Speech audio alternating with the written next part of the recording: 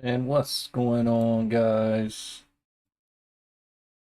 We'll start this thing a little bit early for now. We're just getting RDU loaded up here. Um, I've found, and this might sound a little crazy, but I have found that it seems to work better for me if I kind of let the sim stabilize a little bit before I go loading in. So we got a little bit of just chatting time here. A little bit if you want to hang out and talk. Welcome to the chat. Welcome to the stream. Thank you for stopping by. What's up, Bigger29607? How are you doing?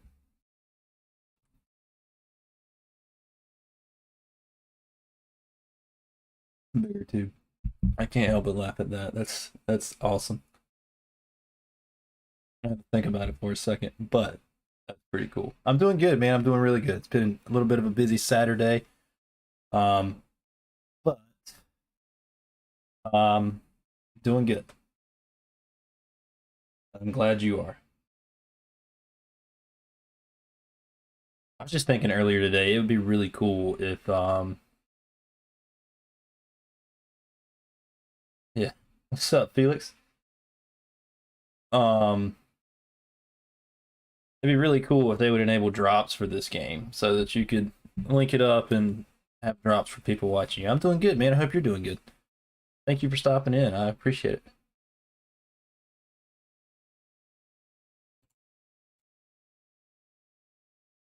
All right, guys. I think it might have stabilized enough now. So, um,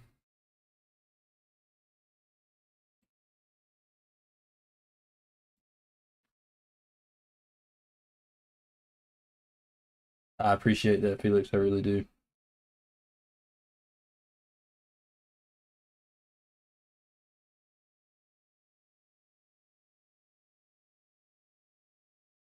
Do you have a Xbox gamer tag for sure? I do. I used to play on Xbox, and I still have the Xbox app on my PC. So,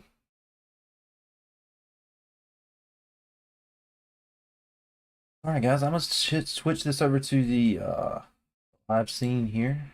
Gonna go ahead and get that started. Unless y'all just want to hang out and do it just chatting, but I want to get this plane in the air and let's get down to the Dominican Republic because you know, tropical lovely places like that are probably, which it was pretty hot here today. It was 80 degrees in eastern North Carolina today. We were outside a little festival local here to where we live, and it was hot here. So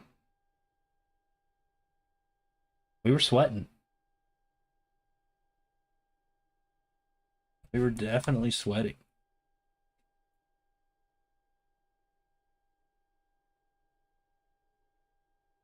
Figure two, I appreciate the follow there, bud. Thank you so much. That means a lot. I greatly appreciate it.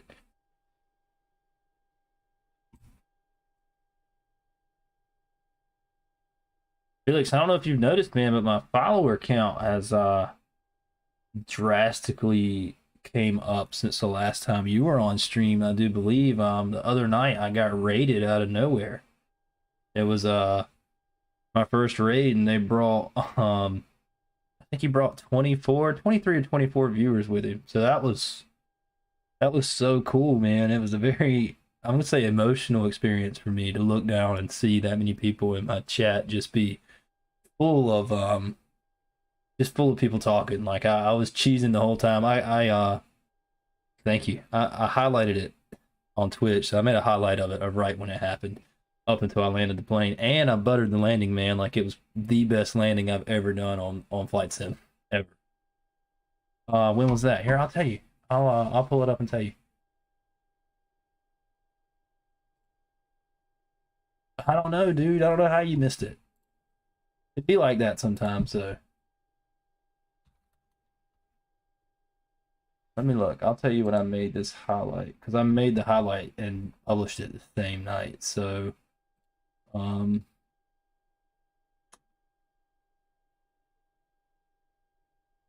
the highlight was from November 4th. So it's the 5th today. And I made the highlight, so it was really November 3rd. It was when I started streaming on November 3rd. But I posted it after midnight on the 4th, so it really happened on the 3rd.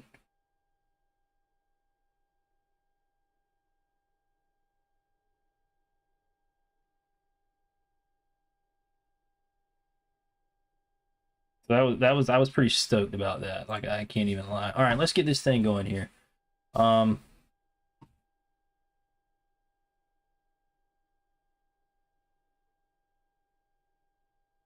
to catch a little sunset action.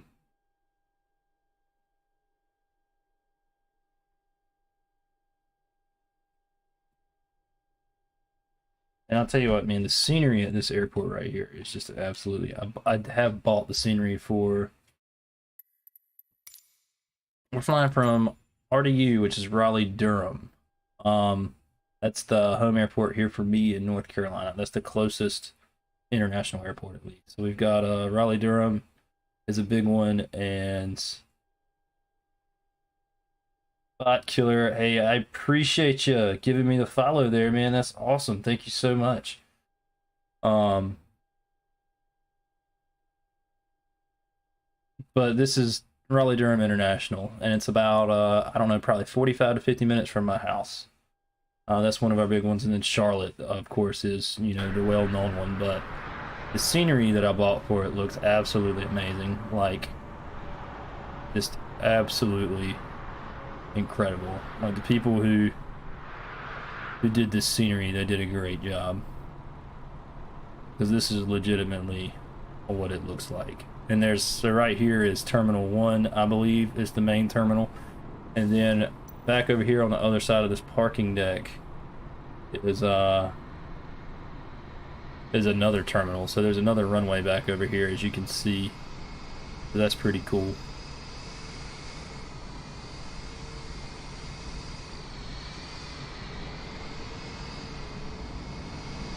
So anyway, it's crazy. The followers are coming in, but I'm looking down here at my little viewers icon, and I've only got one, so I'm not even seeing these people pop up and follow. But if they're here, I'd really wish them to say something in the chat. Say, hey, get the chat popping tonight, because I would enjoy it. I don't know why it says one either. I don't have a clue.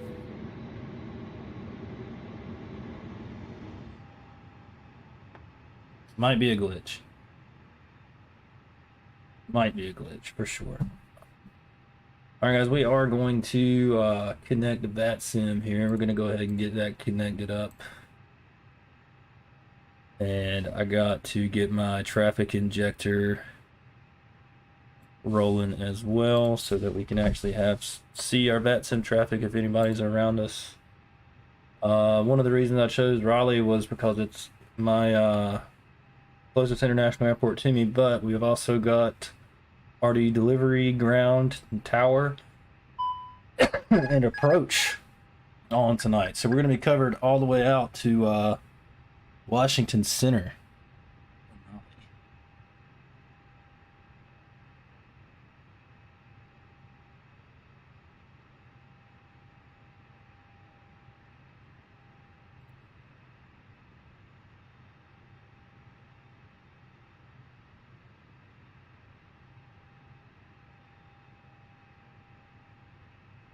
All right.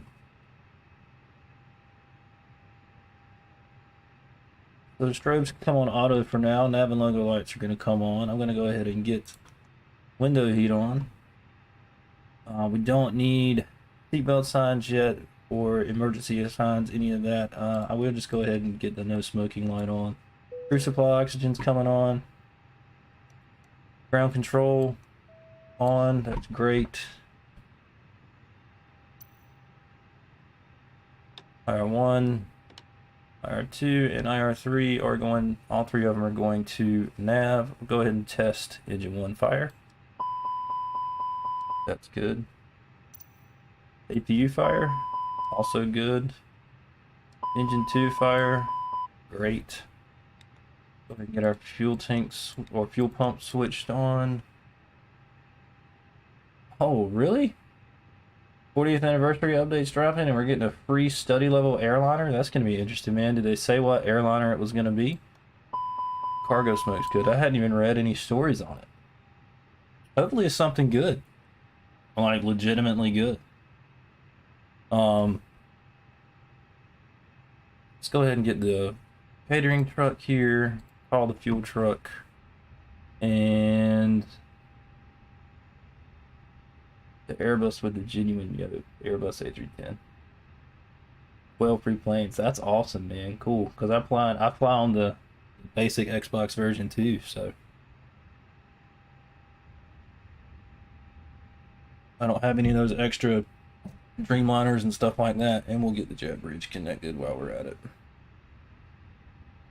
Hopefully it does connect. I don't see it moving over there, so that's oh, there it is. Just great.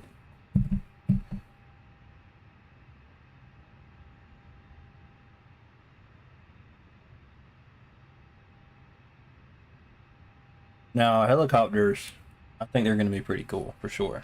I do look forward to learning how to fly those. Alright, let me get the RDU ATIS info Tango.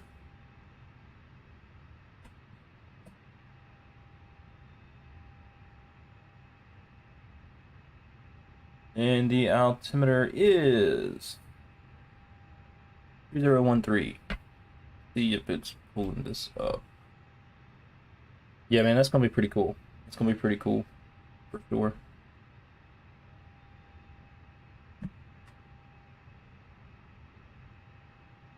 Three 3013. All right, we're gonna go ahead and call delivery. Clearance. RDU clearance.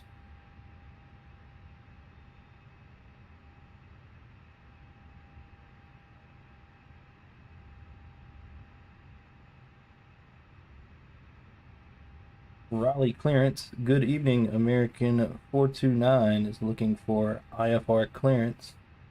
Punta Cana. American 429, Raleigh delivery, good evening. Clear to Punta Cana Airport, Resobo 5 departure, Resobo transition, then is filed, climb and maintain 6,000, expect flight level 38010 minutes after departure, departure frequency 124.9 squawk 6511.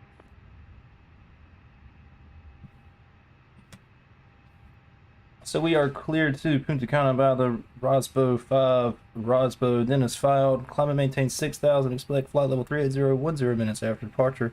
Departure frequency is 124.95 and squawk 6511. American 429, read back correct. Information Tango now current. Altimeter 3013. Contact ground 121.9 for push and start. Have a great flight. We'll see you. And we do have Tango on board. We'll put Roger on the altimeter, and we'll contact ground, push and start. Thanks, see ya.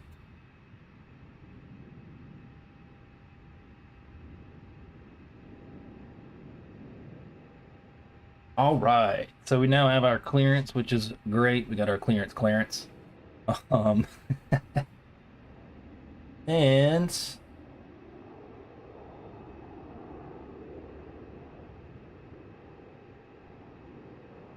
trying to get my train of thought back here. So I could start here by getting some of this information in. We're waiting on the fuel truck to get here.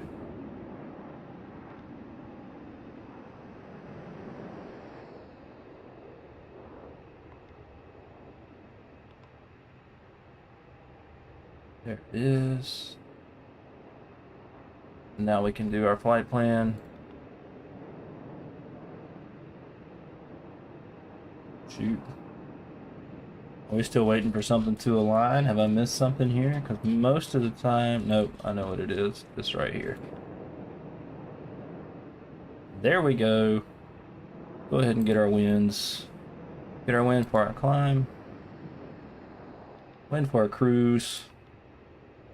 And our wind for our descent. There we go. I should be able to come to flight plan now. There it is. Perfect. KRDU. Going to be my departure. And Navigraph gave me 23 to the left. The visual approach 23 right. Props 32. No TIMs. Expect 23 left. That's what I'm expecting, so that's great.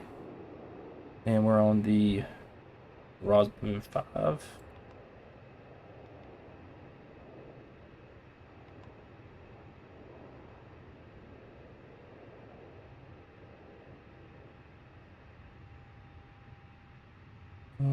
We don't have any transition, so we're just gonna do the Rosbo 5 to Rosbo.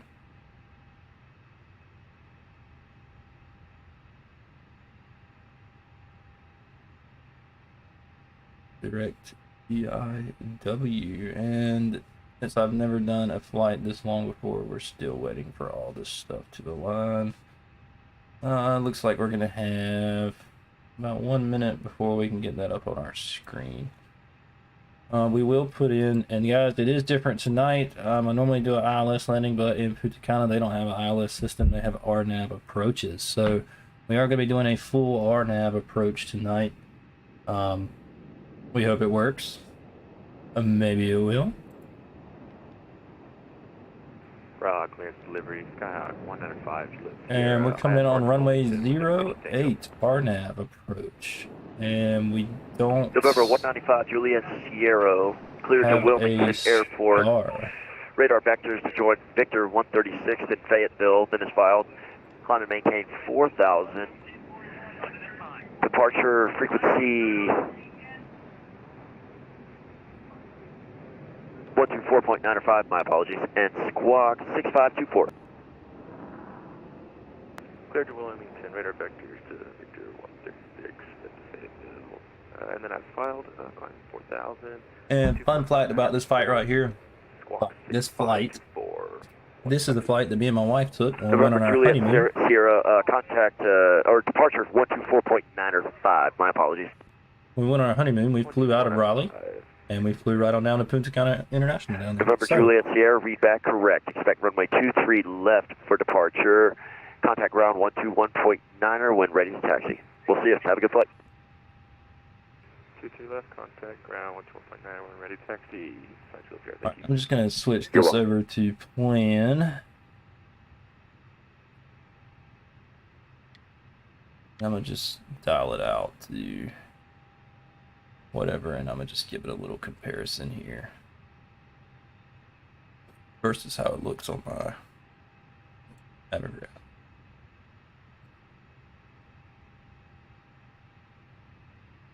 And y'all can see that up there in the top left hand corner. Eager Rosbo. Let's clear out this discontinuity. Where's my fuel truck at, guys? Like, I thought I called for the fuel truck. I could have sworn I did. I did call for a fuel truck. He's just not coming, and we got to get some fuel. We indeed have to get some fuel. There he is. Thank gosh. We can just miss that catering truck. They've been done a long time ago.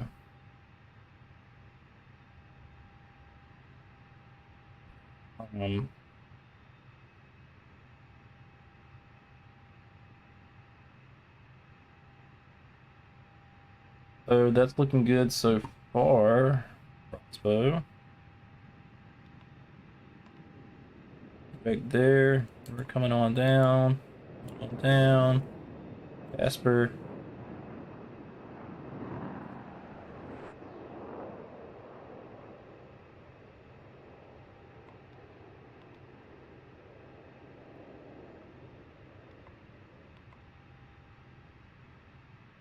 Should start to make a little right hand bank. There it is. This looks good, man. This looks really good so far.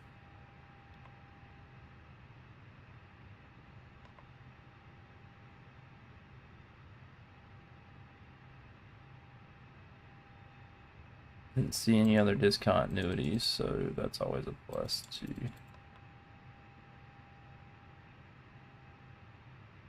Here's my fuel truck. Alright. Let's come over here. Go to fuel. Download from SimReef, and it's going to take us a whole 9 minutes to get fuel, guys. A whole 9 minutes.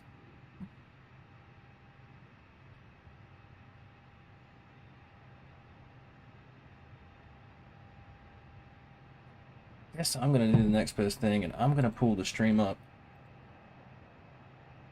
on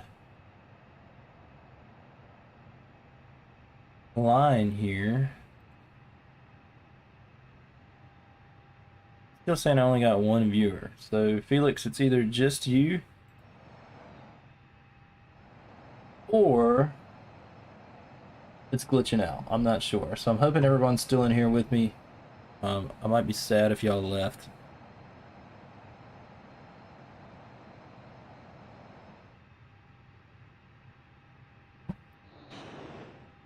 Alright, so I still got...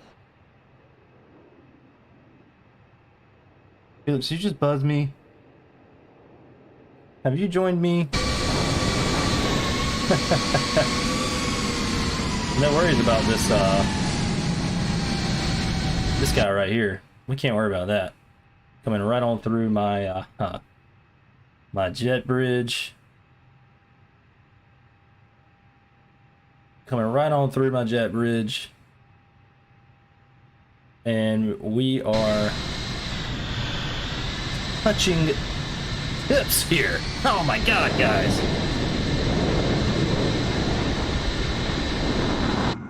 No worries though. Bigger Tube, you can just listen if you want, man. You can lurk. I'm all for the lurking, but just know that you are more than welcome to jump in on the chat at any point in time. But don't feel obligated to by any means.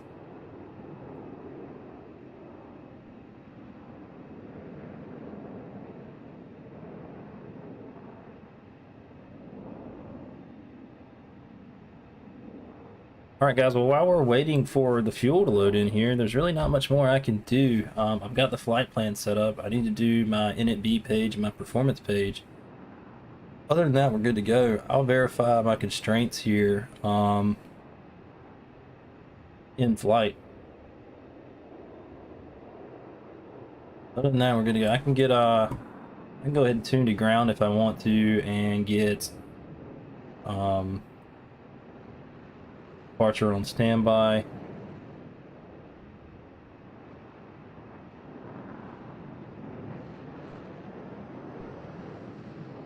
I will go ahead and contact ground. And 1985, if you haven't already, you can contact Raleigh Tower 127.45. See ya. Tower Approach was 127.45 for American 1985. going to be 124.95. So, east approach. On American 2644, clear on Bravo 4. American 2644, that's going to be a Bravo Tango 3 Foxtrot. Bravo Tango 3 Foxtrot, 2644. Delta 1741, you're going to give way to the American A319 coming off Bravo 3 on the Bravo. Give way to the A319 coming off Bravo 3 onto Bravo Delta 1741. And they told us to climb to 6,000, so I can go ahead and put 6,000 in the altitude window here.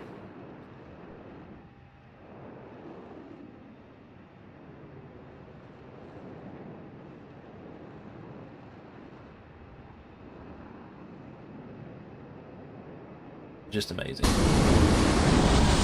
That's really, really loud.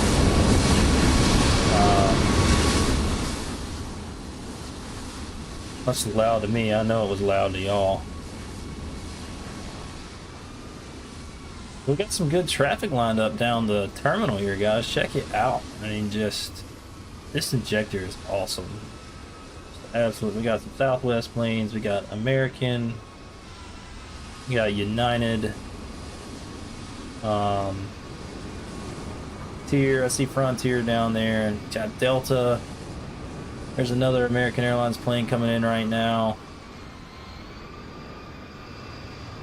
It's just RDU's busy right now, guys, which I would imagine it would be because it's full of controllers. So, and Washington Center's on. And 23 on Charlie Golf Kilo Alpha Sierra, cross 1823 left on Charlie, looking to taxi to Signature FBO. Charlie Golf Kilo Alpha Sierra Raleigh ground. We're expecting 2-3 Good evening. left. Hold short. Let's pull up this Yeah, hold chart. short Alpha for 2-3 now. left. It's way over here, so we got a little bit of a taxi. But that's Ground fine. Delta It's 6374 off 23 right at Charlie. Request taxi to Terminal 2. Delta 6374 Raleigh ground. Right turn Bravo. Go Bravo 3. Correction. Bravo Tango 3. Foxtrot to the gate. All right, Bravo, Tango 3, Fox to the gate for 6374. Let's check up on our fuel here, guys. Let's see where we're at. Charlie Golf Kilo Alpha Sierra. Give way to the Delta 757 left to right on Juliet. Still got 4 minutes. General Aviation ramp taxi via Charlie Juliet Juliet 1. Give way to the... I'll just go ahead and give you a little precursor. It's going to take us a little bit to get the Juliet 1 Kilo Alpha passengers loaded as well. I'm going to leave it set to real as long as I can stand it. But if we have, let's see how many we're going to get. 121. That won't be bad. That won't be a terrible load time. But when you got 173 or 174 up here, it does take a little bit of time. So I end up clicking it over to fast because I don't feel like waiting 45 minutes for all the passengers to load. I don't know if it would take that long. I just feel like it would.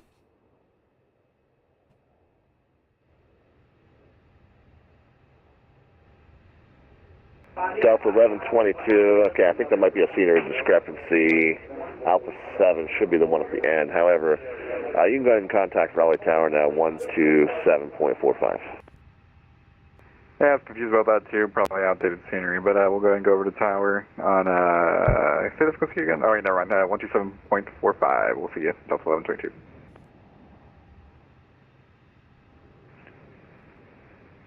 Five Echo Kilo, ready for taxi, we'll back.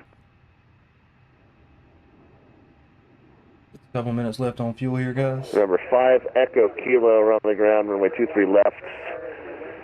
If you get 180 on the GA ramp, taxi via Juliet 3, and then hold short Juliet. I don't think we can 180.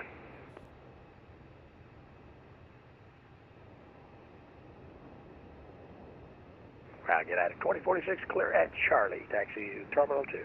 See if I can get what gate we're at for. We are at Charlie 17. Correction, 5 Echo Kilo, we can absolutely do that 180, we're doing that. 5 Echo Kilo, roger, standby. United 2046, run, correction, taxi terminal via Bravo, Tango 2, Foxtrot. To the terminal via Foxtrot Tango 2, United 2046. Bravo, Tango 2, then Foxtrot. Bravo, Tango 2, then Foxtrot, United 2046. Royal Graham, Skywalk 105, Juliet Sierra, holding short, Juliet 2, ready to taxi, IFR with the information Tango.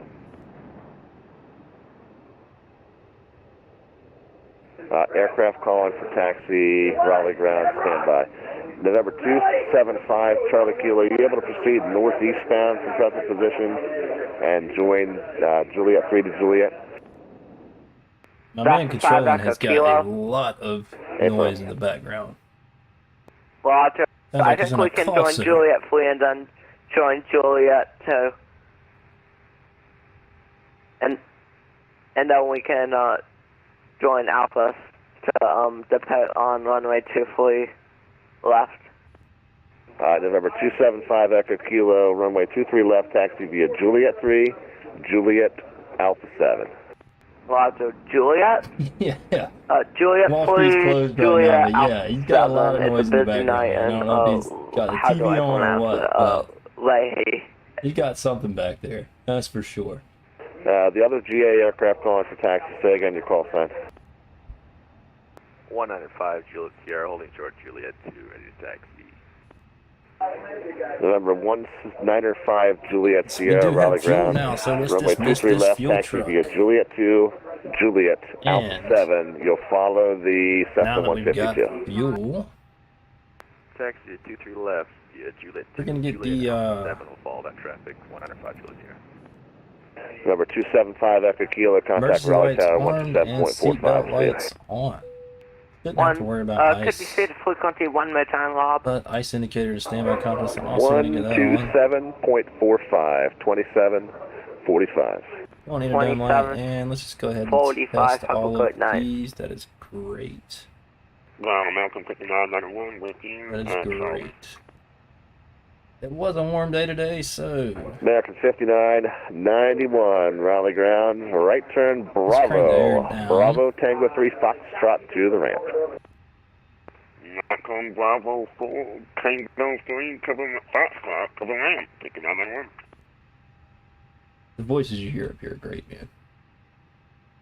How long is this flight? This is about a 3.5 hour flight once we get in the air. And hopefully, American we'll be taking off here soon. 5991, So, give way to the Delta 738, Bravo 4 to Bravo. let's get these passengers loaded up.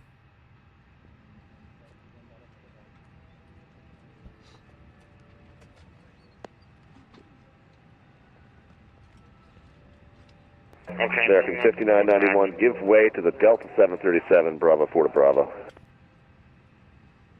Yeah, we're looking for the traffic, Bravo 4, 5991.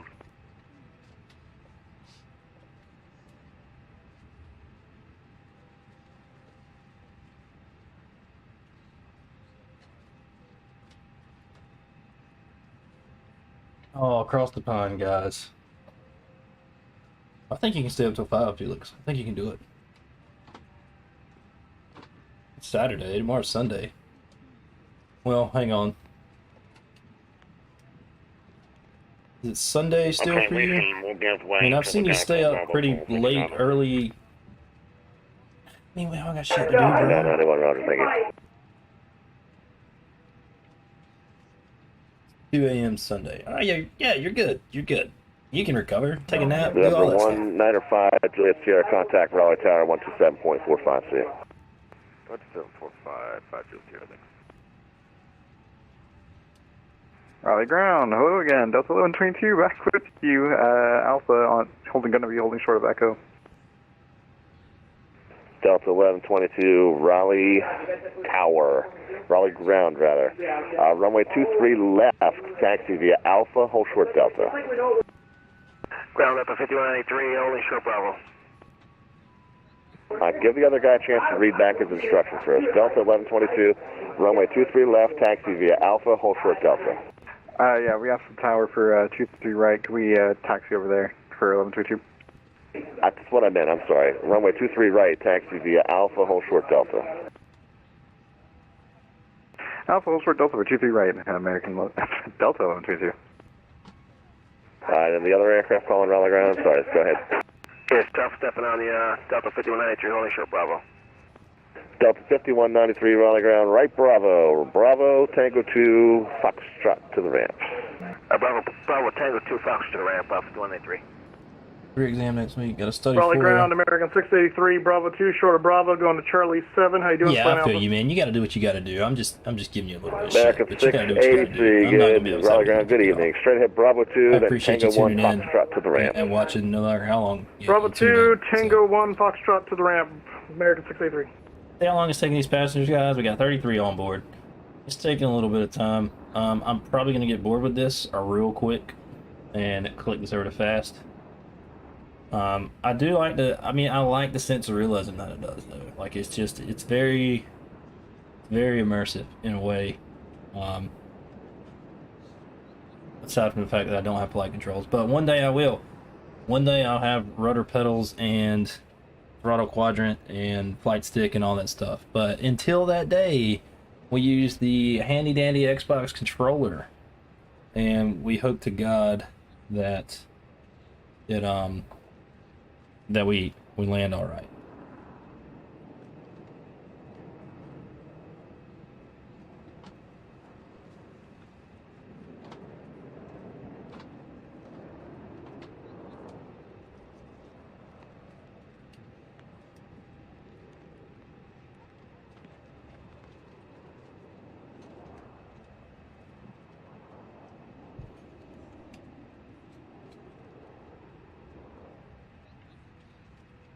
Felix, I think you've been watching me stream. I mean, it hadn't been that long. It's been like a month. But I think you've been watching me stream since before I figured out how to get all this cool stuff on the stream, like the overlay and all that stuff. So you've watched the stream develop from nothing to what it is now. And I feel like I've made some good progress, man. I feel like I've made some pretty decent progress.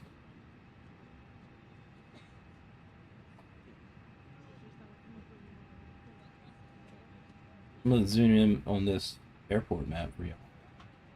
Y'all can see it too.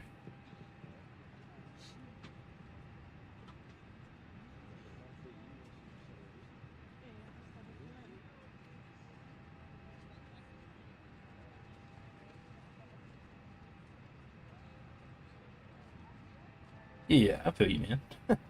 Totally feel you.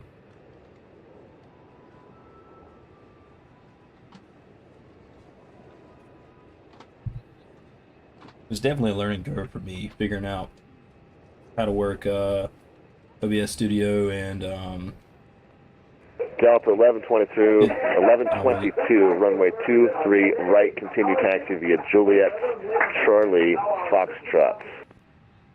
but figure out how to get the overlays to work and To the right, continuing Juliet, Charlie, all Foxtrot. that. That's what Once I figured it out, man, OBS Sorry, it'll be is Juliet, pretty Charlie, flawless. Foxtrot, then Bravo 9 to 23, right. Juliet, Charlie, Foxtrot, Bravo 9, 23, right, Delta 1122. Yeah, darn, it was a learning curve. I mean, it really was. I went from playing on console to playing on PC, and I played on PC for like a week, and I was like, I want to start streaming. Oh, how hard can it be? Little did I know. Jesus, man. Oh yeah, you just stream your game, people watch.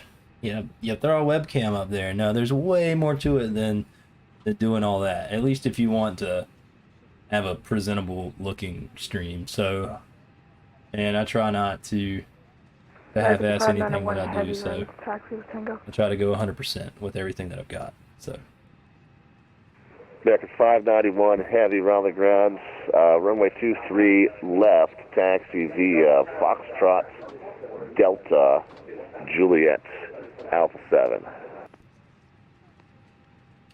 but I'm glad that I took the 23 little left leap side, into learning Foxtrot, to stream. Delta, Juliet, Alpha 7, American 5 net, and Air 1 heavy. I'm gonna turn that Vatsim audio down for y'all, just so y'all can hear me and I don't have to talk around them. Y'all should still be able to hear them a little bit, but for now, they're not important because I'm not talking to them. But yeah, no, I'm totally glad that I took the leap into learning how to stream because I really like the community and the connections that you make. That's pretty cool. You get to sit, people that share a common interest that you have, which is the game you're playing, get to watch you play if they so choose, and then have communication and conversation with you while you're playing. And that's really cool.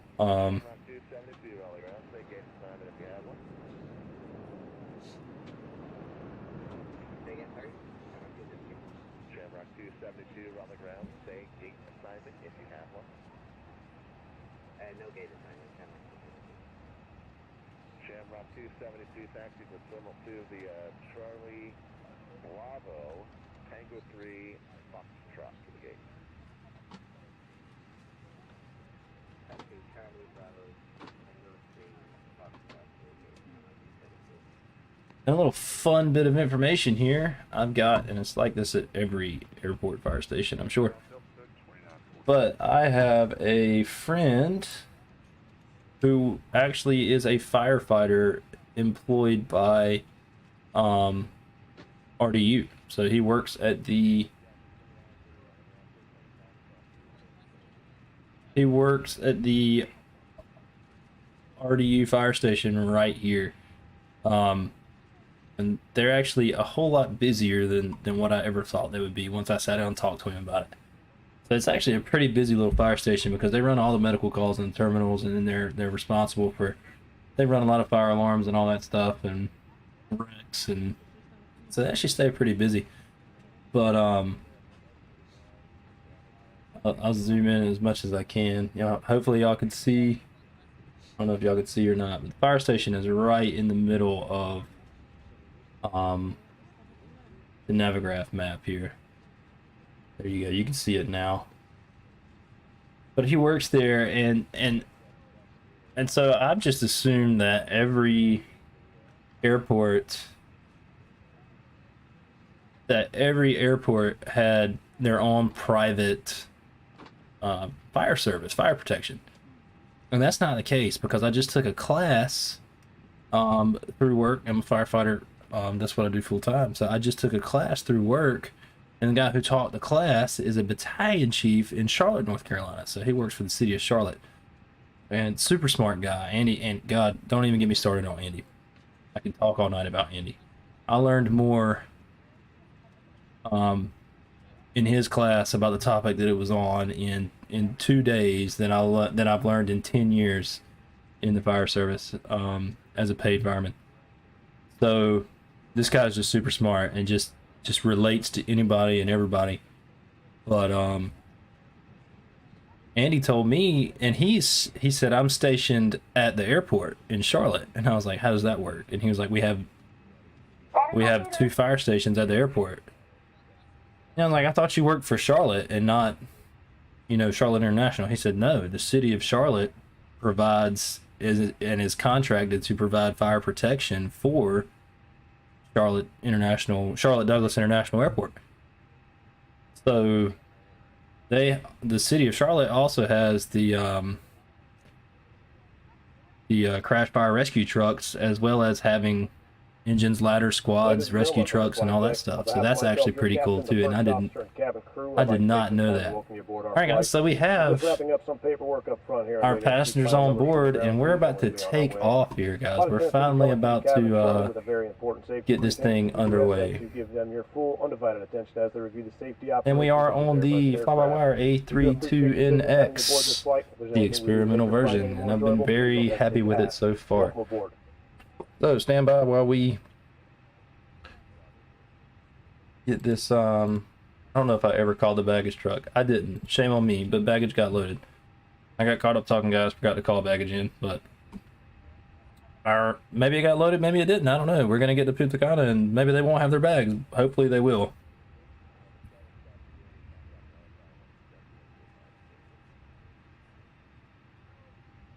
No, Felix, I'm gonna get you to tell me about that after we get in the air here, bud. Or you can go ahead and put it in the chat if you want, and I'll catch up on it. Alright, we're gonna get this jet bridge disconnected.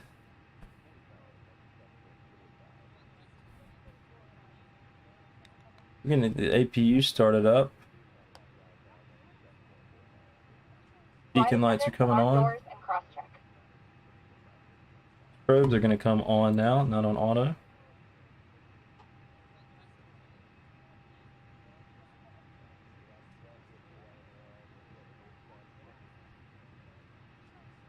I'm going to do my NB page now. NB. It's coming on, and 11.1 for block fuel today.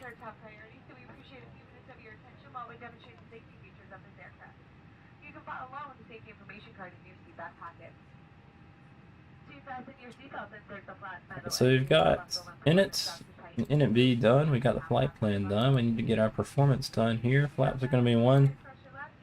You can do toga, but because I don't know how to do flex to temp,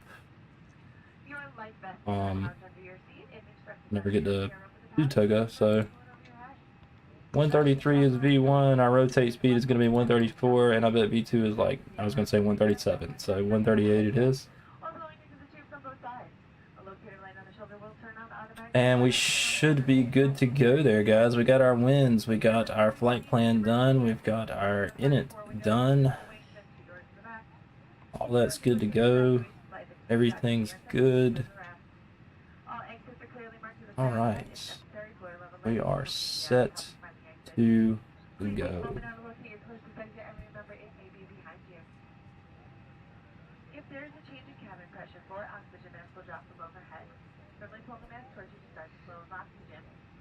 APU should be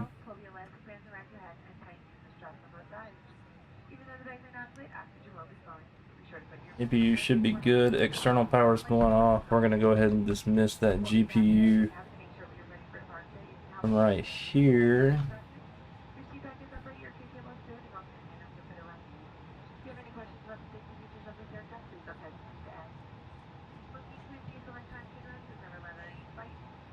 Raleigh ground, good evening, American 429 requesting push and start.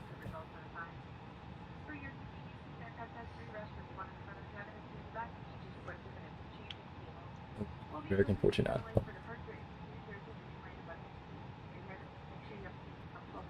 Alright guys, so he told me to hold up push. He's got a lot of traffic going on right now. I mean, he's got a lot on it, so we're gonna hold the push, but we are ready to go. We're gonna go ahead and get the pushback planner pulled up, or at least this right here. Delta, Juliet, Alpha 7. Touch runway 23 via Foxtrot, Delta, Juliet, Alpha 7, American 1041. Delta 5374, runway 23 left, taxi via Foxtrot, Delta, Juliet, Alpha 7, follow the American 737. 23 left via Foxtrot, Delta, Juliet, Alpha 7, follow the American for 6374. Delta 2940, around the ground, you ready? Oh, we're fully ready. 2940. Delta 2940, runway 23 left, taxi via Foxtrot, Delta, Juliet, Alpha 7. You'll be following the United. Hold on, who are you following? Stand by. You're following the United. I'm sorry, you're following the Delta 737. Guessing. Okay, yeah, I thought that was company traffic ahead. Foxtrot, Delta, Juliet, Alpha 7 for Delta 2940. Raleigh ground, very good evening. United 511 vacated 23 right on Bravo 4. United 511 Raleigh ground, right turn Bravo. Go Bravo, Tango 2, Foxtrot to the gate.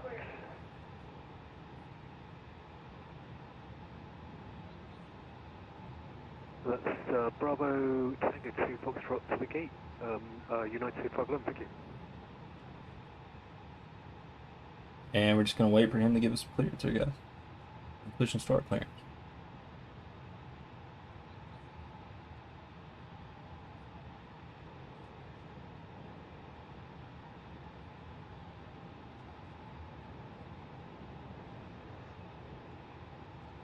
American 909, push on to Foxtrot approved, facing northeast. Push on Foxtrot, facing northeast, American 909.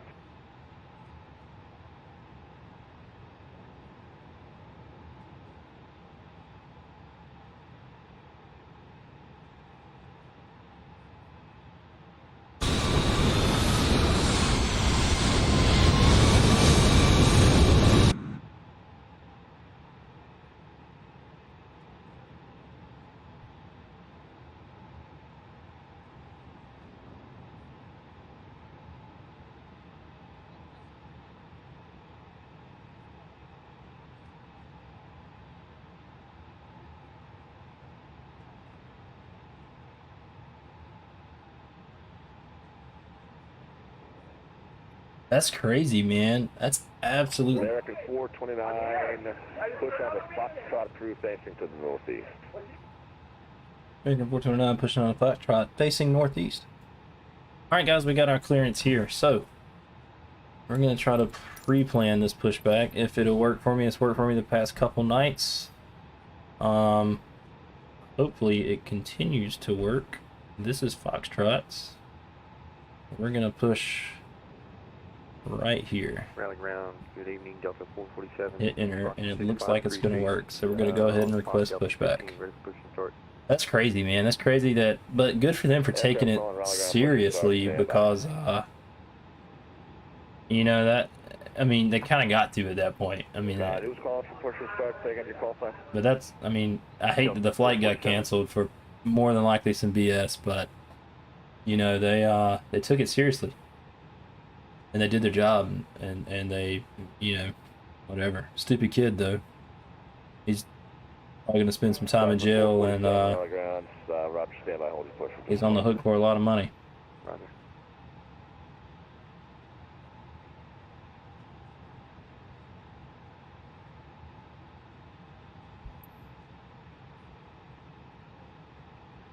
Delta 447, push on a Foxtrot approved facing northeast. Push on the Foxtrot facing northeast. They don't take threats against airliners very lightly here. Or anywhere, really. All ground UPS 1320. Especially since 9/11, man. 9/11, a ton of stuff changed.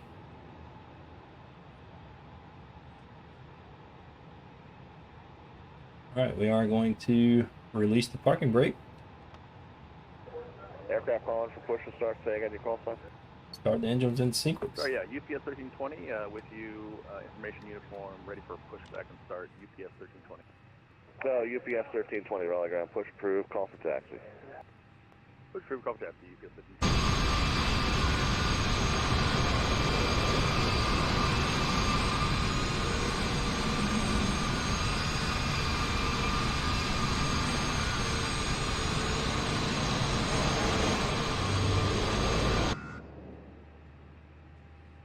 Let's switch this back to, I think you just might have buzzed me again.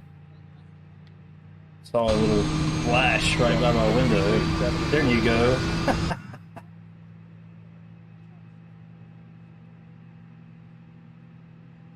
I mean, I barely saw it, but I saw it.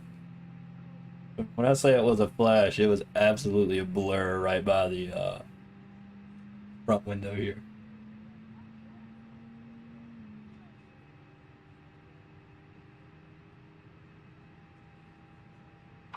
You're a wild man, Felix. Okay, 1041, requesting handoff. American 1041, contact Raleigh Tower 127.45. 127.45, American 1041. Delta 2940, just confirm you're going out for the full length. I think there's a discrepancy whether that's Alpha 7 or Alpha 8, depending on the update of your scenery. Alright, we got a good engine start on engine number 2. We're going to go ahead and get engine number 1 started up here. Yeah, I'm glad you confirmed. It's default. Yeah, we're hitting out full length and switching tower Delta. Let's lock the cockpit door. Let's get the weather system turned on. Not with you, Aircraft calling, say call sign. We're going to get flaps to 1 and we're going to arm our ground spoilers. Number 47348, Raleigh ground. General Aviation taxi via left turn. And I will arm the parking brake just as soon as engine 1 gets a good start on it. Ground American 999, ready to taxi. There's Felix coming right on by. What's American 909, runway 23 left, taxi via Foxtrot, Delta, Juliet, Alpha 7. You're going to follow the American A320 ahead on Foxtrot. Alright, taxi 23 left, Foxtrot, Juliet, Delta, Alpha 7. And we got a good start on engine 2. Parking brake will be released or armed. And ground United 930 and Alpha 20. And I'm going to need the APU.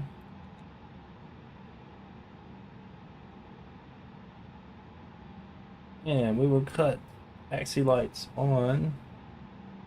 United 930, push, United 930 Raleigh ground, push on to Alpha crew facing northeast. Okay, Alpha and facing northeast 930. Ground American 429 ready for taxi. American 429, squawk mode Charlie. My apologies, I'll fix that right now. Raleigh ground, Southwest 927 and 85 ready for taxi, push and start as well. I'm sorry, I'm ready for push and start, not taxi. But please prepare. American correction, Southwest 927 Raleigh ground, push on to Alpha crew facing northeast. Push on Alpha, Alpha facing northeast, Southwest 927, thank you. Raleigh ground, 495, Mike Charlie. Is holding short of 23 left on Charlie.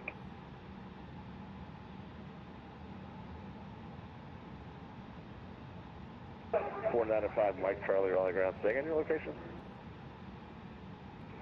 We just vacated 32 and we're holding. We just vacated 32, holding short of 23 left at Charlie. 495 Mike Charlie, switch back over to tower, 127.45, he'll get you across. American 2471 with you on Bravo or Tango. Cal 495 Mike Charlie 7, we switched over. What's up there, guy? Just making it 3-2. Multiple aircraft on frequency. Cessna 495 Mike Charlie. I'm just waiting to try to get tower 127.45. on He frequency. will have you cross, and then he'll switch you to me. So contact tower to cross 127.45. Yeah, there are a couple. It might not be a mine. You might be looking at a rock quarry, and we do have a few of those. I'm good, man. I hope you are. Aircraft calling for push. Stand by. Red stand by, American. American 2471, Raleigh ground here. 930, ready to taxi 23 left. God damn, man. Y'all quit walking on Anybody people. that's not moving, stand by. Break. American 2471, Raleigh ground. We're here, we'd like gate Charlie 11 right in front of us, American 2471. American 2471, stand by then. Break. American 1873, Raleigh ground.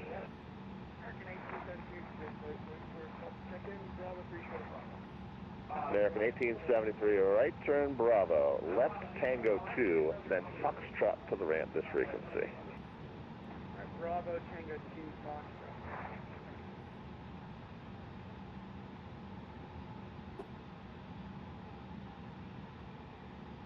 And ground American 429, I know you're busy, man, so I'm not trying to aggravate you, but I think I've got the transponder ready to go now, so I am ready for taxi. American 429, no bother, runway 23, left, taxi via Foxtrot.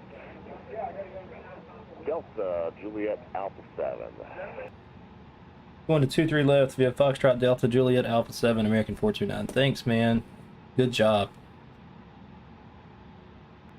American 909, were you ready? Yeah, we're waiting behind this 320.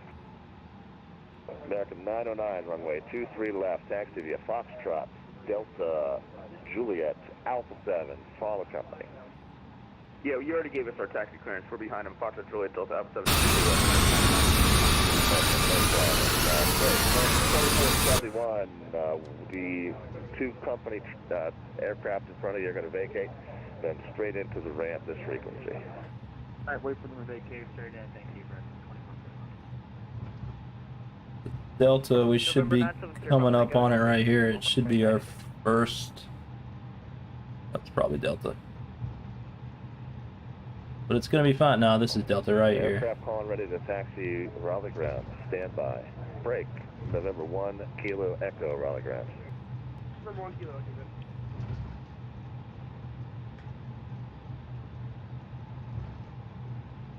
November 1 Kilo Echo, sorry, Raleigh ground, you here?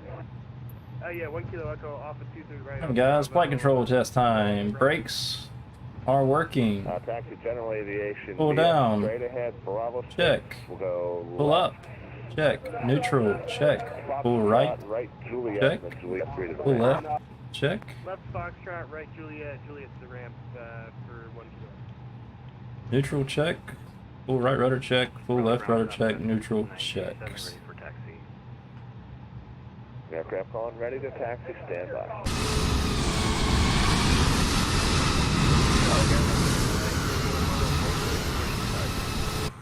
Anybody at the gate, Raleigh ground, stand by.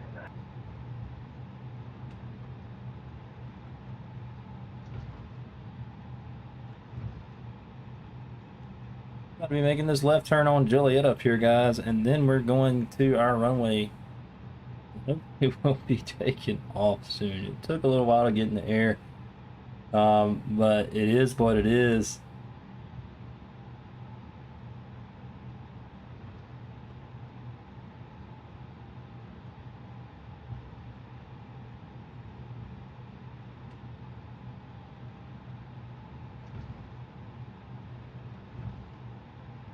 Raleigh ground, Delta 447, sitting on Delta with uniform. We're ready to taxi.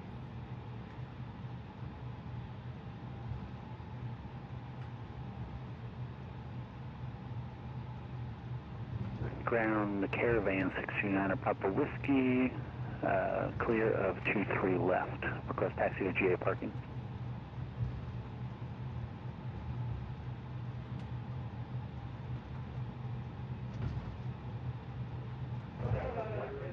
Citation 629 Papa Whiskey, Raleigh ground. Good evening, stand by.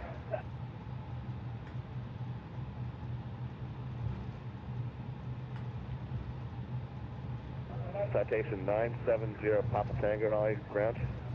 And our next right turn should be Alpha 7. Okay, I'm sorry. You taxiing after departure? Yes, 23 left.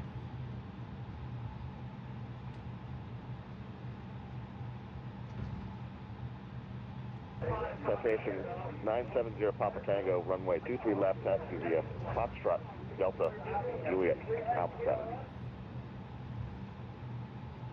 Fox, 23 left at Foxtrot Delta, Juliet, Alpha 7, 0 Papa Tango. American 429, contact Raleigh Tower 127.45. Push number 2745, American 429, thanks. American 909, right turn onto the Alpha 7 or 8, whatever's marked on your scenery for the full length. Contact Raleigh I thought Tower I had power set, but maybe I don't. 45 for American 909, see ya.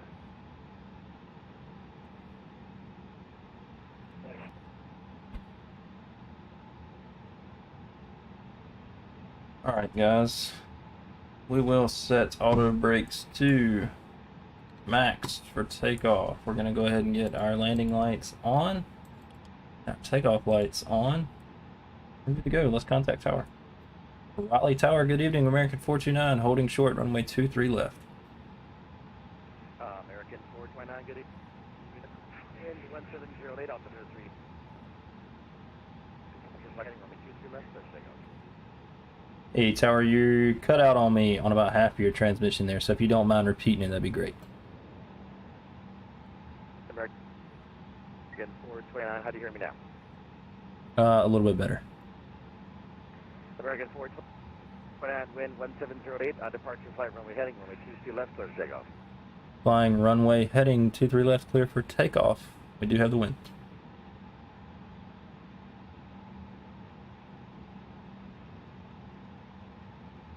I'm just going to dial this up to 230 to fly runway heading.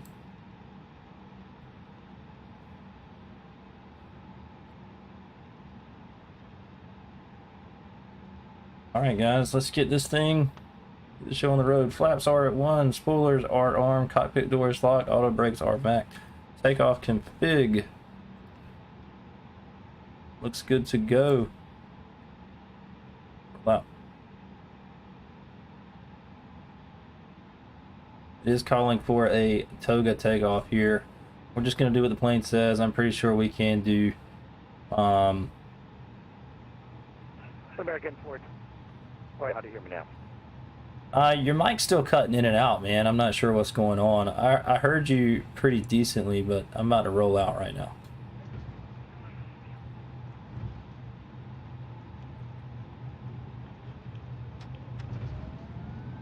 Tower, American 909, 30 at 22 left.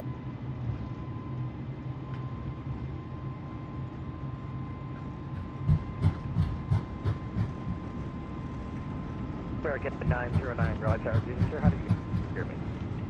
You're kind of cutting in a little bit, but we got you. P1 and rotate, guys. Here we go. Alright, sorry about that. Trying to fit it. American 909, runway 23 left line, wait. 23 left line for wait. Positive rate, gear is up. We're going to come down to climb power. We're just going to fly the runway heading here, guys. American 429, contact Raleigh departure 124.905. Have a good flight. 2495, American 429, thanks to you. Climb. And Felix, if you could stay away a little bit, man, this makes the plane go crazy.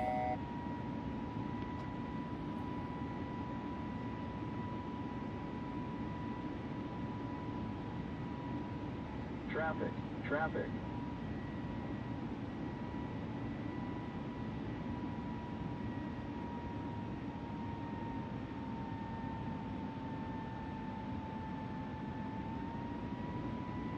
Raleigh departure, good evening, or Raleigh approach rather, good evening. American 429 is at 3,500, climbing 6,000. American 429, Raleigh departure, return contact flight in 190, correction 180, climb maintain 12,000. 180, climb maintain 12,000 for American 429. Traffic.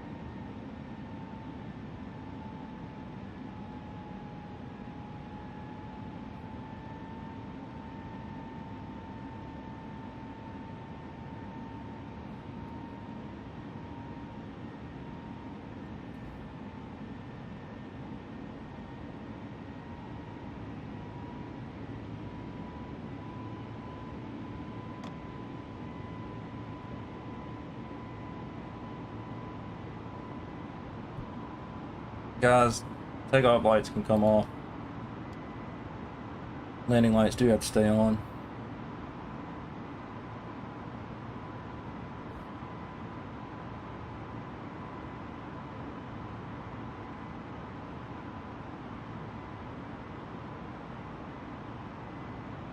American 429, direct to Eager. Direct Eager, American 429.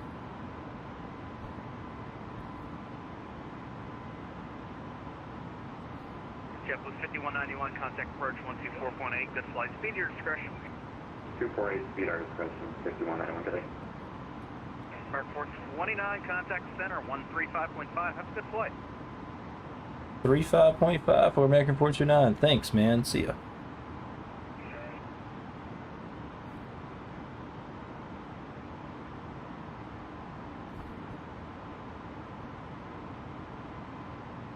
Yeah, 12.6 Heavy, will be about 20 miles from COD, the Doug 5 arrival to Richmond.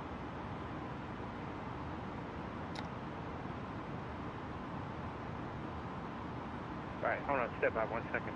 Southwest 2790, contact Washington Center 119.85 there.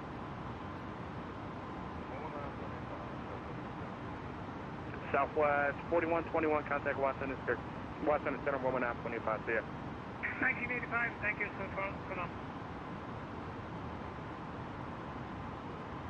Washington Center, good evening. American 429 is at 10,500, climbing 12,000 with you.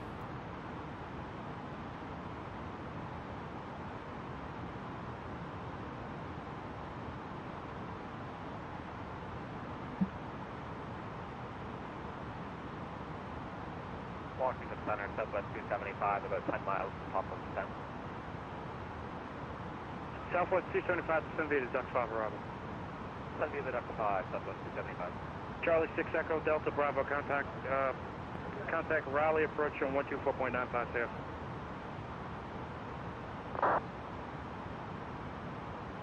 At American 429, you with me? I am with you, American 429. Climb maintain flight level 380. Up to 380, American 429. Frontier 1190, descend via the dumpster 1 arrival.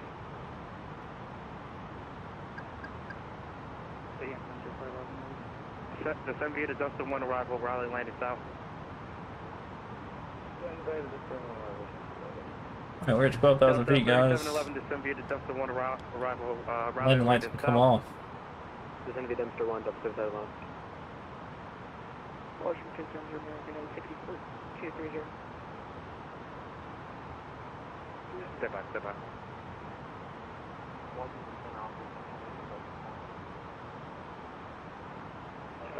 Box flight 228, contact Washington Center on 125.4.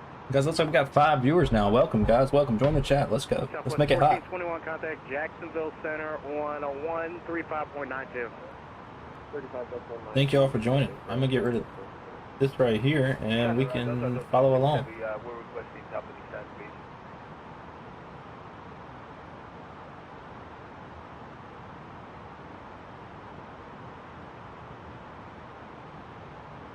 Just go ahead. 1226, descend via the Duck 5 arrival. We'll be descending via Duck 5 arrival, 1226. There we go.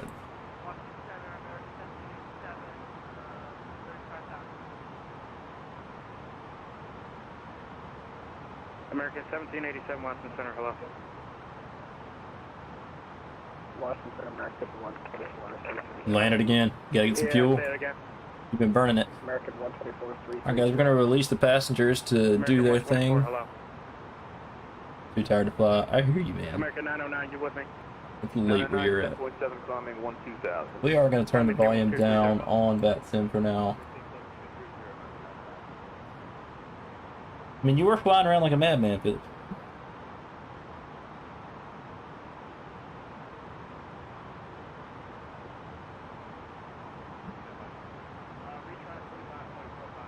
Alright guys, we are on our way to the Dominican Republic right now. I am going to leave the stream up, but I'm going to step away for just a second. Quick bathroom break. I'm going to grab me a couple drinks, and I will be right back with you. So please hang out, join the chat, y'all talk to each other. Leave me some entertaining stuff to read when I get back, but it's not going to be very long. I'm going to let Center know I'm stepping away. Center, American 429, I'm stepping away for a couple minutes. Will do.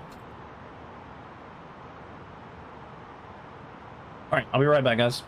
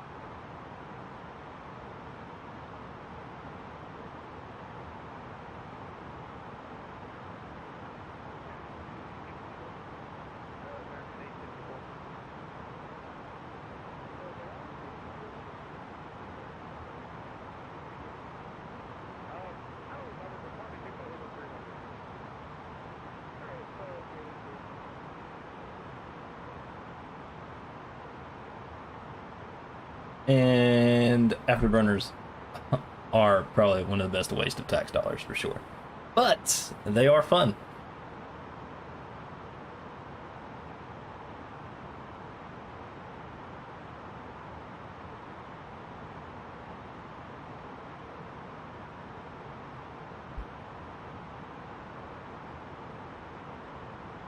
All right, guys. Well, now that we're in our climb up to our cruise, and we're doing a RNAV approach, I'm going to pull up the RNAV chart here, and we're going to look at some waypoints just to see where we're at. So this is saying by Dabna I need to be at 3,000 to circle back in.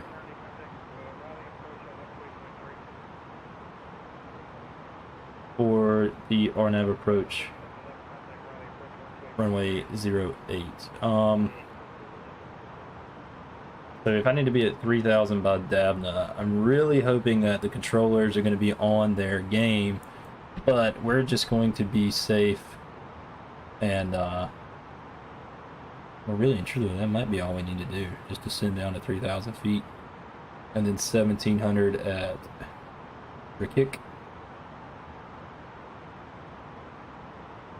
Yeah, let's just take a look at our computer here just to double check all this stuff. Oh, we dropped two viewers. Dang, man.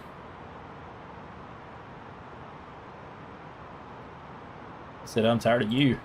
Get on up out of here. So it's got me coming down at a pretty good click here. have the 3,000.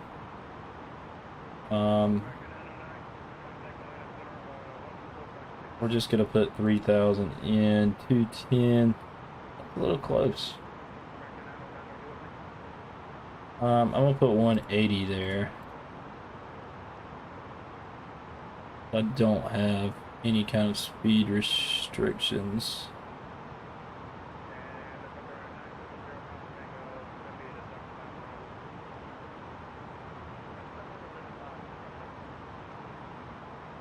And then we need to be at 1,700.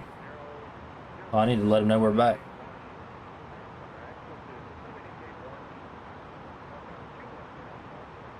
$1,700.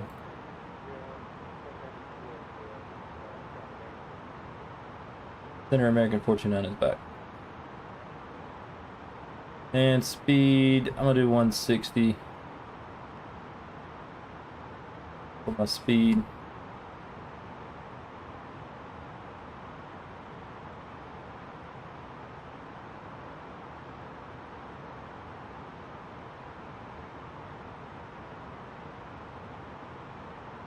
Okay, so what I'm doing here is I'm looking at this RNAV approach and I'm seeing what it's got me coming down to. So I put 3,000 in here and I need to be at 180 knots. And then by Rakik, which is the next waypoint, this chart that we're looking at, it's saying I need to be at 1,700 feet. They're not giving me speed restrictions, but I've flown the plane enough to know that I need to slow down by here so that I can actually get my approach pretty good. But then after Rakik, we're coming into land. It says we're coming into land at 130, so that's a pretty good descent and profile, to be honest with you. It's really good, actually. So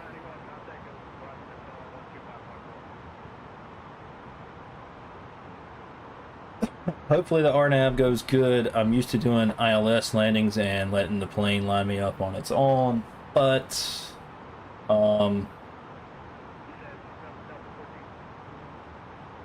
you know, I just don't know.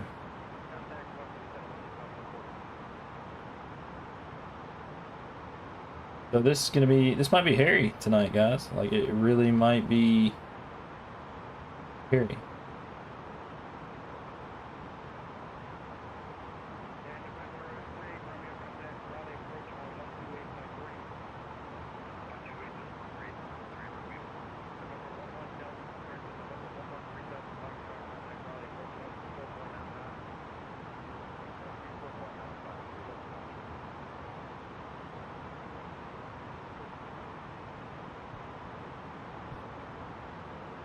Hopefully it'll be better. It might not be. There's a good chance it won't be, but you know.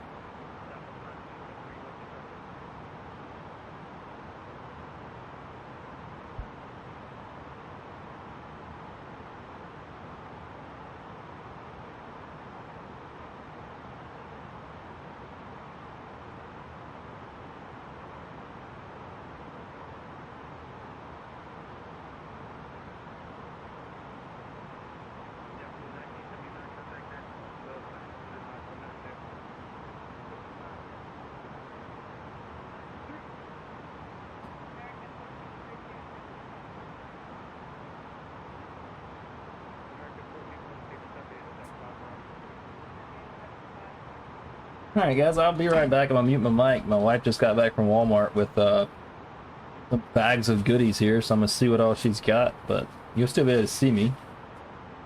But I'm gonna talk to her for just a few minutes.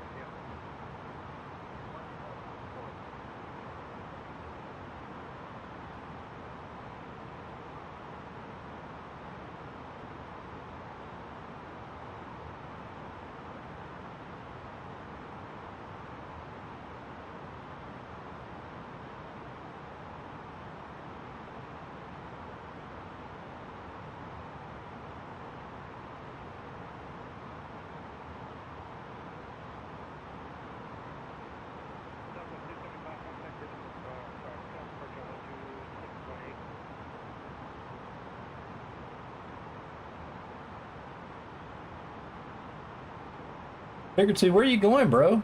Bigger Tube says hi. She says hello. Bigger Tube. Bro, I completely feel that. Some hoodies don't hoodie like other hoodies. Like you that is a valid point. Like I've got Brunette. brunettes. Spread the word, Felix says. Spread the word. Now I'm completely with you. I've got hoodies that I love and I've got hoodies that I don't. So some hoodies don't hoodie like other hoodies, that's for sure. If they choke you up here, that's what sucks.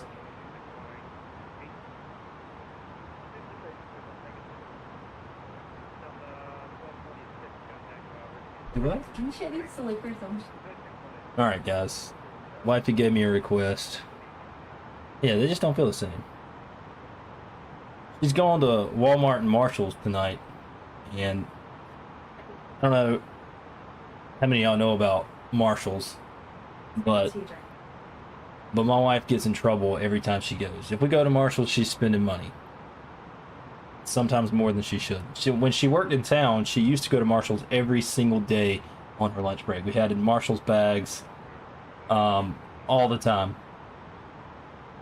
So she goes to Walmart and Marshall's, and she comes back from Walmart with these little bitty slippers that say "Dream Big" for our daughter, which I think that's going to be pretty cute, man, for the little girl to wear around the house this winter. So I'm actually pretty stoked to see her run around in these. So I'm not too bad. this is just for a comparison of how small they are. Felix, I don't know if you can fit in these, bro, but you're gonna have to fight my daughter for them. You know what I mean? And she's rough. Only 18 months old, but she'll kick your tail. They're definitely worth the money.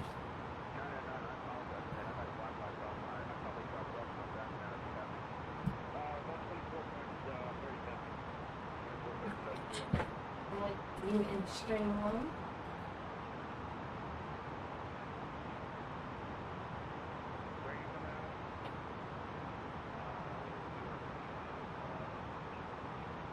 Felix wants to know if they have them in size 11 to 12 US. Well, I wasn't looking for those. But I'm sure they have some Mickey Mouse ones. Top Shelf, what's up?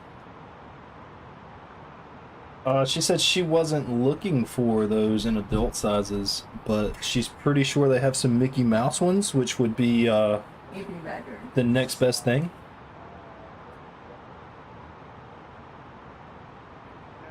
Maybe on tomorrow's one. She said she might check it out on tomorrow's Walmart run for sure.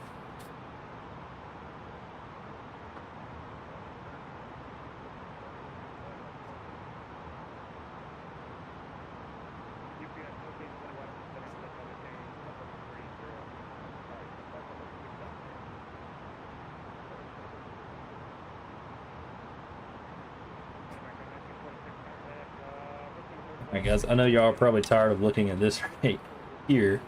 Let me just switch it for you.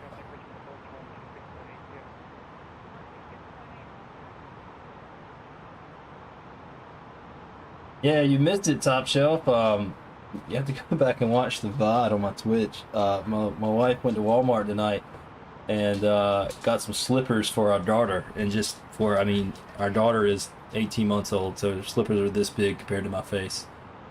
But she comes back with these pink furry slippers. Oh, here you go then. Oh, she's bringing them back right now, so I'm gonna show you. Just check it out. Here she goes. So she comes back with these pink furry slippers that say "Dream Big" on them. So I'm stoked about my little girl being able to wear these around the house.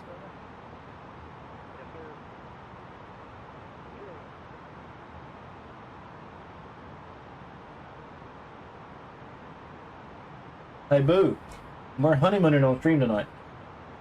We're honeymooning on stream tonight. Going to. We're flying to the Dominican, Boo.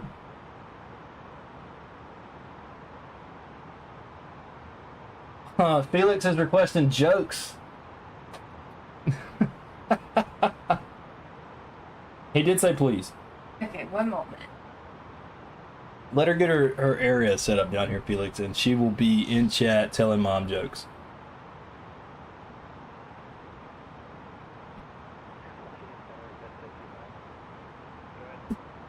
Top Shelf, how are you doing?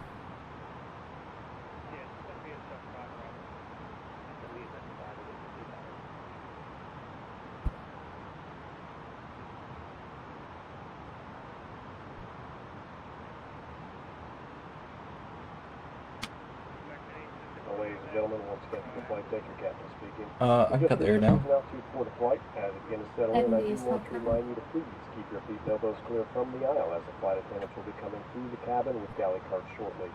Also, one more reminder to please refrain from congregating near the front galley where the flight deck door is located. Thank you.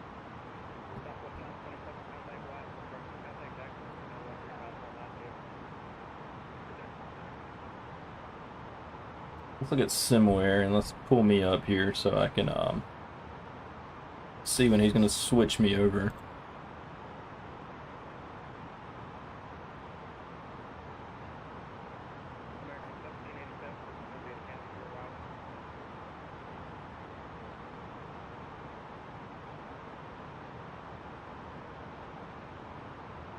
Oh yeah, I should be getting the switch here pretty soon, guys. To Jacksonville Center, and then we're going to the dark side, and then we're not going to have a controller.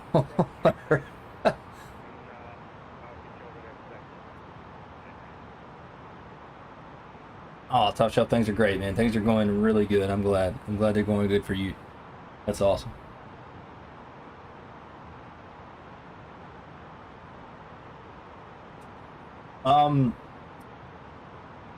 The sun will probably set while we're en route, so I'm going with a, if not a night landing, definitely like a civil twilight landing for sure.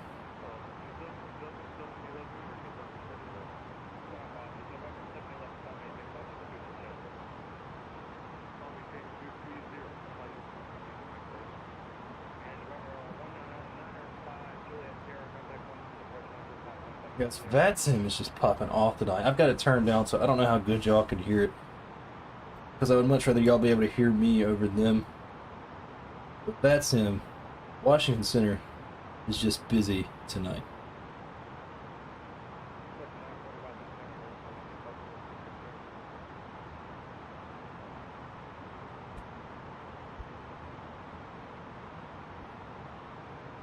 But I figured I'd switch things up on this evening's flight, even though it is nighttime where I'm at. I always fly, like I always get on, that's when I can. I get on and stream at night, and so I always do night flights. I never get to do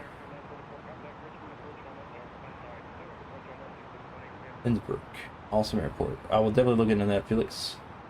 I will for sure look into that. But I always fly at night, so I figured I'd switch it up, and we would do a daytime / sunset flight just for fun. And he should be handing me off. I'm gonna go ahead and put Jacksonville Center on standby here.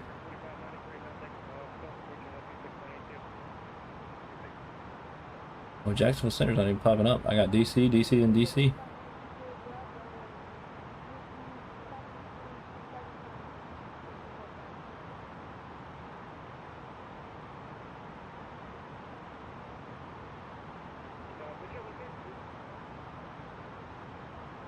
No, man, I'll look into it. I'm gonna write it down right now. There's wifey.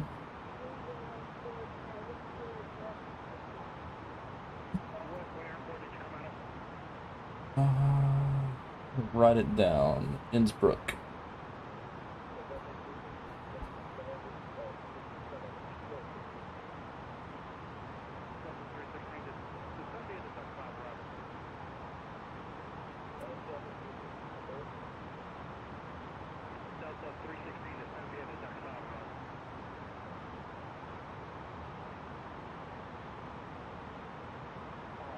EDDF, gotcha.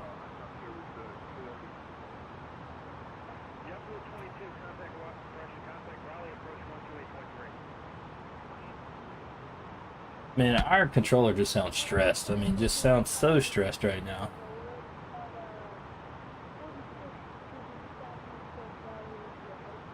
I think this is Jacksonville Center that I should be coming into. Yeah, it is.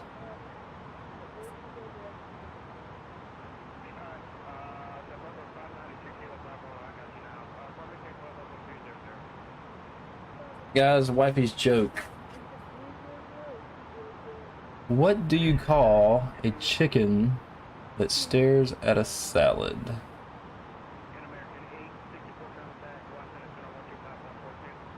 No, no cheating. I always feel like I should know him. I always feel like I should know him, but I never do. I think I've gotten one right so far, so. I'm gonna let y'all try to guess if you want to in the chat. If not, then I'm gonna give it just a few more moments and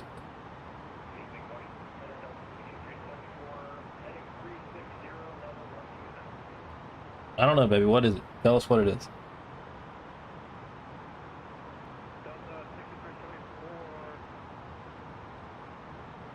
Chicken Caesar salad.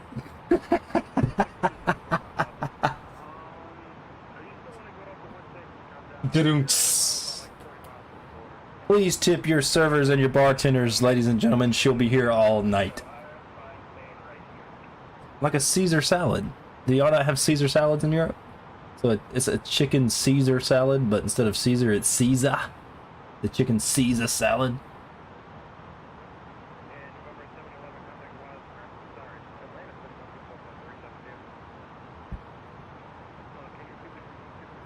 Felix, look up Caesar salad.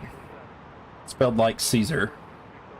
Like Roman Empire. I think that's right. Caesar was from the Roman Empire. Yeah, spelled like that. Caesar salad. Look it up. Top Shelf loved it. Top Shelf said they're rolling. But your jokes are a hit. I'm telling you right now. Your jokes are a hit. I know.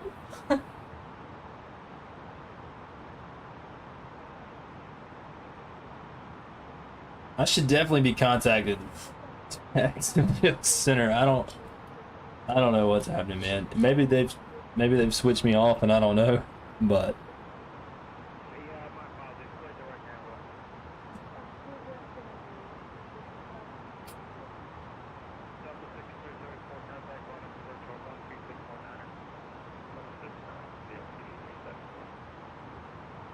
in Washington Center, American 429, you might have handed me off already, and I just missed it, and if I did, I apologize, but do you want me to go ahead and switch over to Jacksonville?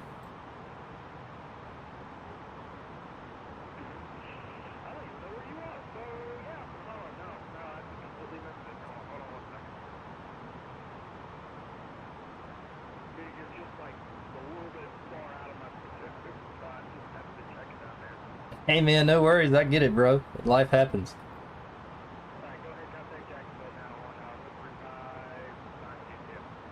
13592 for American 429. Thanks, man. You did great on ATC. Washington Center was just slammed tonight.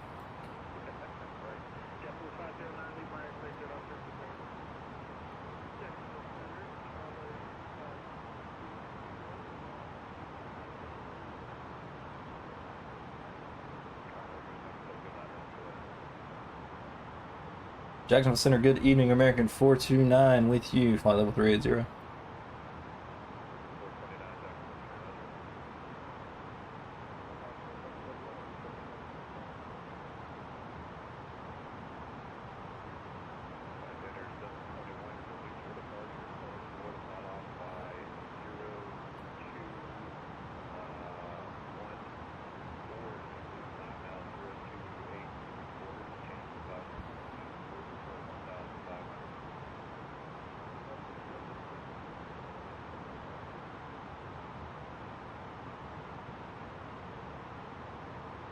Alright guys, while we're waiting on Wifey to find another joke, I'm going to turn this volume down just a little bit.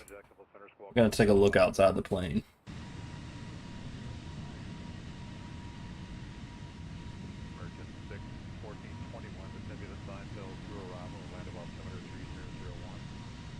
Bunch of ocean out there. Felix, you're somewhere in this direction. You're here. You're way over here, somewhere in this direction. You might be this way, but either way, you're out there.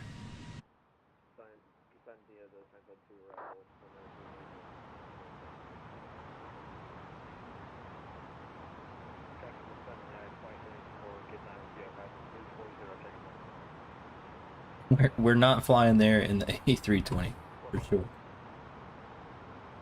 When the A380 comes out, though, when Fly-by-Wire gets that A380 out, I might be on it.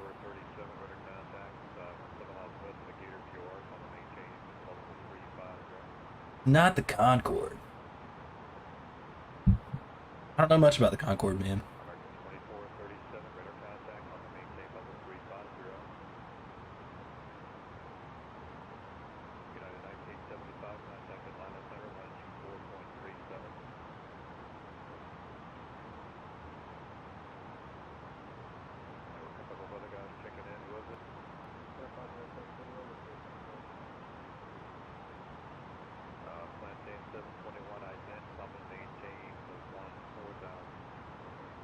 You like the, well, let's go over here.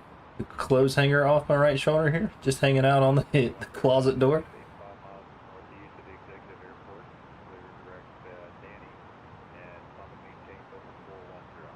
Yeah, but then I got to learn how to fly the Concorde.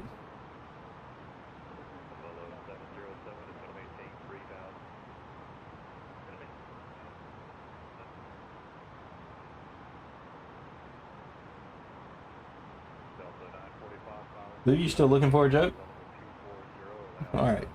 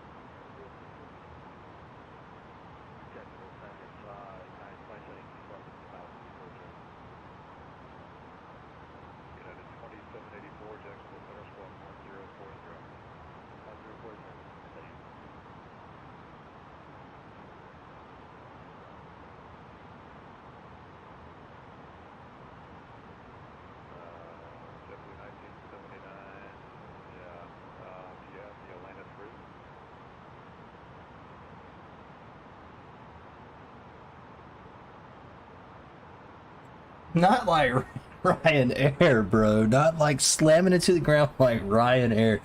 Ryanair's like, alright, you want to fly a plane?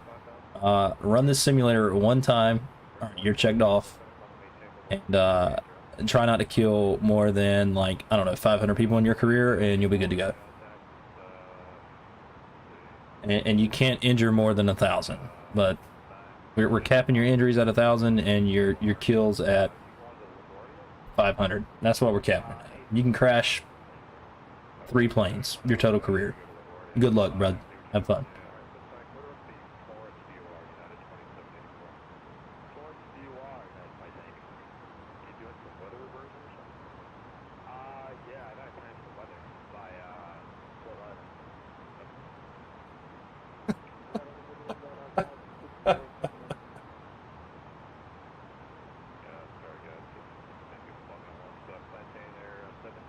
Tell me, Felix.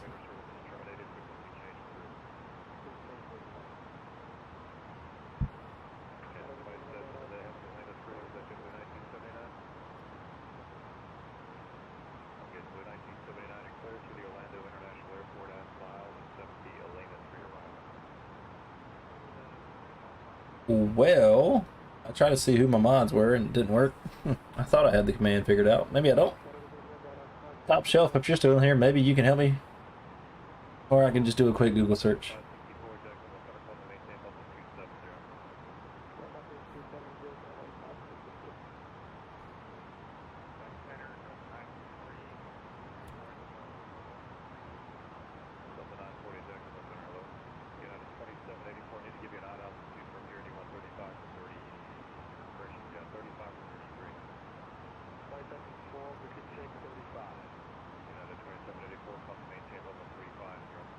I mean, hey man, go for it.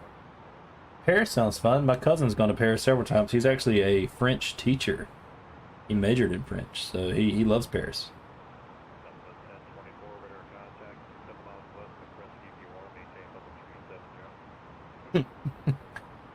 You gotta, if they merge with JetBlue, your odds are a little bit better for sure.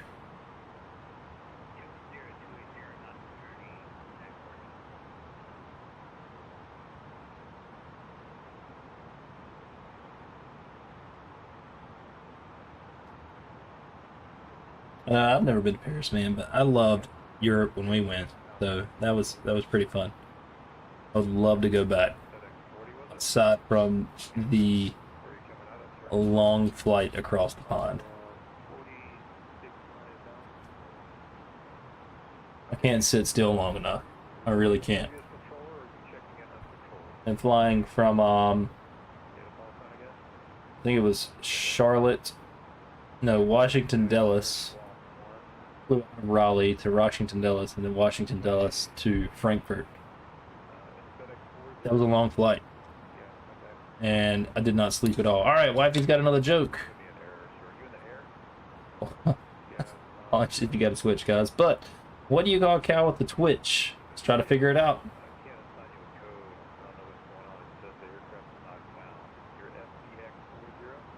I can't. It's not even. Michael Jackson.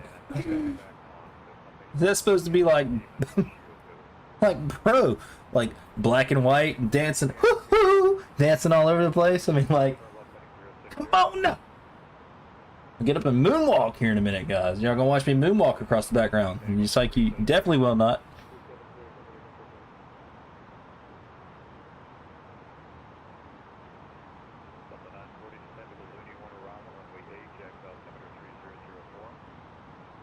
All right, what we got? What do you call a cow with a twitch? What do you got, baby?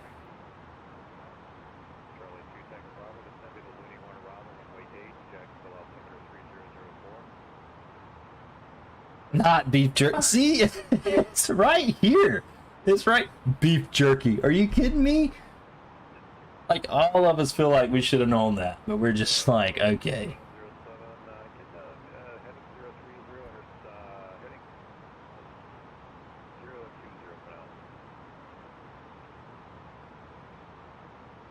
Yeah, I never would have either. But I never would have known that. Like, I never would have guessed it. But once she says it, you're just like, why didn't I know that? I'm like, what's wrong with me?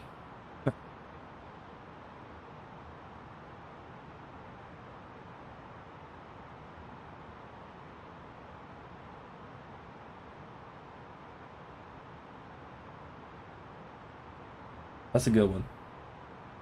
He's came out with 2 top-notch jokes tonight. 30 euros, man. I don't know what that translates to.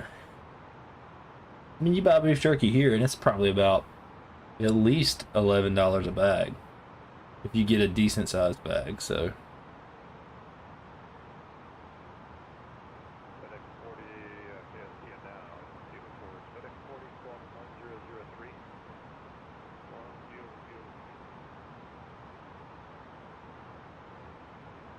I was about to say the rate wasn't much different when I went.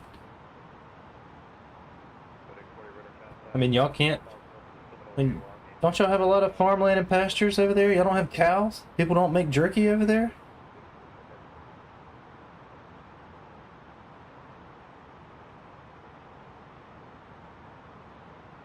Well, you can buy liquor at the gas station, where we have.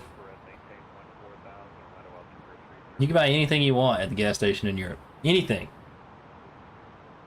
Where we have, you can buy liquor, you can buy beer, you can get anything you want. But we have the ABC board in America, and they regulate, well, North Carolina we have an ABC board. They regulate liquor prices, where you can buy. You got to go to an ABC store just to buy liquor.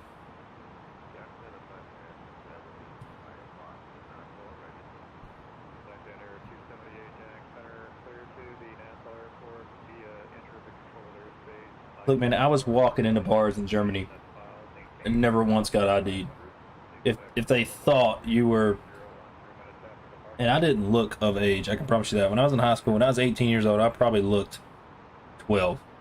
And I'm 31 now, believe it or not. Birthday coming up in March, so. But when I was in Germany, I walked into, or just Europe in general, every single bar I walked into, never got ID'd. Never got ID'd.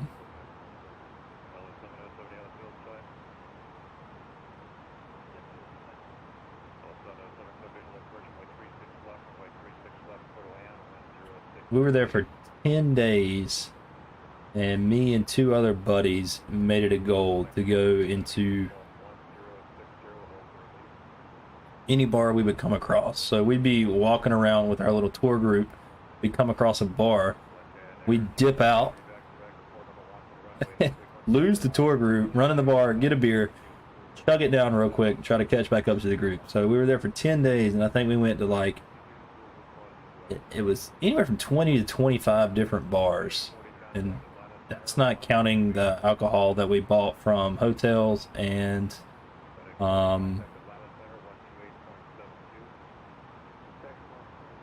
it's not counting hotels and gas stations at all, or petrol stations if you want to call them that.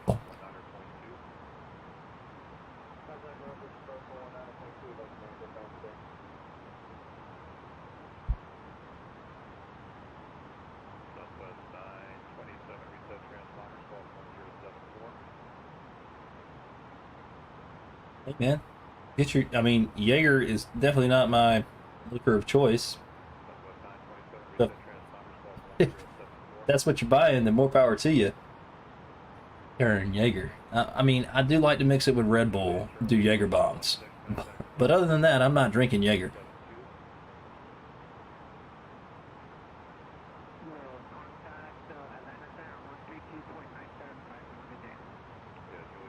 Elderly people. Felix, no you didn't, man. Did you just call me old? I mean, I'm double your age, but...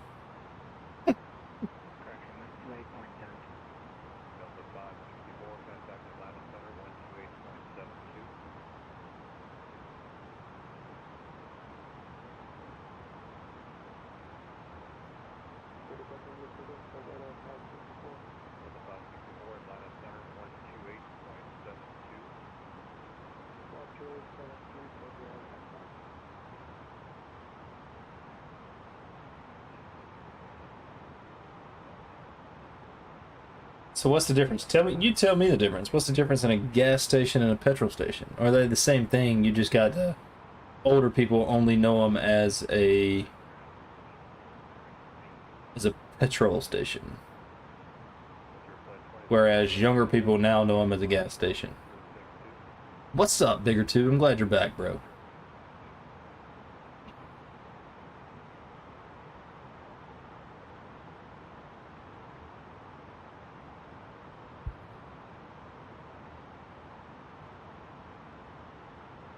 Oh, never mind. Never mind. Never mind, Felix. I just picked up what you were throwing down. 21K, man, that's awesome. Good for you. So for real, like if you refer to it as a gas station to older people, like they think of like the Holocaust times. Is that what you're telling me? Like a gas station then was kill camps?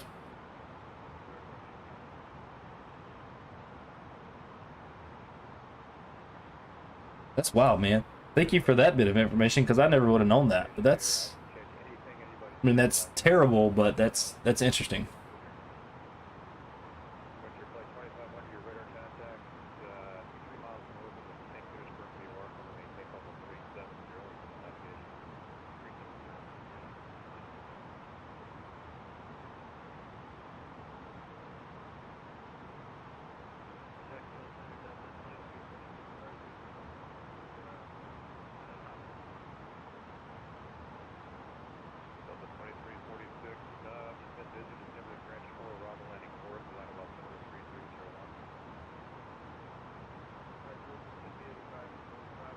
God darn, for real? Okay. All right. All right, guys. Sorry, I had to mute myself for just a second there. Oh my god. Oh, wifey's tripping. Can you mute that again? She's requested I mute it again. All right, guys. Hang on.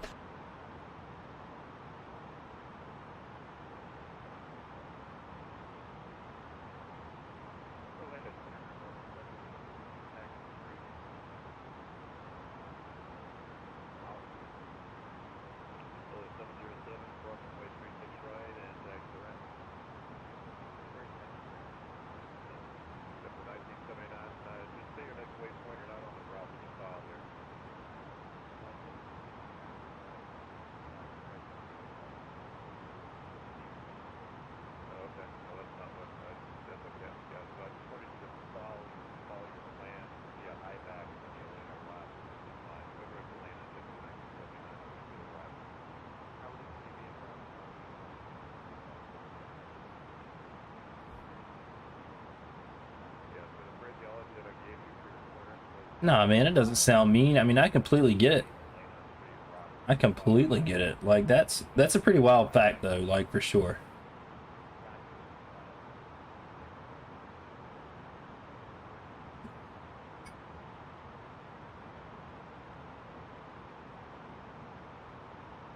All right, Bigger Tube, I appreciate you popping in, man, and watching stream, hanging out, listening to the stream. You know, congratulations on your poker game that you were playing. That's pretty cool, man. I've never played VR poker. I'm sure that's awesome. I haven't played much of VR anything, to be honest with you. My PC definitely couldn't run it. But, thank you for popping in, man. I hope to see you on the next one.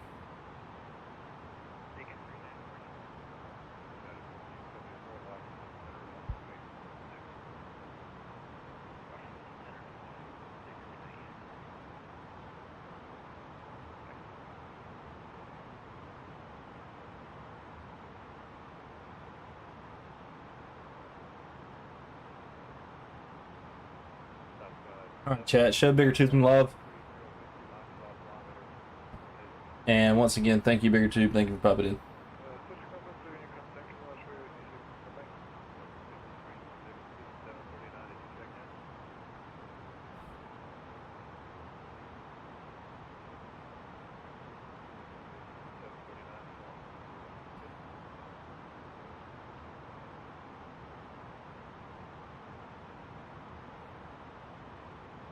Guys, I'm trying to figure out how to view my mods here, which should be able to, that should be my command, but it shows me nothing, which it didn't. It popped up on YouTube. It did not pop up on shit on Twitch. So either way, stream mods.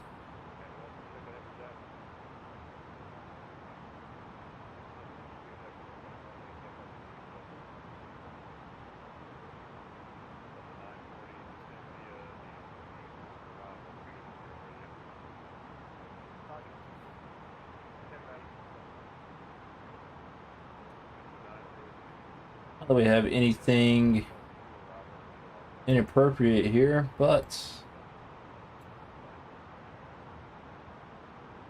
Felix, congratulations, bud. I've just made you a mod. You've stuck with me since day one, so whenever you get on, you will be a moderator of chat.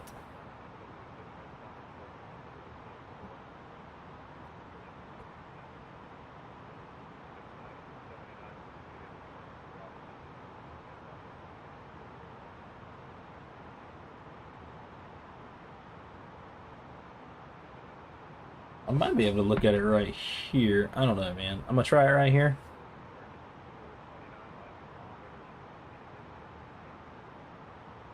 And we will sadly switch over to the dark side.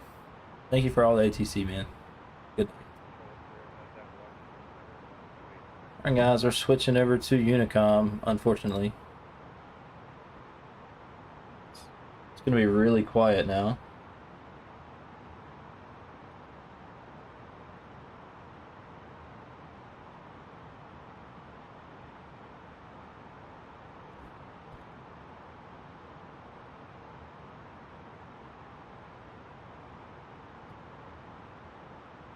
Moderator, here we go. I can type it in. I can see it on Twitch itself, but I actually look at it on Twitch. So,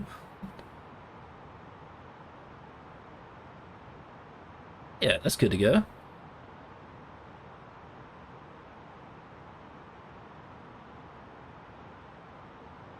I don't have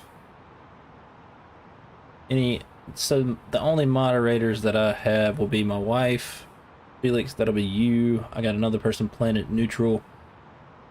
And RestreamBot makes you have to have RestreamBot as a mod, because I use Restream to stream to YouTube and Twitch at the same time. I might start cutting that out though, man, because like I'm getting viewers on YouTube, so it's really not important for me to stream to YouTube right now.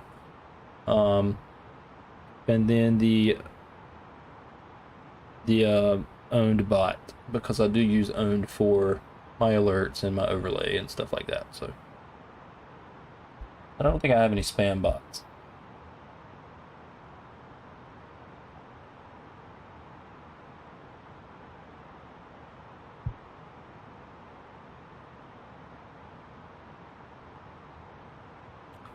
Yeah, I've learned that, man. YouTube streaming is pretty difficult. Yeah, and you're not gonna get the... This thing's going crazy. It looks like we got some turbulence, maybe? Good God, we got a good tailwind though. I've had a few viewers on YouTube, but not many. Not many at all. Well, it happens. It is what it is.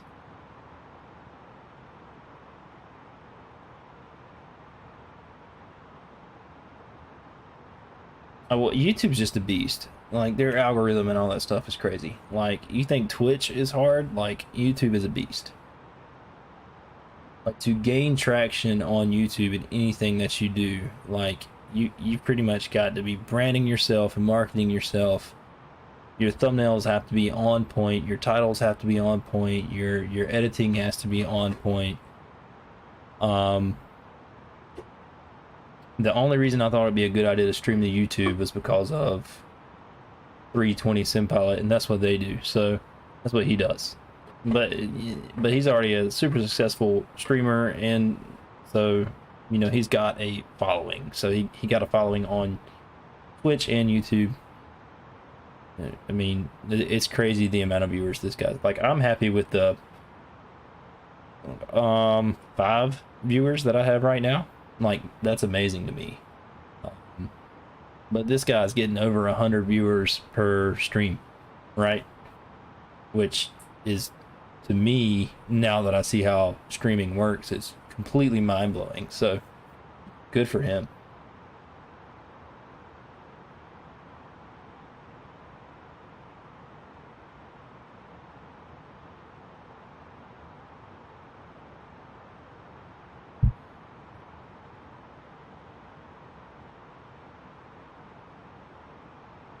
I don't know anybody who, like, I know nobody who streams on YouTube. My brother-in-law tried to do YouTube, and he was actually putting out some pretty dope content. I was editing his stuff for him, so I was taking all of his video, put it together, and now, I'm gonna tell you right now, video editing for somebody who knew nothing about it was a job, but I enjoyed it. Like, I enjoyed figuring that out and trying to be successful with it, and then compressing the video so that you can put it on YouTube so that it's not like 3.2 gigs, and then trying to take the 3 hours worth of content that he recorded and reduce it down into 30 to 45 minutes. And some of the videos were an hour long. I mean, I don't know. We only put 2 videos out because he got discouraged. I told him to keep going, man, because he was getting views. But we only put 2 videos out, and then he got discouraged, and he realized it was a lot of work. Like, he works on the family farm every day, and so it was a lot of work for him to set up the camera in the tractor, talk to the camera, remember when to turn it on, get the camera out when there's a problem or when they're working on something, take it here, take it there, do this, do that, turn it on, turn it off. It was just a lot of extra work for him. So if y'all want to check out his videos, I will definitely, I'll put it in right here. Check out check out Broke NC Farmer on YouTube. There's a couple of videos there, but if you want to check them out,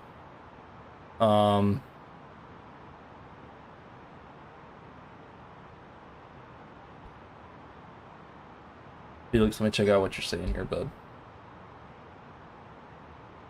German Flight Simmer, thanks his name. Check him out. Taught me a lot. I do have a Discord server, but I mainly created that for Xbox gaming. Might have to create another one. I don't know, man. I know there's a lot of rules on other servers about like self-promotion, so yeah, I'd prefer really not to self-promote because I just want people to find me organically and watch and have fun. Like, it's not about monetization for me. I work 3 jobs. I make money. My wife works a job. She makes money. This is really about just getting on here, playing a game that I like to play, streaming it for other people to watch that enjoy watching, having conversation and having fun. If I ever complete the path to Twitch affiliate, I don't even know if I'll apply for it. Like, I really don't care about monetizing my channel. Like, that does not matter to me. And it's unless you're getting a crazy number of viewers per stream, you're really not making a lot of money. Like, I looked into it. It's not a lot. Like, it wouldn't be worth the headache and the stress and the worry for me to try to be a Twitch affiliate or a Twitch partner and produce this just top quality, which I try to produce like top quality content anyway, the best that I can. But to produce this like top notch, just top level content, get all these viewers in, like, yeah, it would be really gratifying to look down and see that I have 100, 200, 300 viewers watching my stream. But at the same time, like, it's not worth, because then once you get to that level, like, you're expected to just keep on rolling and making this great content. And to me, it's more about having fun and making a community, making friends, and being able to, like, if I was just playing by myself right now, I'd be sitting here flying a plane at 38,000 feet for a few hours with absolutely nothing to do. Nobody to talk to. Like, this is the boring part of flight sim, right? So it's really fun to have people watching you play and talking to you in chat while you're flying, when you would otherwise be doing nothing. That's the cool part for me.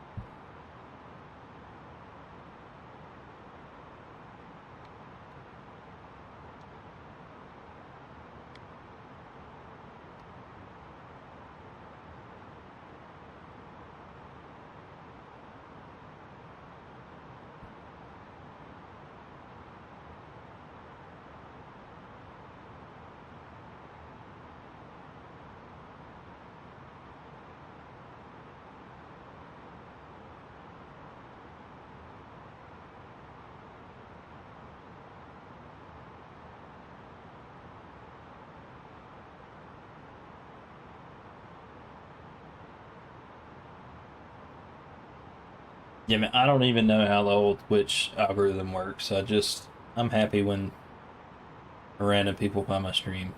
Like, really.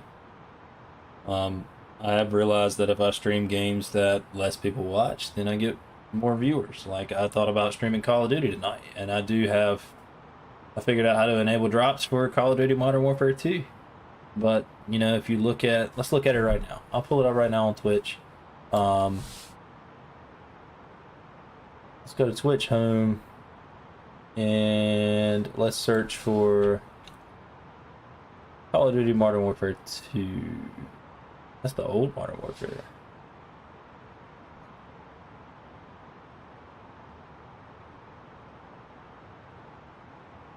There it is. There's the new one. Modern Warfare 2. So right now, there are 116,000 people watching people stream Call of Duty Modern Warfare 2. That's a lot. So the chances of me getting any viewers out of that 116,000 are slim. Not to mention there's 576,000 followers of that game. So whenever someone starts streaming that game, they get an alert. I do believe that's how it works. But now if I put in, so remember 100, we're just going to call it 115,000. 115,000 viewers right now on Modern Warfare 2. Now if I put in Microsoft Flight Simulator, there are 1.1 thousand viewers. So I stand a much better chance of someone finding my stream by accident playing Microsoft Flight Simulator, which is a game that I love to play, and then streaming Modern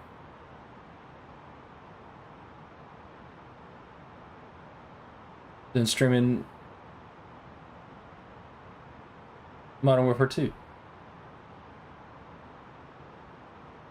And I'm even scrolling through the Microsoft Flight Simulator streams right now, and I can't even find my own. Like, oh, here I am. It says I got 3 viewers. It's not quite current, I don't believe, but it says I got 3 viewers. And I'm way down on the list, man. Like, you got to scroll down to find my stream. Like, there's guys up here that have 270 viewers, 98 viewers, 81 viewers, 342 viewers, 75 viewers. So out of the 1.1 thousand, 3 of these guys have half of those viewers. 3 of them. 3 of the people streaming this game have half of the viewers.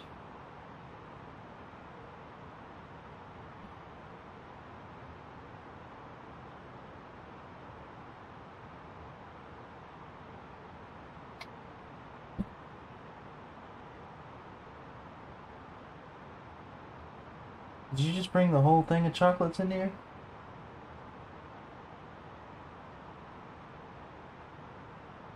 Alright, well, I'm gonna get one of these.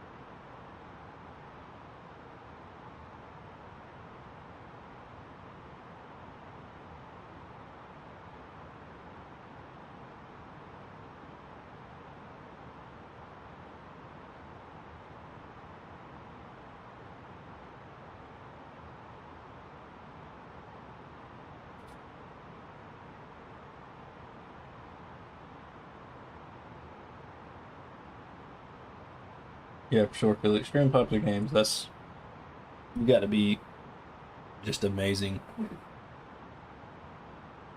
and have a good follower base to start streaming. And she found it, guys. What she had thought she lost, she just found. There it is. She's happy. She's not stressed anymore.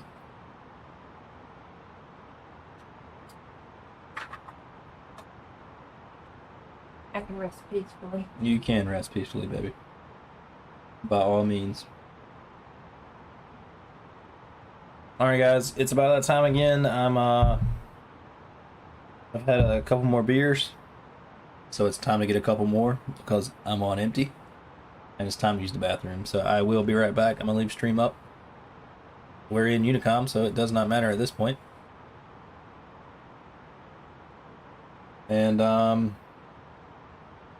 see you in just a second. Stick around.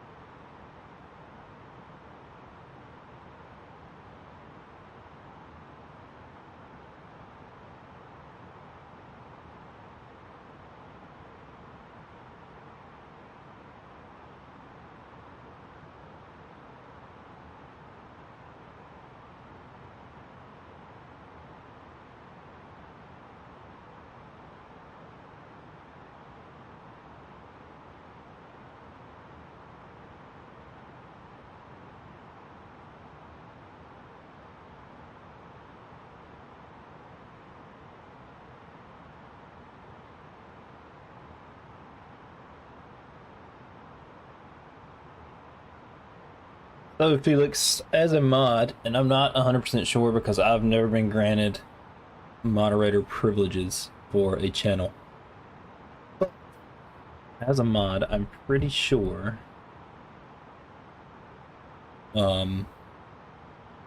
like if a suspect chat gets sent, you can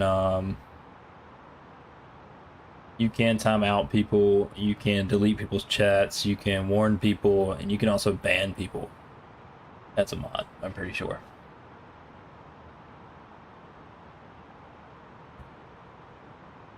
And if there's somebody in chat that knows better than I do, please speak up.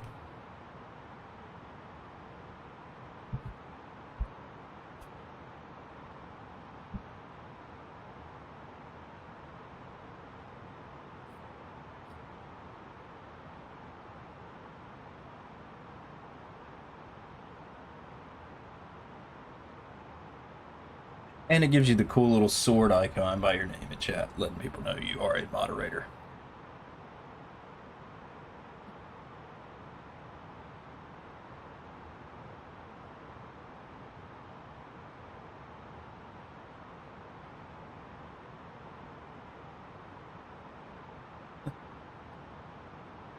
Plans.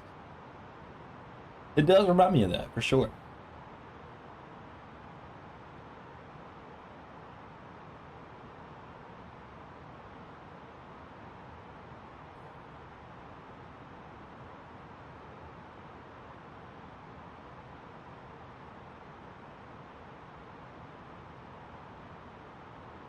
Yes, like I said, this is the boring part of the flight, unfortunately. Let's check us out on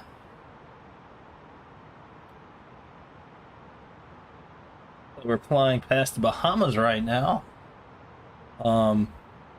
We still got a good little ways to go. We're about halfway there. So, buckle up, sippy cup. Let's roll.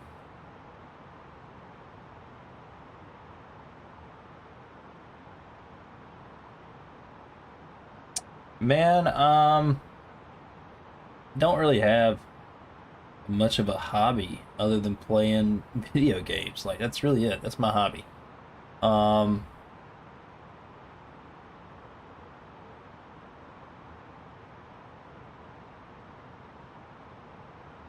You know, I used to do a lot of hunting and stuff, but after our daughter was born, I haven't done much hunting. Thank you, baby. Thank you for saying that.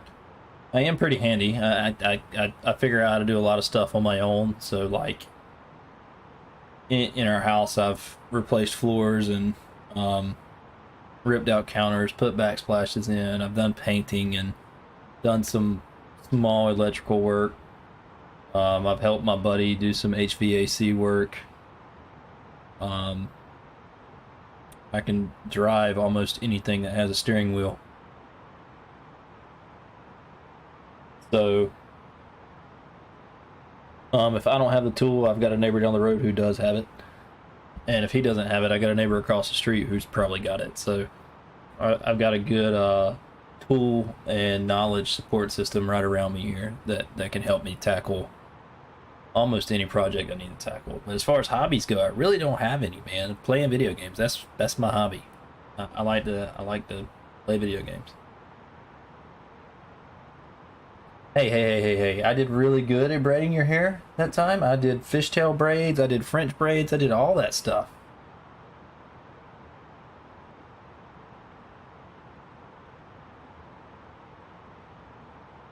I have learned what it feels like to cut your thumb on a table saw while the saw is still spinning.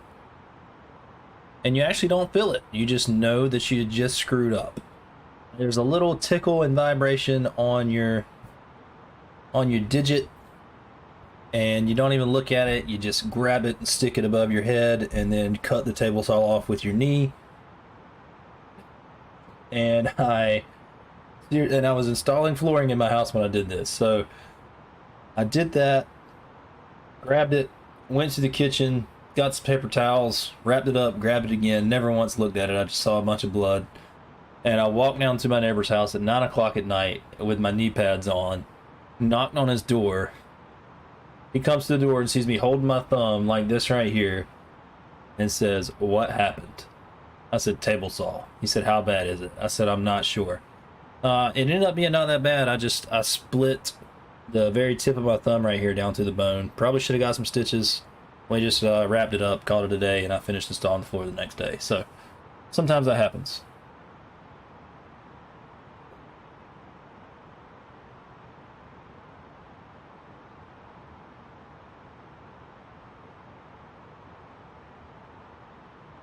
I have broken a few bones at that.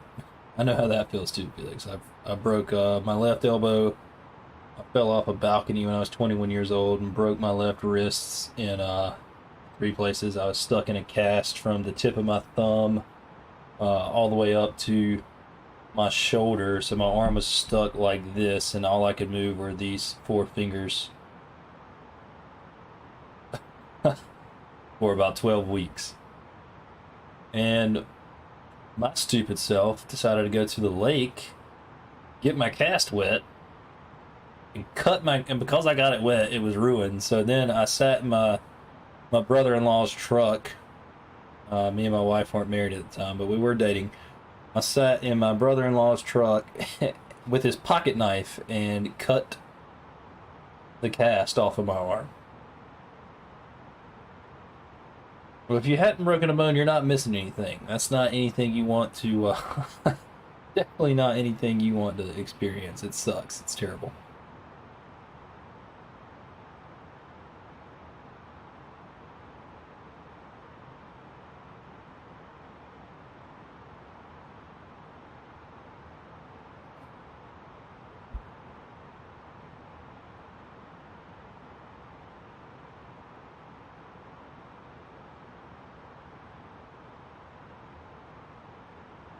Dude, they might not ever take those rods out.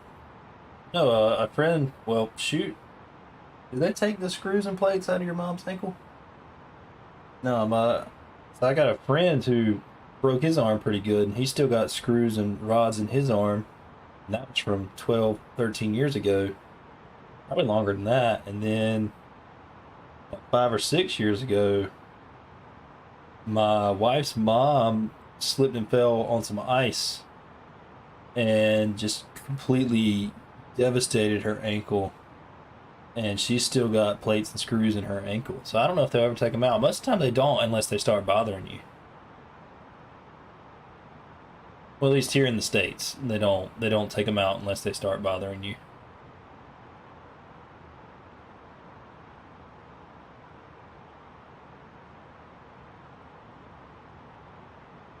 But y'all also have like free healthcare in Europe, so y'all are well above and beyond where we are, so.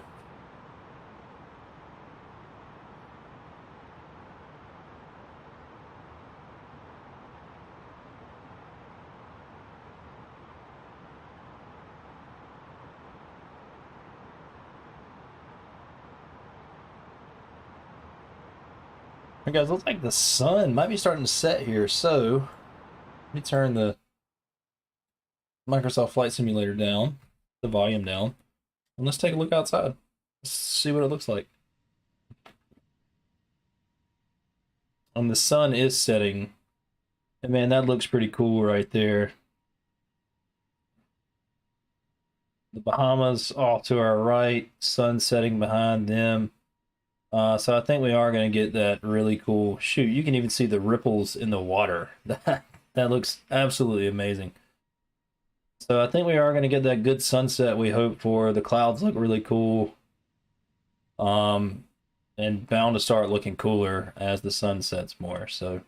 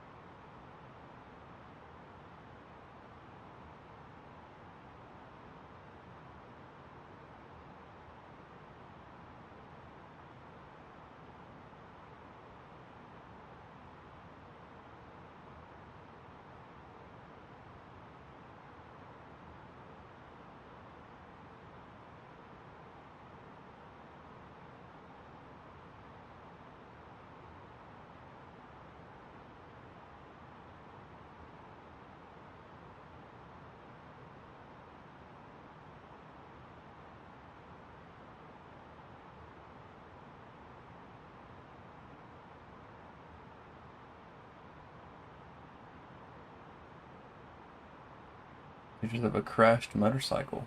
Why would you get a crashed motorcycle?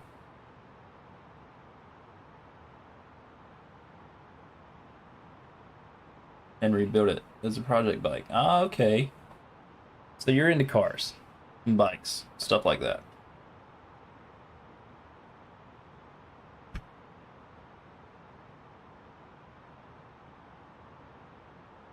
Well, good luck with that, Felix. That'll be really fun, man. A motorcycle mechanic. It's awesome.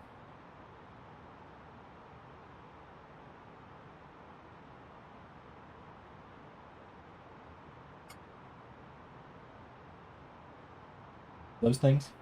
All right.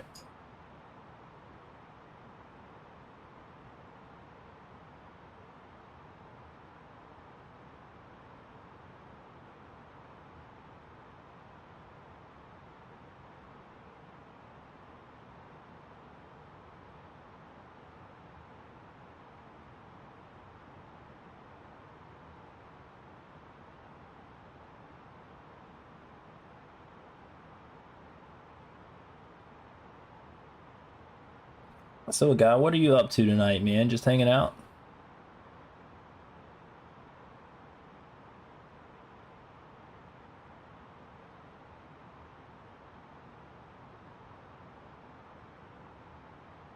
CBR, that'd be a pretty good bike, man. It's a Honda.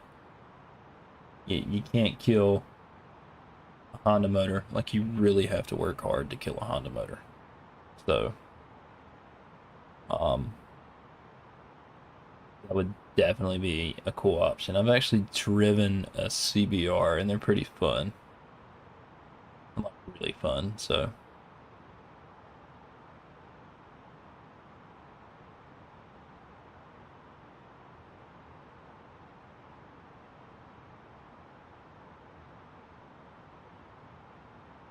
And 600 cc's, that's pretty...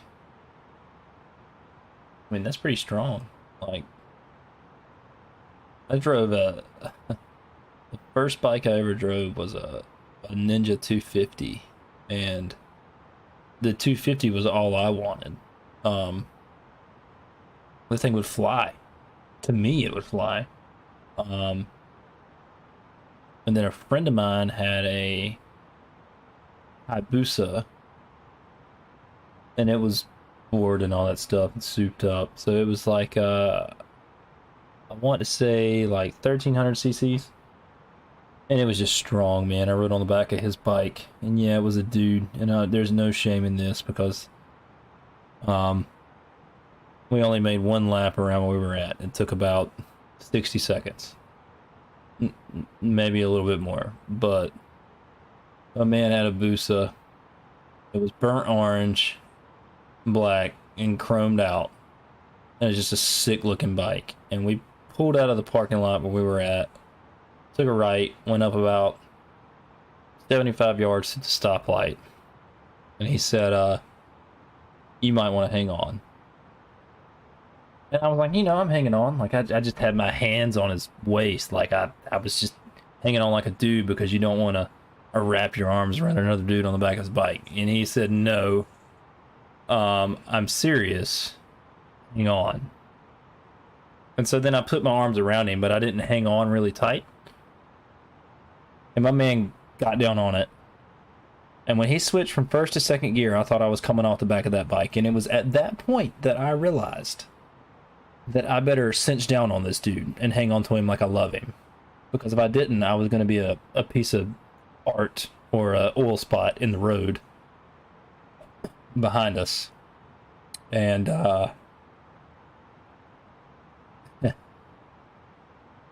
and he never... I think he just did shift into third gear, but he never got down on it. And from first to all the way through second to just shifting into third and then letting off the gas, I want to say he told me we were at like 120 in a very short time span. First to second gear, 120 miles an hour, and I thought I was about to come off the back of that bike. It was crazy. And this is from a guy who used to race motorcycles. Like, that's what he did. I don't remember if it was track racing or drag racing, but he used to race motorcycles, and so he had a thing for motorcycles. But his Busa, like your buddy, was just a daily driver. Like, he'd take it out on the weekends and just have fun. Like, it wasn't some special project bike that he had. He just got this Busa and souped it up and chromed it out and put lights and all that fancy stuff on it and drove it around for fun.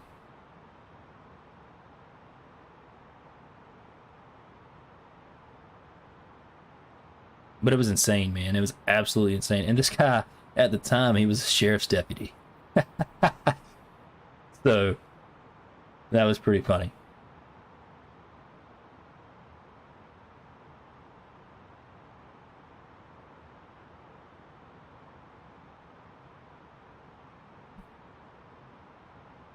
Well, if you say 100 to 120 is pretty normal for third gear, to me it felt like we were flying.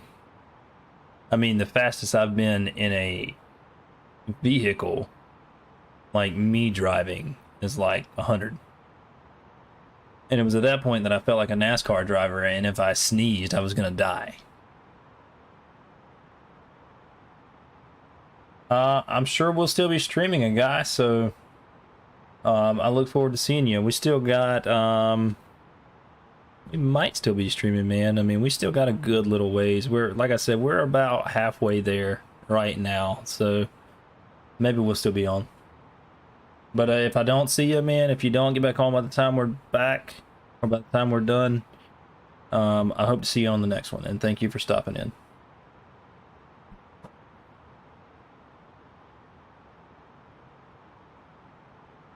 So to me, Felix, 120 on the back of a motorcycle, two wheels, wind all around you, and holding on for dear life, that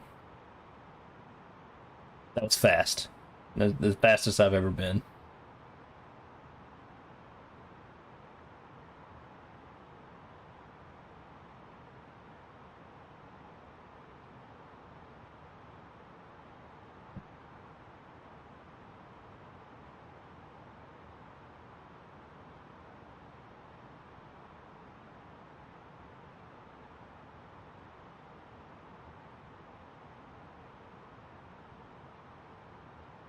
Right, yeah. Most cars, I say stock vehicles, maybe you've done a little bit of work to the engine, whatever. So most stock vehicles, you're going to be in your high range gears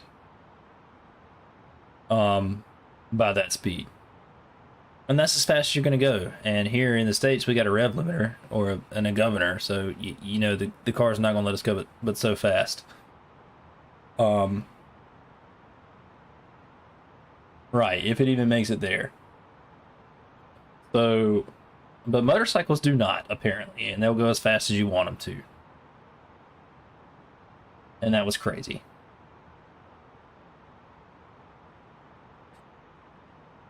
Guys, let's take a look at the sunset, because I'm pretty sure it's looking beautiful. Like, we're going to have a little sentimental moment here. And we're going to look outside.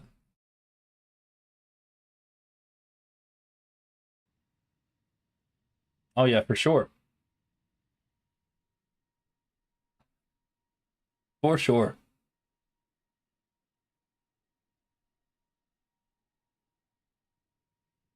And these are the views I was hoping we could catch.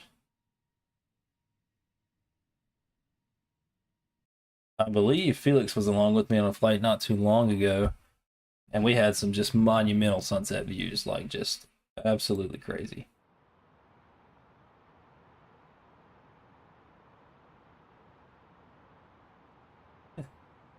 Man, if I ever go back to Germany, I would definitely look into that. I would love to go back. I love Germany. Germany was fun. Switzerland was probably my favorite. But Germany was... I think Switzerland was my favorite just because I fell into snow, like, up to my nose. Right? And I love the snow. So Switzerland was pretty cool to me. We stayed in the base of the Alps, but... Germany was fun.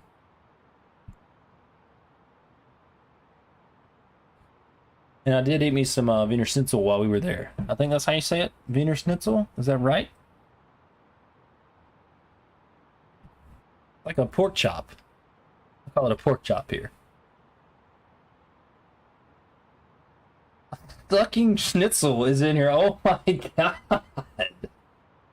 That is awesome. Just. Yes, it's right. Yeah, we call it a pork chop here, man. That's pretty much what it is. But I will tell you, a Big Mac here is a Burger Royale there, and they are completely different. I went to a McDonald's and ordered a Burger Royale thinking I was going to get an American Big Mac, and I did not. When we landed in the States, the first thing I wanted was some Bojangles, and I just wanted some normal Southern fast food.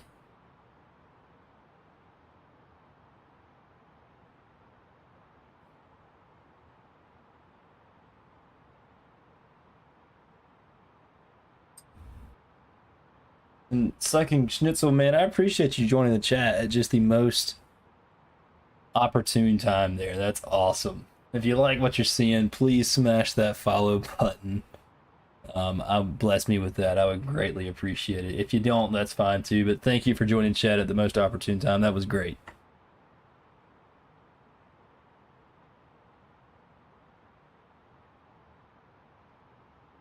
You don't eat McDonald's, man? McDonald's is great. Like, we don't eat it a lot. Like, we try to eat pretty healthy, but every once in a while we'll get some fast food. So we do the McDonald's, Burger King, stuff like that every once in a while. But we've been doing really good here lately about cooking at home. And if you say Cracker Barrel, if you say Cracker Barrel is good, I might ban you. I might have to ban you from stream, man, because. Alright, man, you can't go wrong with KFC. But Cracker Barrel is like fake Southern comfort food. Like, they try too hard to be Southern. And that is a thing.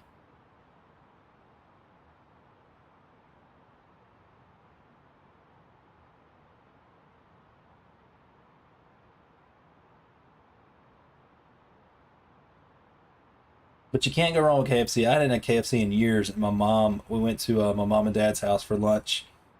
About 2 weeks ago, my mom picked up KFC, and it was really good. Like, me and my wife both said, like, yo, I forgot how good KFC was. But that doesn't mean we're going to start eating there on the reg, but it was just good. We weren't disappointed. And y'all don't have Bojangles over there, so you don't even, when I say Bojangles, you don't even know what I'm talking about. So imagine, like, KFC, but, like, multiply it by 100. And it's even better. Bojangles is like, aside from Chick-fil-A, Bojangles is probably, and Popeyes is not bad. You're right there. Aside from Chick-fil-A, Bojangles is the best chicken you will get for sure. But that Popeye's chicken sandwich now, that's on point. I remember when it first released, man, you couldn't even get into a Popeye's. Like, if you wanted a chicken sandwich from Popeye's, you were going to wait for like an hour in line to get it. And it just wasn't worth that to me. I finally got one like 6 months later. And it was good. The hype was worth it. Is that cockloffle?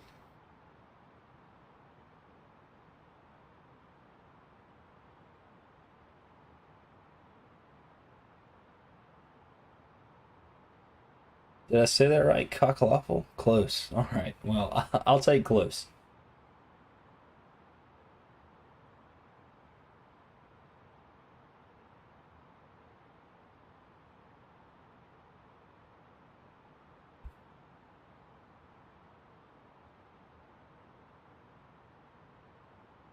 But like, cock. You got me making noises here. I am from North Carolina. Schnitzel. I am from North Carolina. Born and raised Eastern North Carolina. and live. I mean, we're still considered Eastern North Carolina now because we're east of 95, but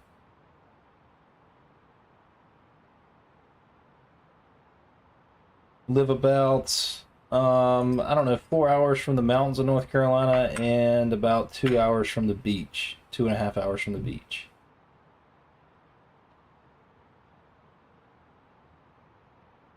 So you don't pronounce it cock, it's lock? No, cock. Cock. LaFell.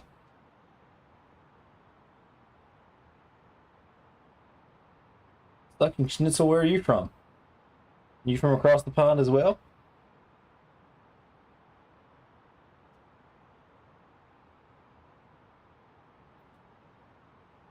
You use the translator, it'll make the right noise. Currently, you're in Tennessee.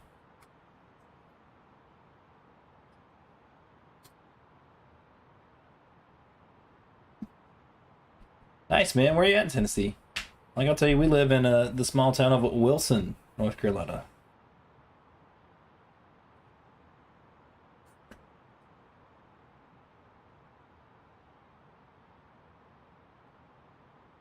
And if you don't feel comfortable saying, that's great too, man. I respect that.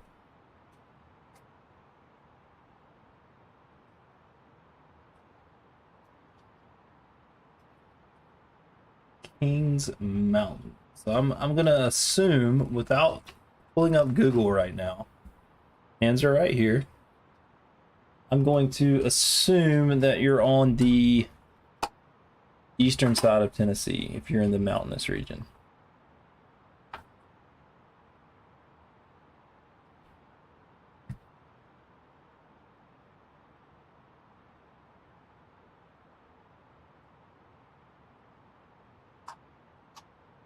You are making so much noise right now. Knoxville. All right, man. Knoxville's pretty cool.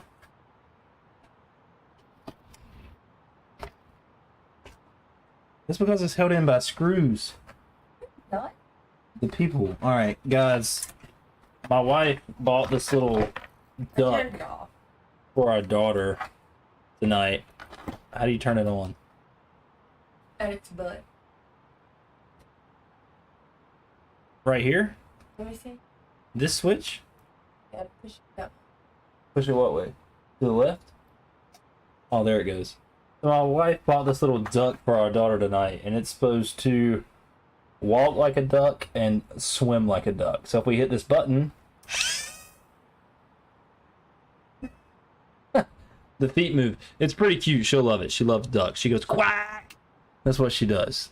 And then she says, "It's cute." That's what she does. That's in a, just imagine an 18-month-old little girl voice. Yeah, cute. But she will love this duck, but the duck is held into the plastic by John Brown screws. Like, they want to make sure you're not stealing this thing. But it's literally, I'm gonna see if I can show it to you here. You see that little screw right there? There's two of them holding it onto the plastic, which is kind of pointless. So she's making a lot of noise. So I'm gonna use this here screwdriver. Jesus Christ, I'm gonna make some noise too. This is insane. Let's see if I can get it off. She said, "Who does that?" Well, the manufacturers of this toy. That's who does it.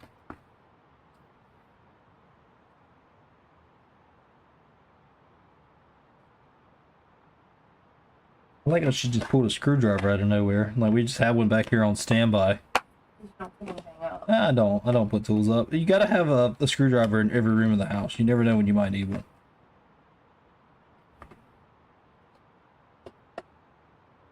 All right, guys, I'm gonna have to mute the mic here.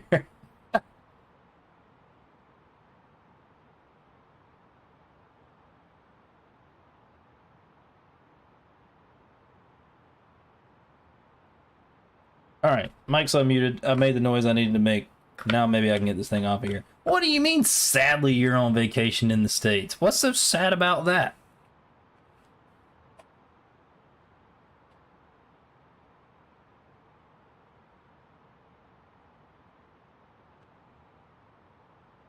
What in the heck is going on? I think so. Like, I think we need a smaller screwdriver. Because the struggle is absolutely real right now.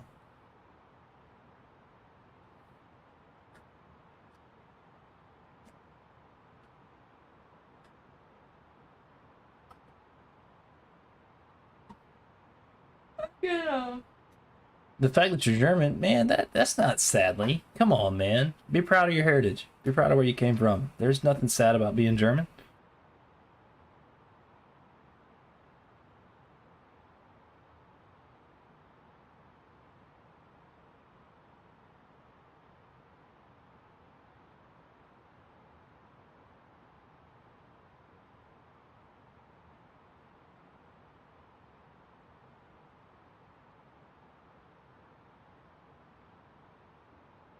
Alright, I got the duck out of its packaging, guys. I want to see if it'll walk on my hand. Like, oh, it falls over. I bet it... it waddles like a duck. I'm putting it on the desk. You are going to hear it going off, but this is... oh, this is epic. Oh, she's going to love that. Oh my god. And then you can flip the feet back like this right here, and I'm sure it will swim in the water, so... feet back it swims, feet forward it walks. This is going to be awesome. Sucking Schnitzel, thank you for the follow, man. Thank you so much. It means a lot to me. Thank you so much. This little duck's pretty cool. My daughter's going to love this. She really is.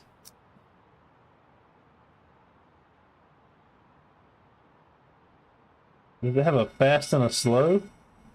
It just keeps going.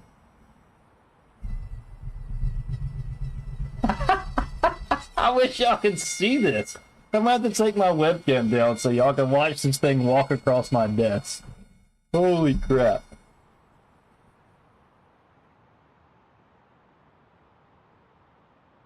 Oh no, you move the webcam and it freezes up. Oh no, no, no, no, no. This is what I get for trying too hard. Like, this is literally what I get for trying too hard. I was trying to move the camera so I could show the stream the duck walking across the desk. Let me see. And my camera froze up. Don't even try. Yeah, I tried too hard. I really did. Oh gosh. If you flip it all the way to the right, it doesn't cut off. Like, it just goes until you stop it. Oh, really? Yeah. I'm sure. Alright, guys. Well, let me stand up here and see if I can unplug my webcam and get it plugged back in. So I'll be right back with you. That's what I get for trying too hard. Thank you for opening. You're welcome, baby.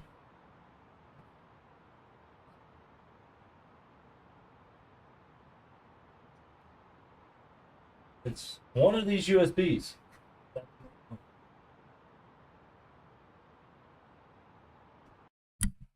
Oof. Oof.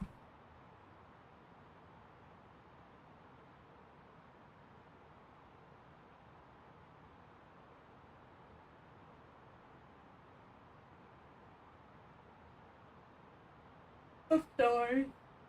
No, it's fine. It's not working though. It's definitely not working. Alright guys, I'm gonna work on this while we Lightfoot Lori, thank you for the follow. Thank you so much. Guys, I'm gonna work on this frozen camera while we're flying here. I need to actually be making sure that I'm not coming up on my top of descent, which I don't think I am. No, we still got a good little ways to go. So I'm gonna work on this frozen camera, which means I might have to delete some stuff and add it back in, but I'm gonna work on it while we're in stream, so just bear with me. I'm sorry that the camera cut off. I was trying to show the cute little duck. Trying trying to show the cute little duck walking across my desk here, so if you hear me talking to myself trying to fix some stuff, that's pretty normal.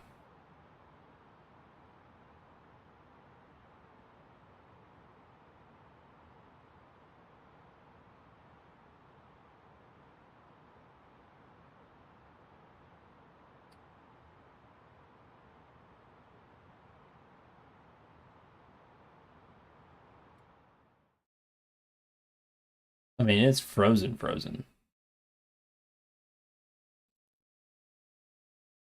Like, straight up frozen.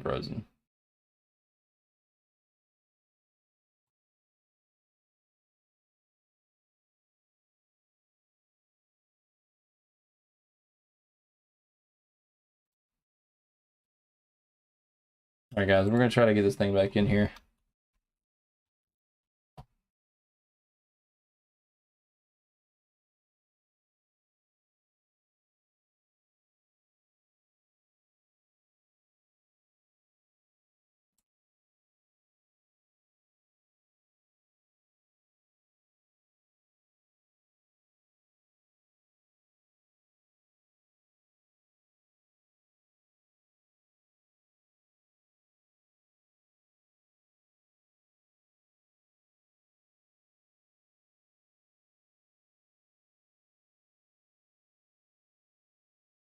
Please enter a name of the scene. Is my camera?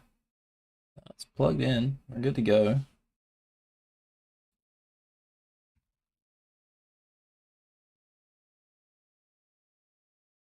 Maybe it won't let me edit it while we are streaming, which is probably gonna suck. All right, go Wolfpack. 30-21, beating Wake Forest. That's great. Oh no. Oh no, this is terrible. Live scene, can I add a source in here? Add. Let's see if I can just add a camera. It's not the duck's fault, baby. It's not the duck's fault. Video capture device.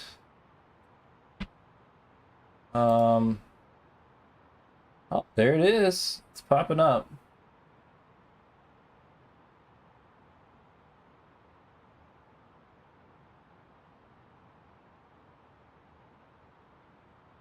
We're going to use a custom audio device. There we go.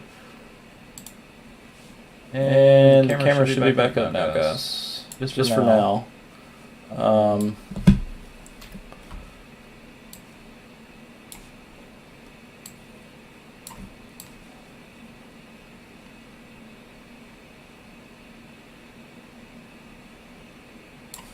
Looks like I got just a little quick fix action.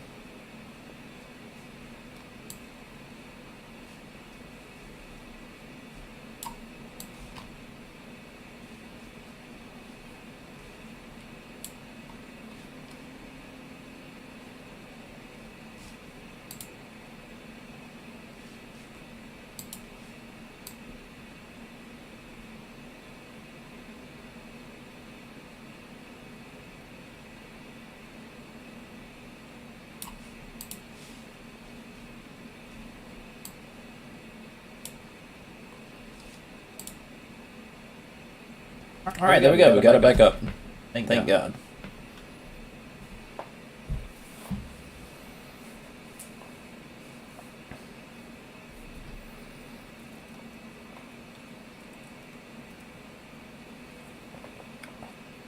Note to self, don't try to show the duck on the desk anymore. That's not going to work for you. But we're definitely giving it all we had.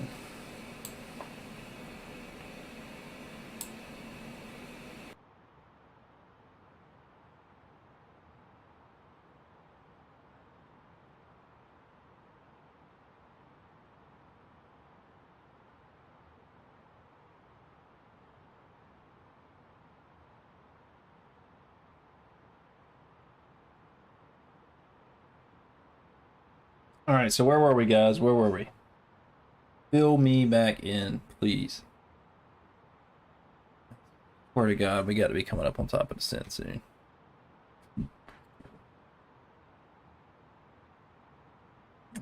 Top of descent. Here it is.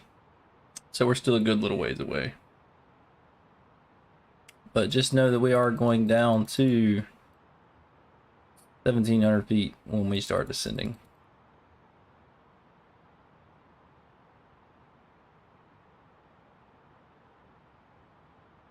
Ground beef. I like it. I like it, Lightfoot Lori. I like that a lot. What do you call a cow with no legs? Ground beef.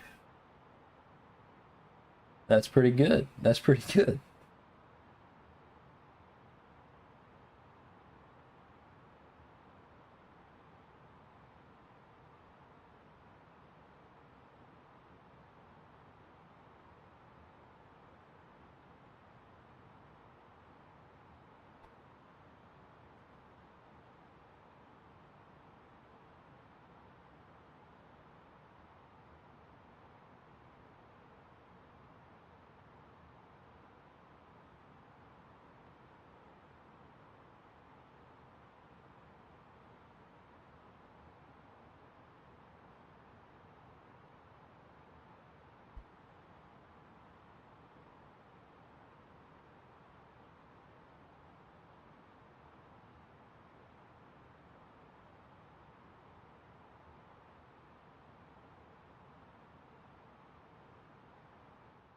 Alright guys, so I do apologize. I am going to have to add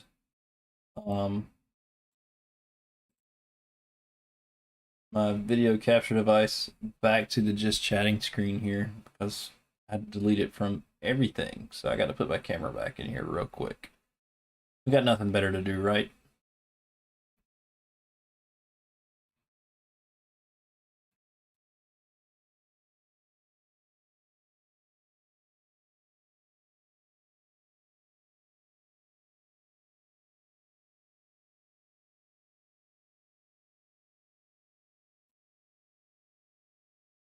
There we go. Let's just move it below everything else. Awesome.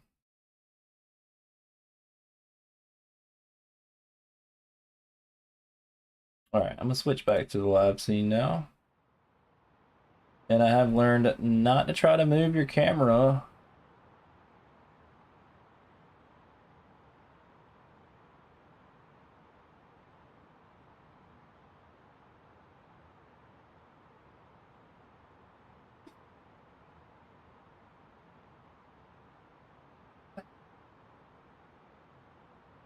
Not to try to move your camera while you're streaming. At least not my little $30 camera that I have here. But my $30 camera works great. So I'm not mad at it. It's got a built-in ring light. Does everything it needs to do.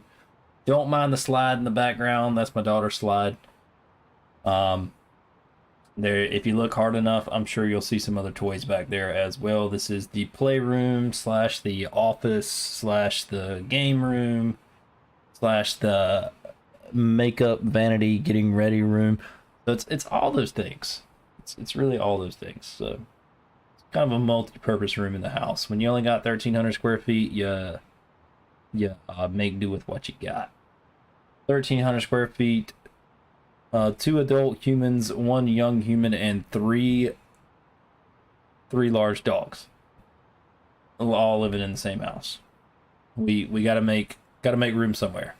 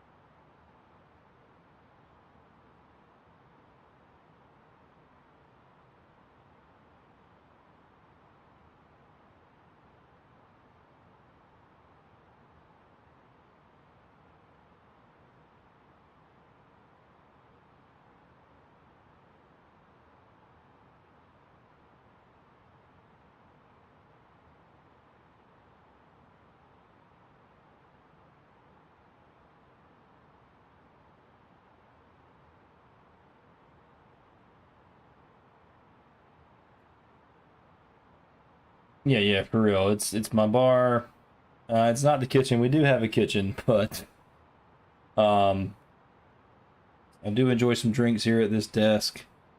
The kitchen is literally right on the other side of this wall, like right behind me here. And the bathroom is right down the hallway right there. One of them. One of the bathrooms is right down the hallway. So it's a small little house. I would give you a tour with as much cord as the webcam as I have, but apparently if you move the webcam, it doesn't like it.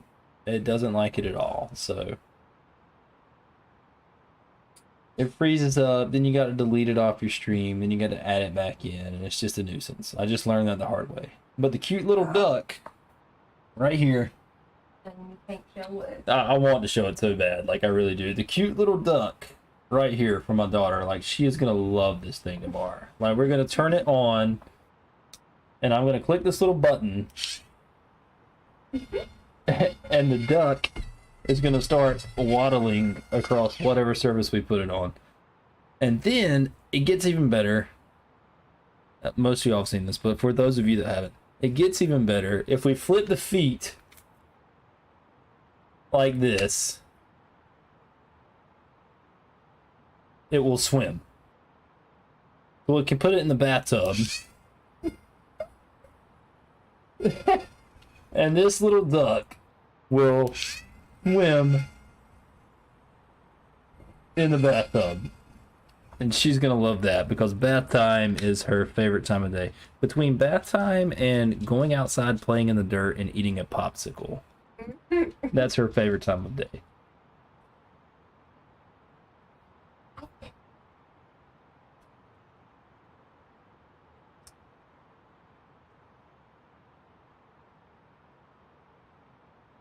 So I might be more excited about the duck than she is. And she's asleep. She doesn't even know about it, so. Yeah, I really am. I think I am more excited. Well, she'll be pretty excited tomorrow, but right now I'm having my excitement. My wife is just as excited as I am. Let's take a look at the little girl. We'll pull up the iPad right here. Maybe it'll focus. Probably not. There she is, sleeping good. She is out. She's got her hands behind her head. Yeah. She is out.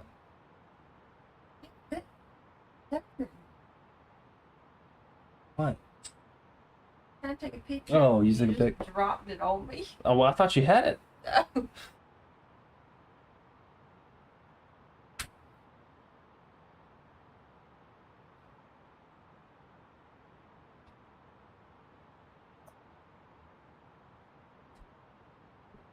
Early in the morning.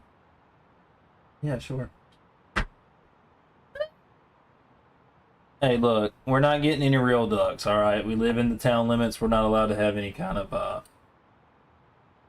they consider them livestock, which I would not. I would consider livestock like, horses, cows, sheep, goats, all that stuff.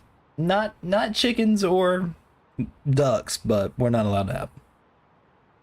And they will tell you real quick. They'll write you a nice red note on your water bill. Now, if we live in the county, so we don't live in the Wilson city limits, but we live in Wilson County, but we live in the town of Sims. And we do live in the town limits. So the town says we cannot have any kind of livestock in our yard.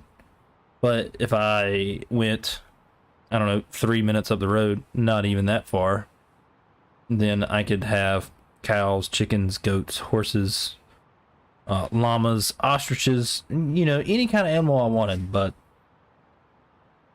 as far as where I live right now, no. I can have dogs, and the town doesn't like them because we had some neighbors write a nice anonymous letter and mail it to us, put a stamp on it and mail it to us about our dogs barking. Because that's what dogs do, they bark when they're outside. That's what I want my dogs to do. But I'm not going to get into that story because I will get amped up and I will get pissed off. I'm getting mad thinking about it.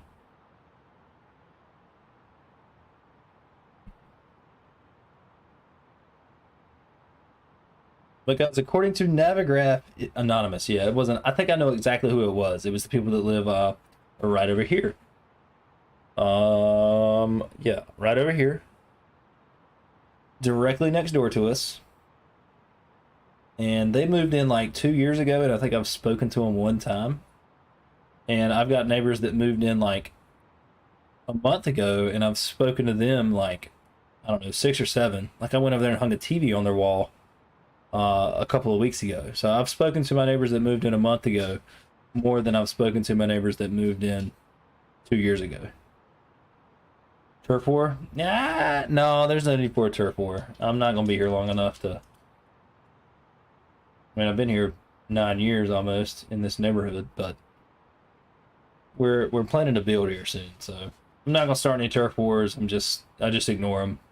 They're little snooty neighbors that don't want to speak and accept help or be friendly, so that's fine, man. But like everybody else in the neighborhood knows everybody, except for them. They don't come out. They don't speak.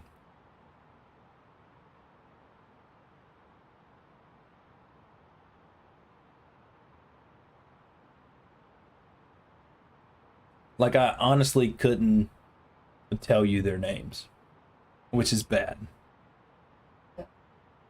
My wife knows, but I don't. But she's probably done some like low-key, like Facebook, Instagram, social media stalking. And I have not. It's not that important to me. They see me out in the yard, I wave to them. They don't wave back. If they want to come speak, they're more than welcome to, but if I wave to you and you don't wave back at me, I'm probably not going to go introduce myself. And I think I introduced myself before. I have introduced myself to them. So if I've gone that route and you're not going to come speak, well, I'm not going to go out of my way. No feelings lost there, friend.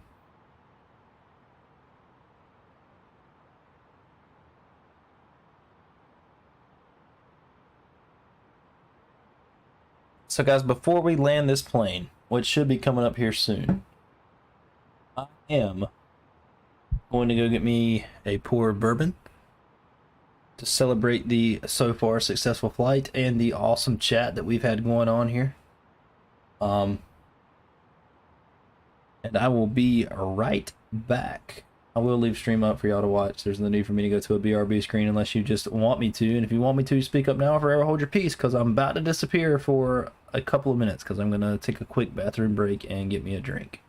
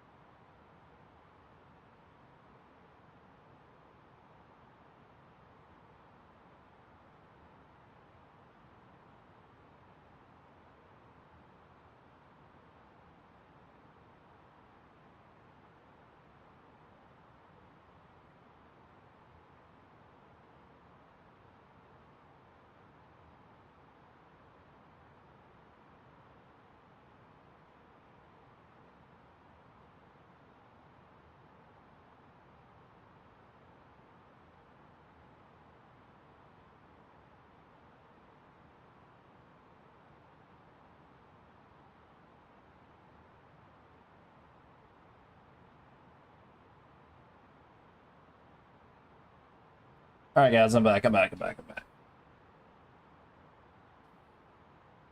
Quick question for the chat here. Since we got 4 viewers, I like the 4 viewers. That's more average viewers than I've had any night that I've streamed, except for the night I got rated, and that didn't go up until like the last 15 minutes of stream. But that was still awesome. I mean, absolutely awesome. If I were to stream Call of Duty, which I have done, and I have streamed like Halo and stuff. But if I were to stream Call of Duty tomorrow, would you watch? And if you wouldn't, no hard feelings, but please let me know, because I'm trying to figure out what works. Like I want to stream games that people are going to watch. Like I don't want to just pop a stream up, no viewers, and waste PC resources streaming a game when no one's going to watch it. So if I were to stream Call of Duty tomorrow night, would you watch? Yes or no? Honest answers.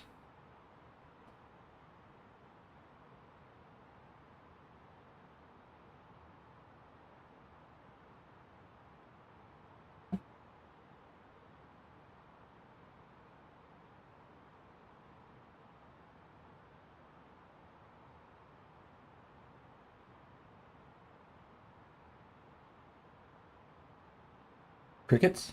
Crickets so far? I'm gonna take that as a no. No, I would not watch, and which is completely fine. I mean, maybe you like watching Flight Sim. Maybe that's your thing. I don't normally watch people stream other stuff other than Flight Sim, so I'm guilty of the same thing. Problem might be the time frame. Could be.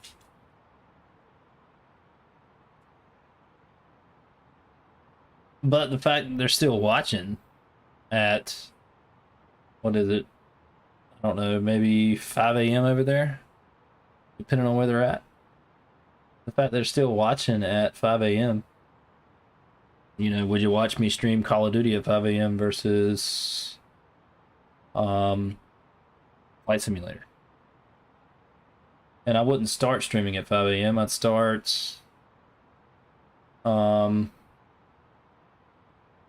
it would probably be around 9 p.m., 8:30, 9 p.m. my time, which is Eastern time. So maybe 1 to 2 a.m. over there.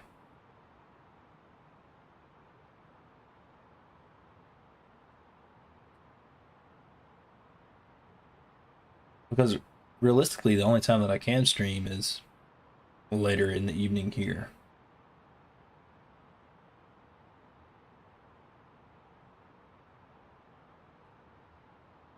So Lightfoot Lord says she would watch.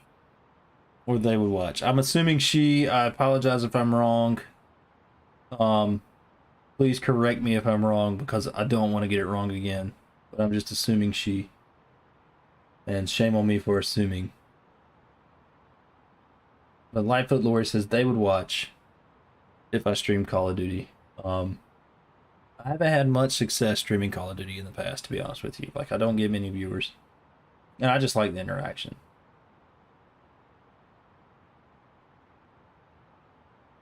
Because I can promise you I'm no god at Call of Duty.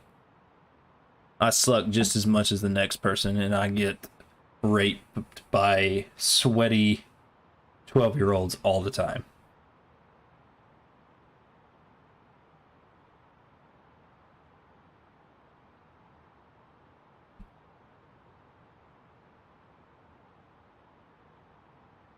Which beer has beer in it? Which one? This one's definitely empty. We can listen. It's pretty empty. This one. Hey. Okay, I apologize. I definitely apologize. I will not screw that up again. I'm sorry, bro.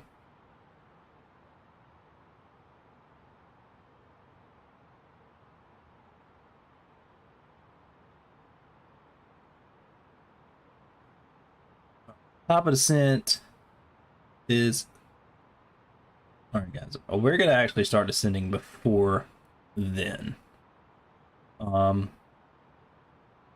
could bet if we wanted to be down at 3,000 feet, we should have started descending before now, or 1,700 feet. We should have started descending well before now.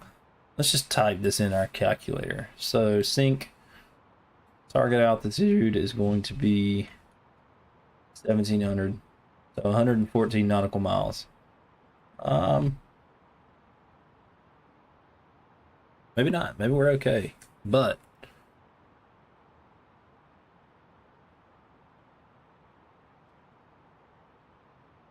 what in the heck is going on?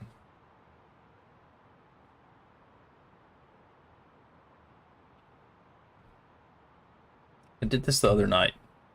It wouldn't let me. There we go. Wouldn't let me get off the screen. So this is 114 nautical miles before our target, and it says we are 160 miles out right now. So we're gonna start descending pretty soon. I'm actually gonna start descending when we get to the 120 range.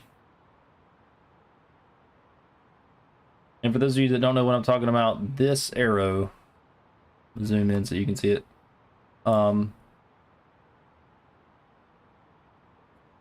This arrow right here with the level off and going down, that's top of descent. And if it was top of climb, it would be level off and going up, which means we're going to stop climbing at this point. So what I'm going to do is when this mark gets to the 120 ring, I'm going to go right up here to my altitude box, and I'm going to put in 1700 feet. Just because that's what I remember. But if we look at our RNAV approach chart here to runway 8, which really and truly I should probably put in like kind of lost right now because I've never done an RNAV approach. But I'm going to put in 1700 feet, and then I'm going to readdress 730. And if I look at my flight computer here, it will tell me what my touchdown altitude is, which is going to be, what, 90 feet? Something like that. And I should also be able to look and see what the elevation is.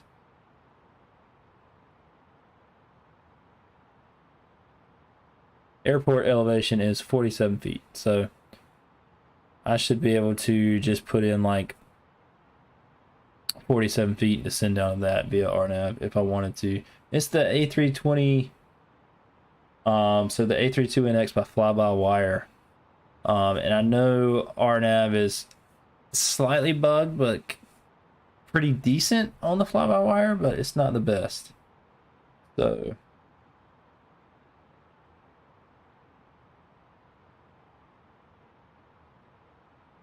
we might actually revisit our calculator over here and put in like 40 feet. So target altitude 40. And it's still saying 119 miles. So when it hits the right before the 120, yeah, I mean, we were pretty dead on.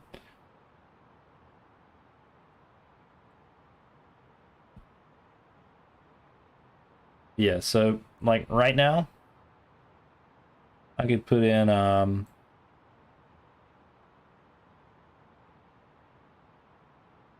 let's just put in, I don't know, 100 feet. And we're going to start descending.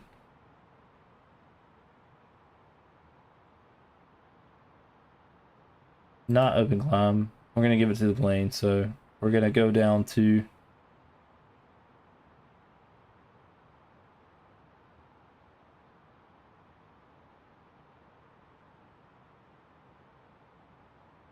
just YOLO it. That's pretty much what I'm going to have to do, man. So I've got it typed in right now. We're going down to 100 feet. It might be best to just do like 1700 to be honest. If you are up, once you return to your seat, we ask that you remain seated till the aircraft arrives safely at the gate. Or let's just do like 1500 or 1000. And then I can guide the plane in from there.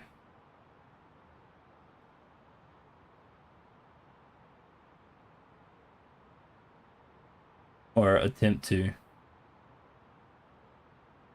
It might not be pretty tonight, guys. I'm very used to using the ILS, so it really might not be pretty. But we're gonna hope for the best. And now that we're in the nighttime range, I'm gonna change our lights here to night flying to just make it a little bit darker in the cockpit.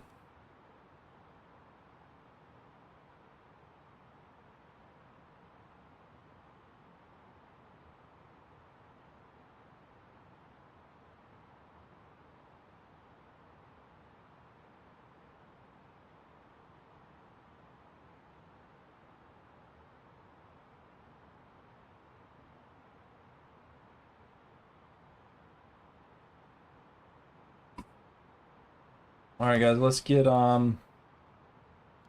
seatbelt signs on, and I don't have an ATIS. Pretty sure. Pretty certain I don't have an ATIS. So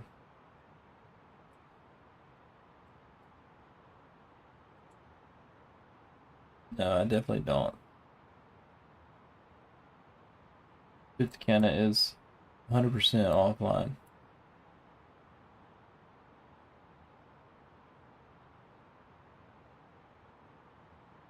So we'll get the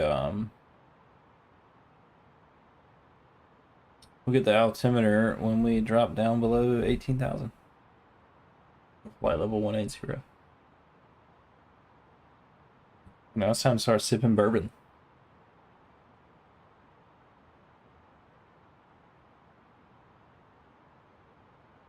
Because the more your pilot drinks, the softer the landing will be. Not sure how accurate that is, but it sounded good. I mean, it sounded really good.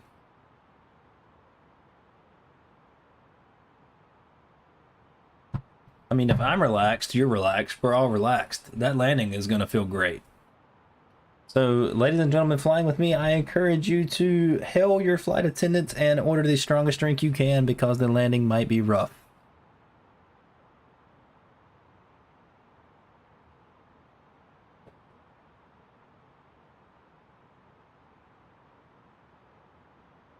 What's the worst that could happen? Crash the plane and you die. You're not going to feel it.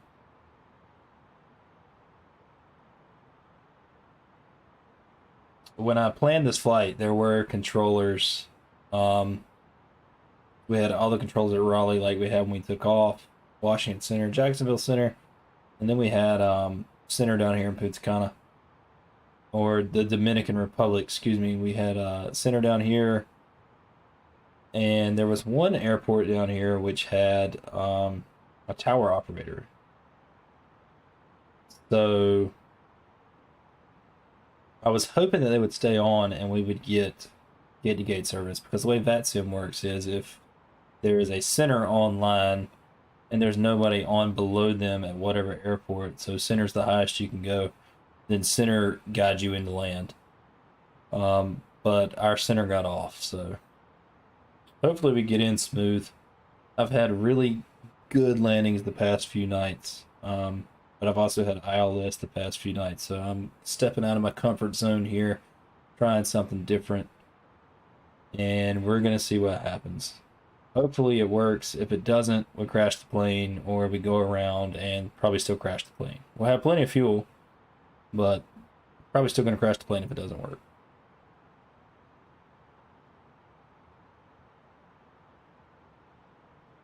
But I'm going to try to get this thing on the ground. Like, that's my goal. But I'm not going to sit here and tell y'all are about to witness a butter landing, because I can't promise that. In fact, that's probably not going to happen.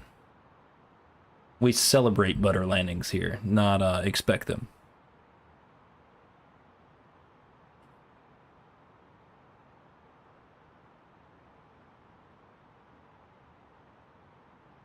As Felix said before, if I were a real-life pilot, I would fly for Ryanair.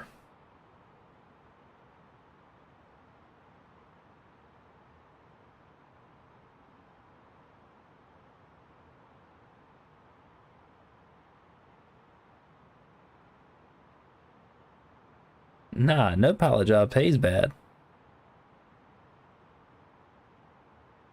And to be one of the worst airlines, they've got to attract pilots somehow, so we're going to pay you really good for you to perform really bad in comparison to other airlines.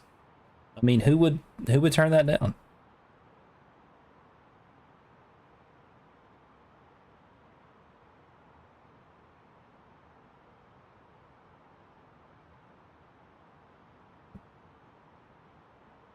I mean, if I had my commercial pilot's license as well and Ryanair called me up and offered me a job, I'd probably take it. You know, I'm not knocking Ryanair, but Ryanair,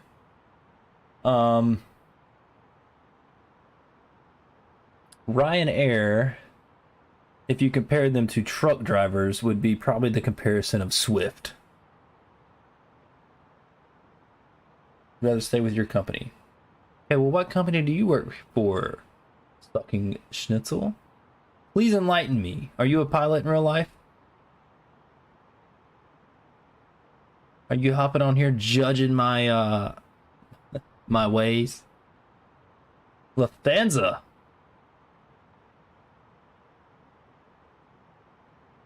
Oh, so you're fly for like a virtual airline? Is that what you're telling me? But you're an Airbus engineer mechanic. Man, that's awesome. That's really cool. So you work for Lufthansa as an Airbus engineer and mechanic. So you actually repair Airbus planes and do maintenance on them. That's really cool. I'm sure that's pretty sweet. You go home at the end of the day, hey guys, the reason that plane's in the air right there is because of me. Ha ha ha.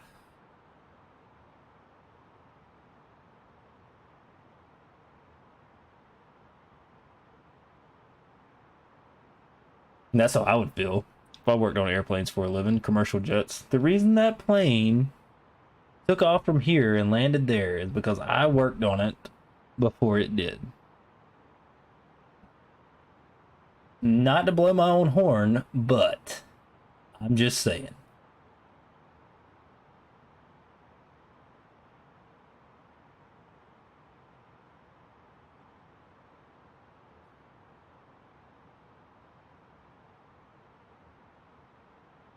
Now, good for you. Props to you, man. That's awesome. That's got to be an awesome, probably very rewarding career path. I'm sure. Dirty. I'm sure it's dirty. I'm sure there's definitely some not so pretty parts about it, but still rewarding at the least.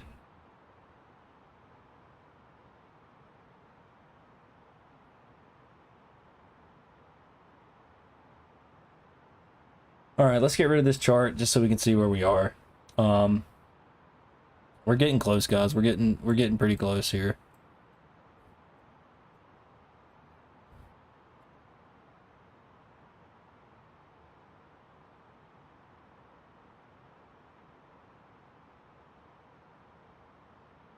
You know, I'm jealous. I'm jealous. You've flown in an Airbus. What'd you get to fly? Did you fly the 320? Did you fly the? I mean, what? I mean, it doesn't matter, man. You've flown a commercial. That's that. My hat's off to you. We salute. God darn, that's cool. That's cool, man. I would love to see the view. I mean, even if I just got to like look in the cockpit during a real life flight, which I've only flown a few times, so that's not gonna happen. But like, even if I just got to go up to the cockpit during a flight at 38,000 feet or whatever, 2,000 feet, it doesn't matter to me, coming in, whatever, and just look out the windows and just see all the stuff, that would be cool to me. Like, I would definitely consider that a bucket list accomplishment for sure.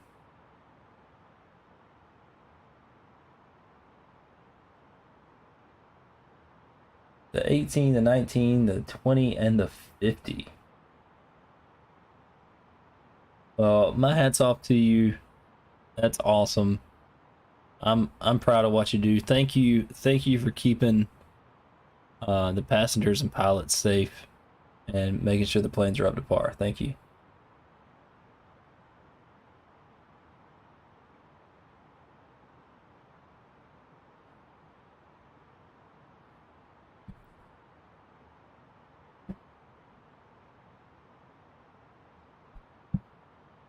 If it wasn't for people like you, man, these planes wouldn't be in the air. So,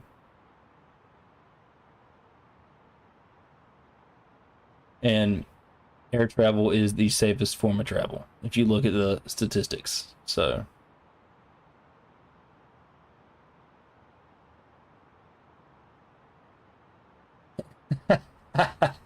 you got to, man. You got to put it to the ringer. You got to put it to the ringer on the test flight. You got to make sure your repairs are gonna withstand and uphold, you know, because I can promise you the pilots are gonna put that thing to the ringer. It's not their aircraft, right? They're like, all right, we got to get here safe, got to get here quick, got to get here fast, we got to make some money for the airline, and if we break something, the mechanics are gonna fix it.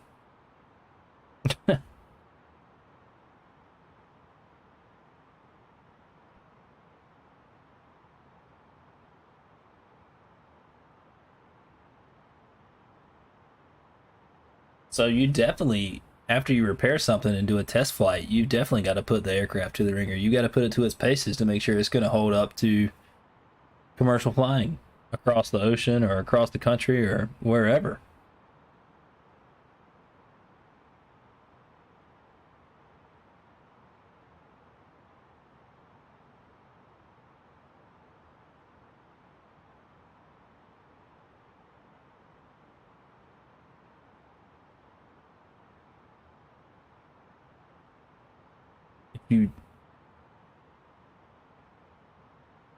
If you didn't put it to the ringer as a mechanic, I would probably be disappointed, and I probably wouldn't fly again, because I'm sure all mechanics do the same thing, because they want to make sure that their repair is going to withstand not only average forces that you would get during a normal commercial flight, but extenuous circumstances for sure.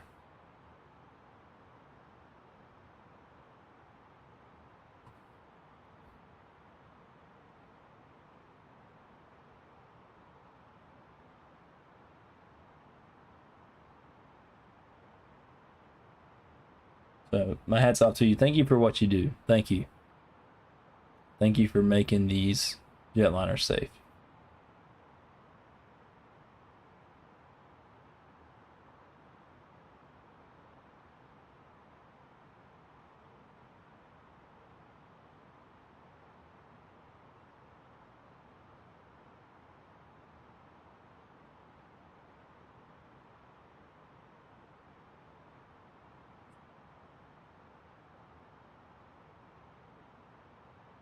Alright guys, we're not far now, we're not far at all.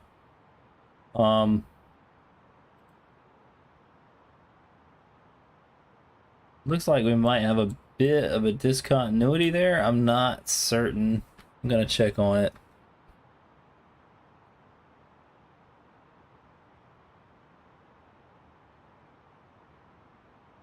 Nothing.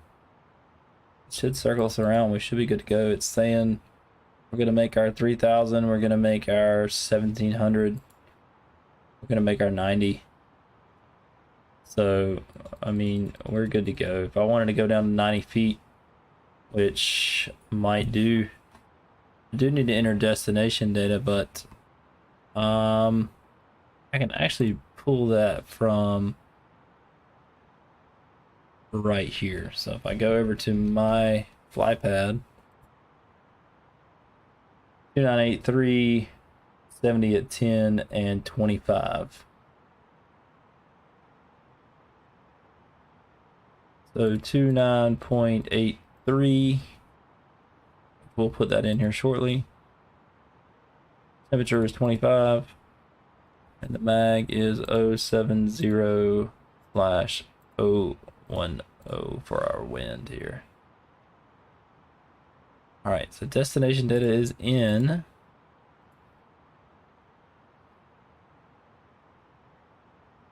And I also said that 2983. That's what we need to put in our altitude, our altimeter box.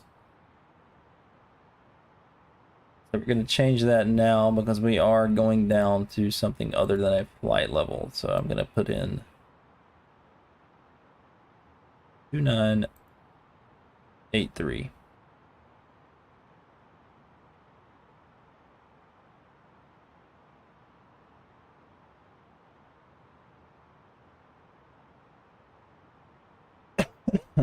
Excuse me, guys. Sorry. Sorry about the coughing.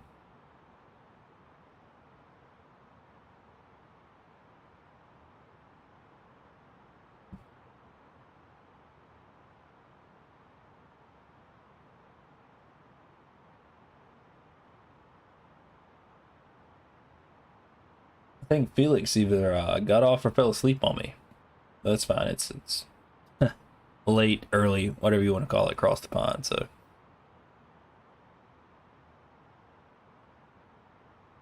Felix has been known to fall asleep in stream.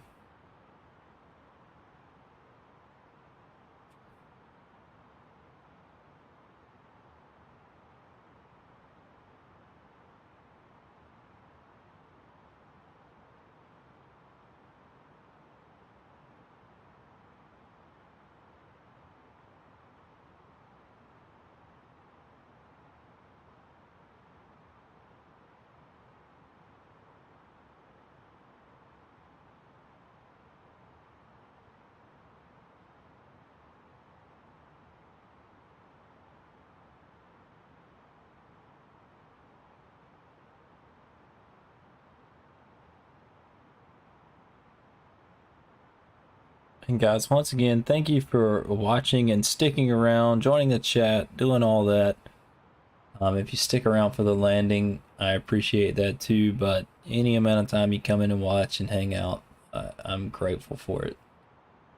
So I appreciate y'all supporting me. I mean, it's gonna sound corny, but without the viewers, the stream wouldn't be possible. Like, it really wouldn't. I'd stream to nobody, and that's what I would do. So without the viewers, I mean, y'all make this fun. Y'all get in the chat, y'all talk to me, y'all, everything. I get stories from y'all, I get y'all's backstory, I get what y'all do, I get jokes, I get all that stuff.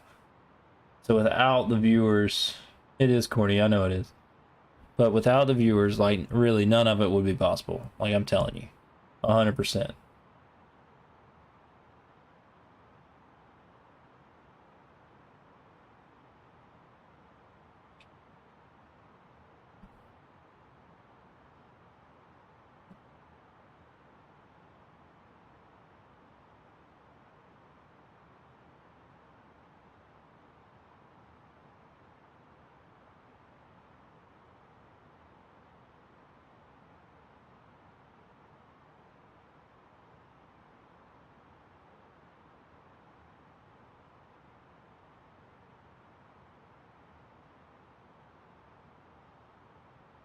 I'm certain that was loud and windy. And checklists, you can throw them out the window. I guess they're not important. Just roll with it, bro. Do your thing. And imagine you got cussed at, and but it was probably completely worth it. So I'm proud of you. That's something I would do. I'd be like, all right, we're gonna start this engine in the hangar because why not? We're starting this thing up in the hangar because I want to piss some people off and I want to get a reaction. So here we go, full send. Let's do it.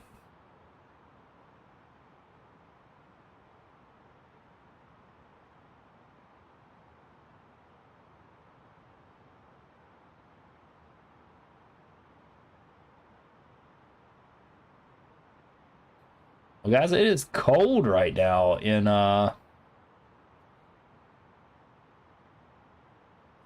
believe it or not, it is cold in the Dominican Republic. I mean, my static air temperature is -7.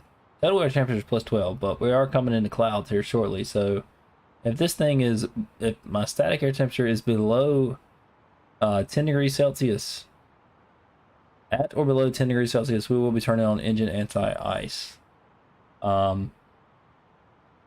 Just because we've made it this far and we don't need any catastrophic failures at this point.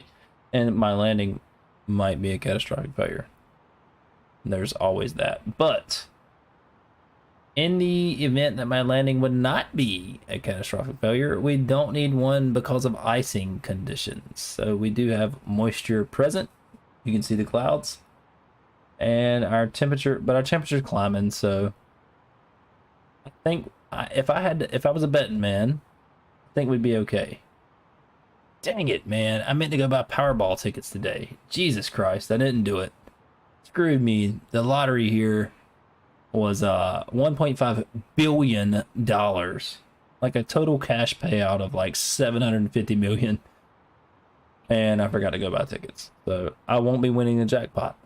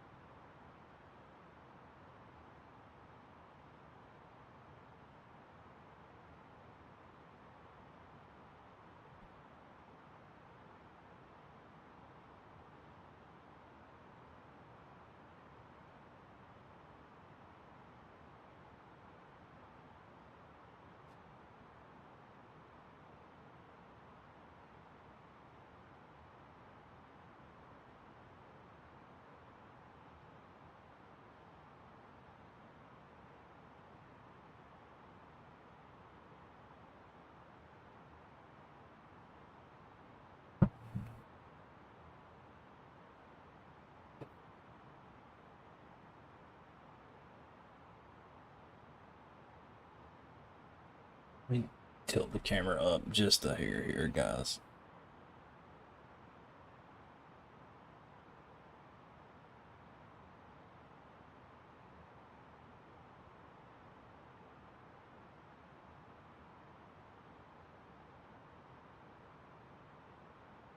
Bro, I don't know if that's good times or not. Like, you end up on an active runway, now you've pissed some people off. You piss controllers off. They're telling you to call a phone number. Like, I'm sure that was pretty hectic.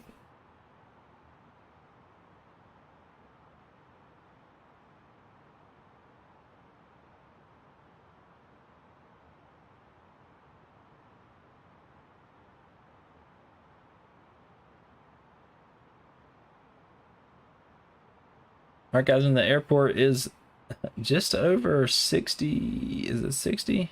80 miles out.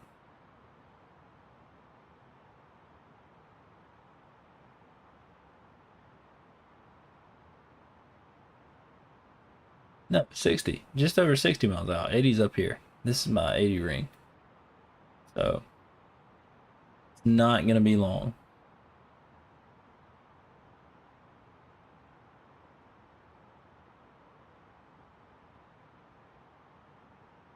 It's definitely going to be an interesting landing for sure.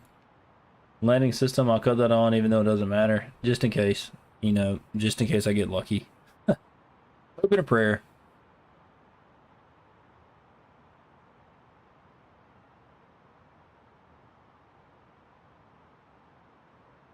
But we're not getting the landing system, guys. It's the RNAV approach, RNAV landing. All up to me. Hopefully it'll be butter. It might not be, but we're gonna try it. Fingers crossed, guys. Send all the good vibes this way, please.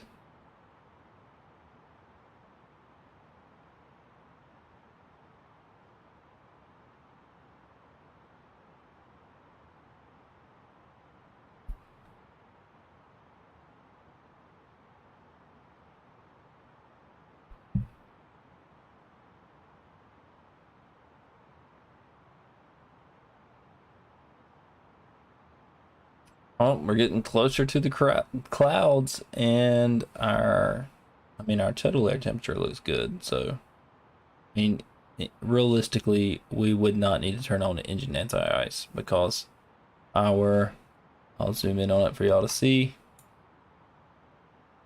Our total air temperature, which is TAT, is plus 19. So most airlines, so water freezes at 0 degrees Celsius, but most airlines will tell you if it's plus 10, because you can't have freezing in the right conditions at 10 degrees and below.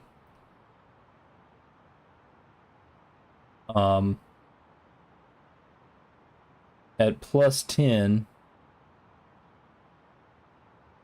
total air temperature, and our just to clarify, the total air temperature is the temperature of your leading edge of your plane. So like the front edge of your wing that's cutting through the air of your engines and your nose and all that stuff. Anything that's catching the air of the plane is a sharp edge, like your wings and your engines. So you got temperature sensors there. So your total air temperature, because of friction, is plus 20 right now. Our static air temperature, which is the measure of the air around the plane, is plus 5. So if we got into moisture conditions, clouds, fog, rain, whatever, and our static air temperature was 10 or below, we would turn on engine anti-ice if I'm thinking about this appropriately. But for me, this is just something I do. If total air temperature is 10 or below, I'm also going to turn it on, because in the right conditions you can't have freezing at 10 degrees. So I just play off both of them pretty much. So if my, like right now, if we were in clouds, my total air temperature is plus 21, but my static air temperature is plus 6, I would probably turn on the anti-ice just to be safe. I'm not sure what I'm not sure what other real pilots would do, but that's just me being me, to be honest with you. So we're just over the top of the clouds, and our temperature is at plus 7. So by the time we break through the clouds, I'm pretty sure we'll be at plus 10 for our static air temperature. But if we're not, we'll cut on the anti-ice. We'll burn some fuel. We got plenty of fuel. So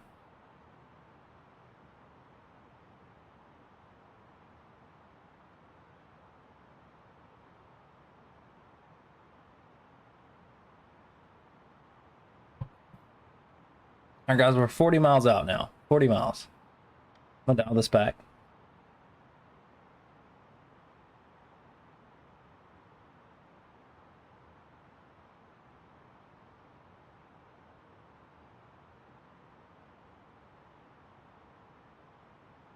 And Sucking Schnitzel, you might, I mean,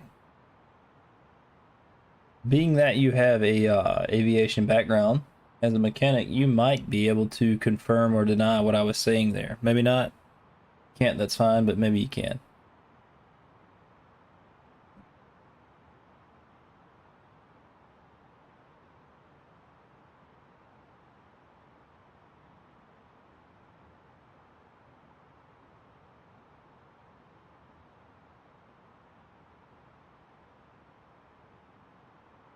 Yeah, different airlines definitely have different rules. I have learned that from watching people stream. And you go by what your airline says. So the number one guy that I watch stream, it's pretty much plus 10 or 10 degrees Celsius. And if it's at 10 degrees Celsius, and I can't remember if it's total or static.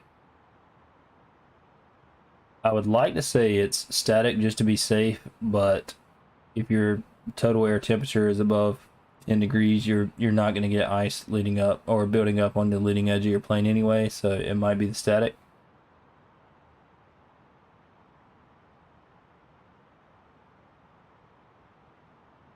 And is it plus or minus 10 Airbus for your total or static?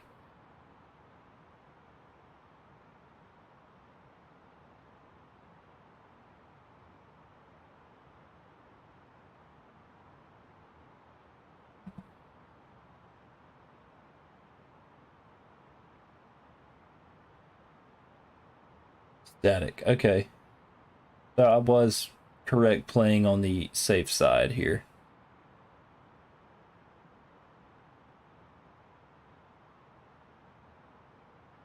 Awesome. Well, at least I'm not giving y'all completely factual information. I am happy for that. I've watched enough streams and remembered enough to where I'm not a complete blubbering idiot.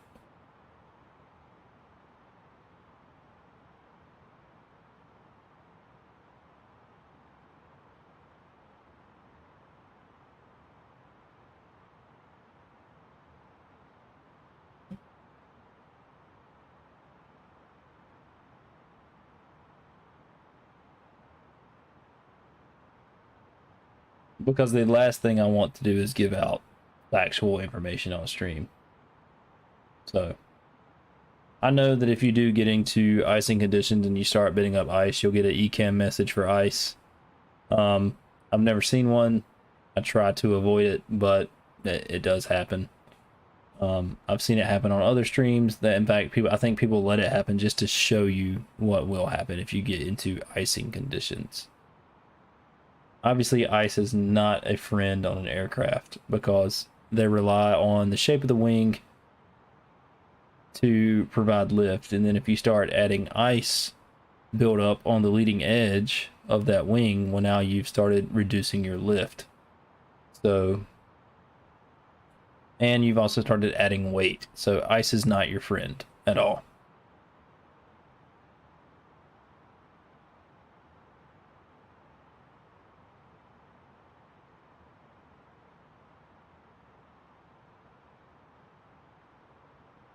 But our temperatures look like they're going to be okay. We're at a total air temperature of 25 and a static air temperature of 11. So we should not need anti-ice. And we should start slowing down here pretty soon. In fact, I'm tempted to slow us down on our own. Just because... But we actually should slow down to 180 by Davna. So, and when that comes in, we'll start throwing in flaps. To get ready for landing, I'm going to go ahead and put auto brake on medium, and I'm going to arm the ground spoilers.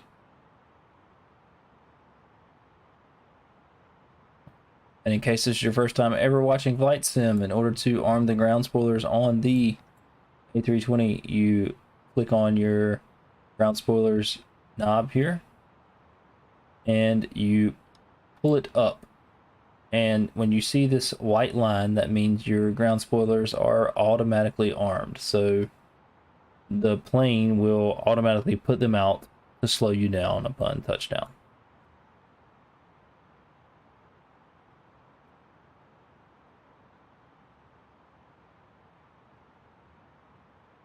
Because one thing Airbus has done is made it really easy on the pilot. Like,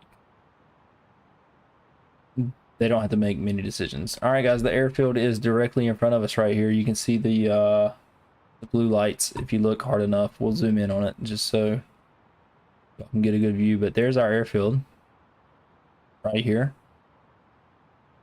So we're going to be doing a little loop-de-loop. And hopefully lining up to land.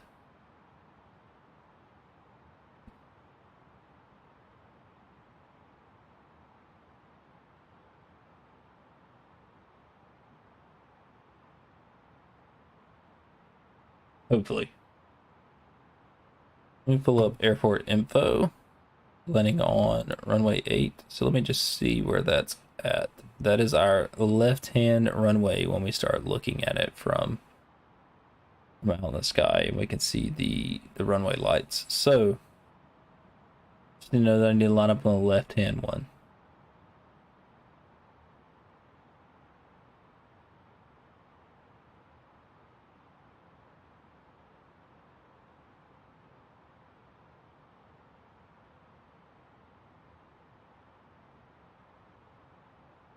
And if I wanted to pull up the RNAV for runway 8, here you can see me right here. I'm making my loop pattern. I'm gonna come back in across Davna, and then we're gonna line up to land on runway 8, which is right here. So I'm gonna leave this up for y'all to see. I'm gonna take a look outside,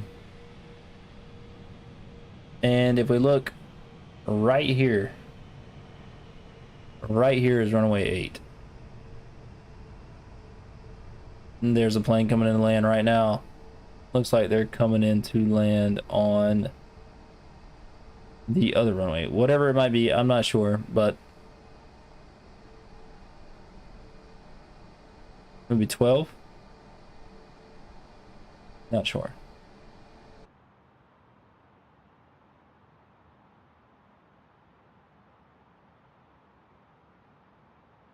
All right, guys. So we are at a safe flap speed. We're gonna go engage flaps 1.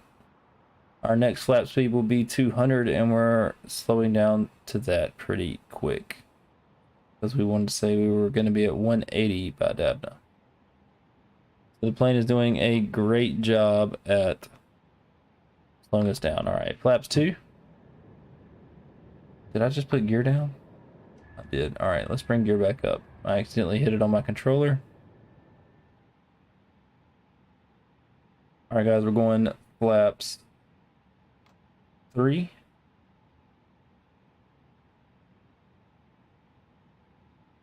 I've been told that, man. I'm gonna have to check that out for sure. I've enjoyed the A320 up to this point, but I might have to check out that A310. All right, guys, flaps 4. And when we get lined up on the runway here, which we should be seeing it pretty soon. Oh, shoot. This isn't good, guys. This is going to be steep. Let's go ahead and put gear down. Landing light should have been on a long time ago. Flight attendants, please prepare for landing. Alright, guys. Bear with me here. We are descending, but not at a good rate.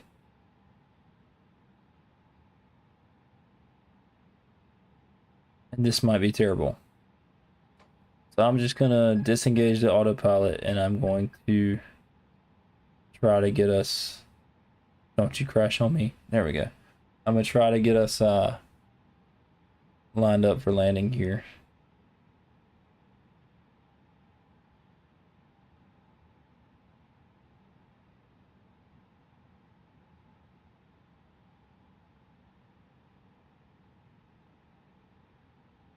And I am doing this with an Xbox controller, so it's not going to be super precise, but hopefully precise enough.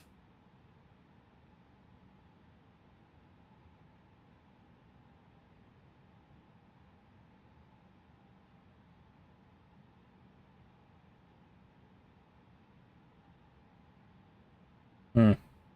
2,500. This isn't good, guys. This is not good. We're coming in hard and fast.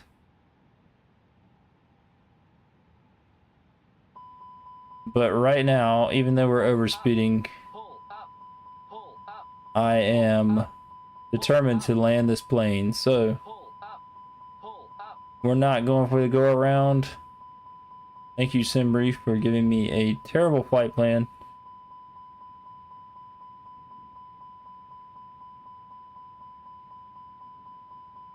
Go ahead and cut it to idle. And we're just going to try to glide in here, guys.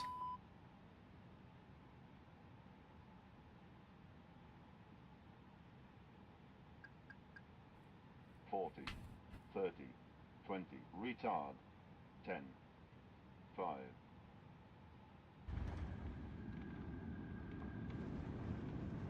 All right. What do you know? Not a terrible landing. we're not gonna make that turn off, but we'll go ahead and go to the end.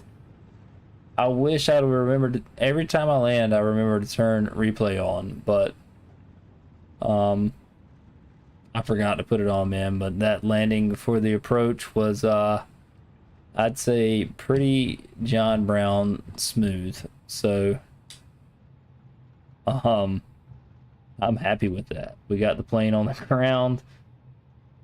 We're clear of the runway, and I felt like it was pretty good for an Xbox controller. Y'all let me know what you think in the chat. I mean, it could have been absolutely terrible, but maybe not. Maybe not.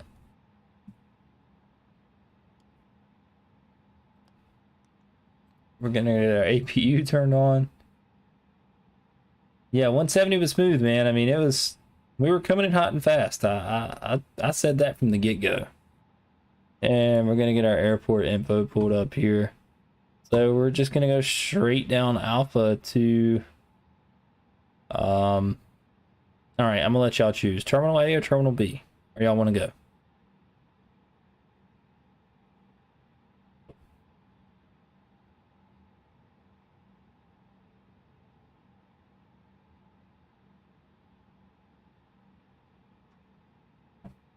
And in case you can't see it very well, Terminal A is to the right, Terminal B is to the left. So we can go. If we're going to Terminal A, we'll just go straight down Alpha to Terminal A. If we're going to Terminal B, we'll go Alpha Kilo Golf to Terminal B. It's completely up to y'all.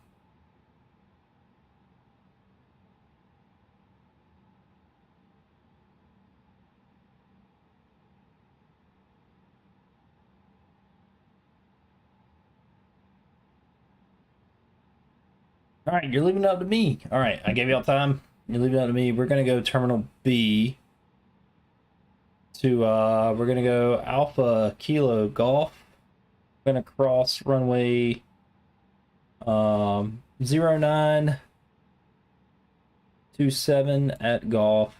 We're gonna take a right Echo. We're gonna come in Echo 2 to Terminal B.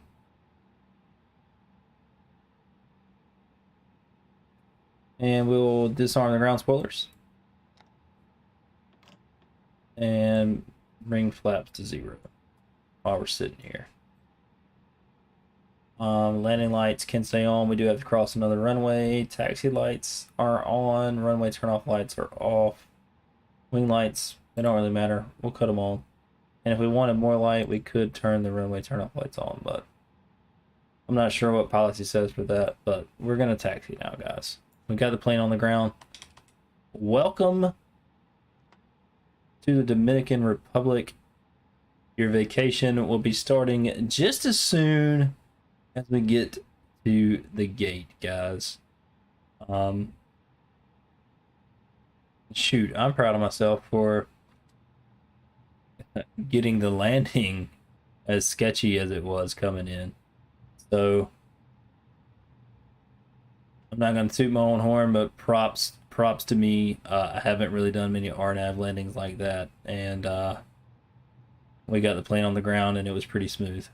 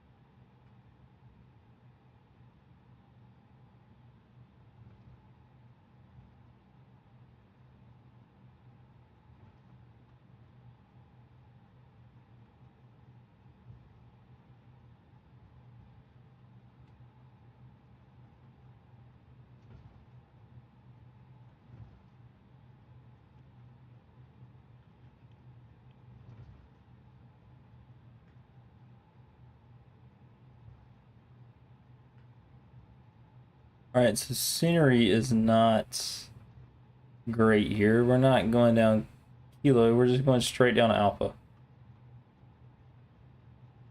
We definitely couldn't make that taxiway. Clear right, clear left, and we're going across Alpha. Guys, we're just gonna end up going to Terminal A. Unless I get to Terminal A and we can't park there, and then I'm just gonna go via Delta Echo 2.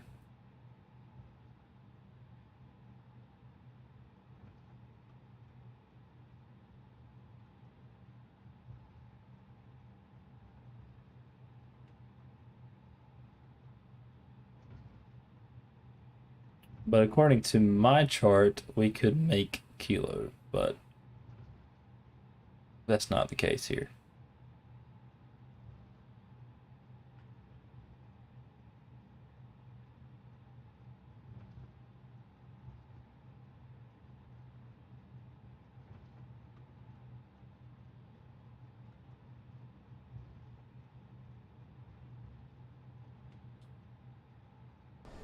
Alright, let's see what kind of parking we can find at Terminal A.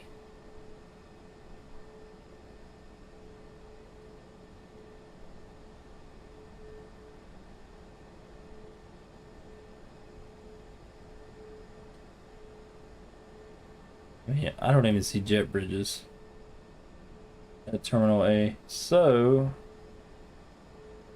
we're gonna go to Terminal B, guys. We're gonna just throw this out and go to Terminal B.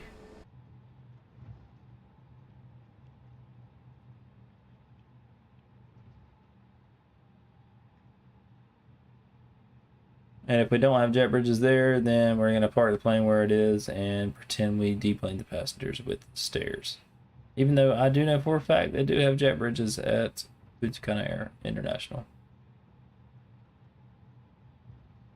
Because I went there on my honeymoon, and that's where we landed.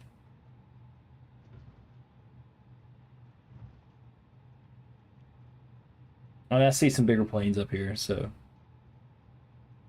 And jet bridges.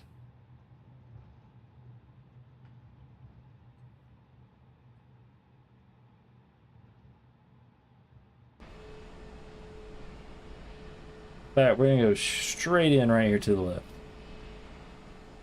Right in between these two planes. That's our goal.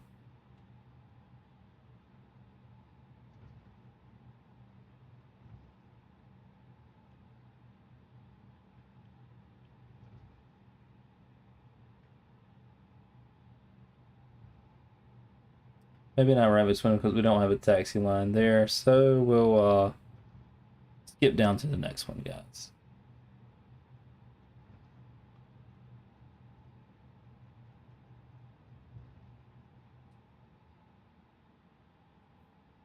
I didn't mean to hit the brakes that much. Just squeeze it in. Yeah, yeah.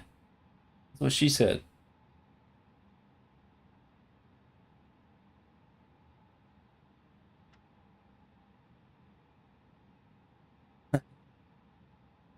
No, I cannot. But we do have it right here. Wish I had a marshaller to tell me when to stop, but that's fine. Just eyeball it here. Pretty jam around close. I do say myself.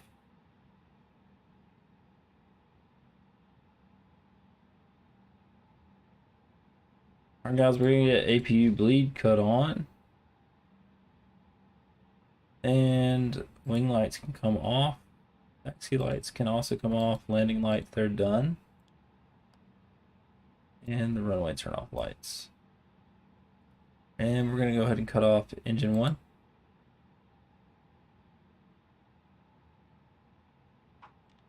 And engine 2. We're going to continue through this. That just gives me flight hour credits here. And I'm going to pull up ground services and hope to God that jet bridge connects. No go. There it goes. All right, awesome. And let's call for a GPU. See if that works too.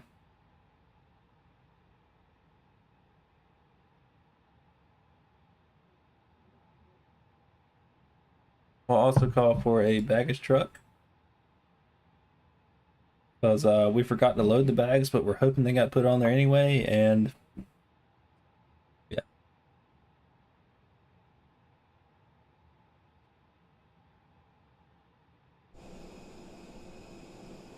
It says external power is available, so, and the truck's out there. Let's cut it on. See what happens. So we got external power. APU is coming off, along with window heat.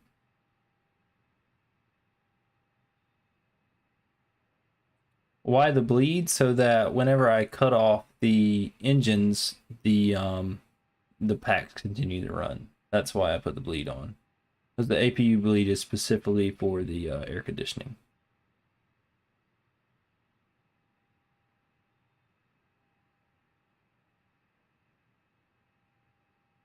Which is my understanding. So if I'm wrong, please tell me, but I have understood that the bleed air is specifically for running the packs on the plane.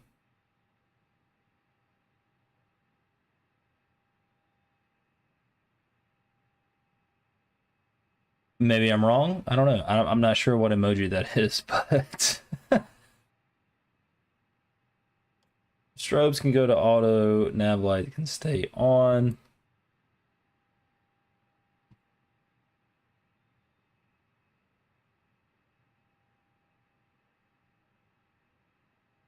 Is a sloth. Does that mean I'm wrong? Does that mean I misunderstood that?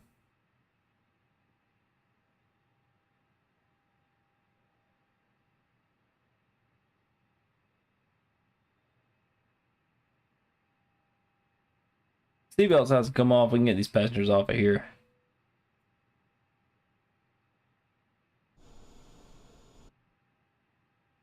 Baggage is not coming. They said, screw you. We're not getting these bags off. We'll open the cargo door just for fun. No, we won't.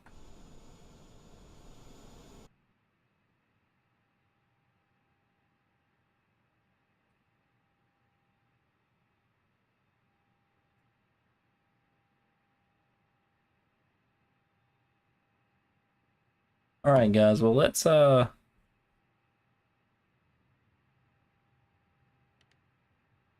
put the airplane cold and dark.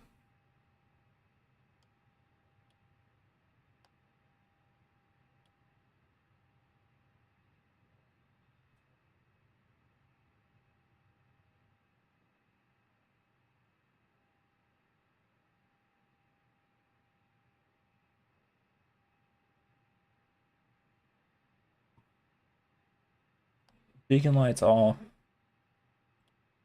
Nav and logo lights are off. Strobe lights are coming off. No smoking signs can come off. Crew supply oxygen is off. Fuel pumps also coming off.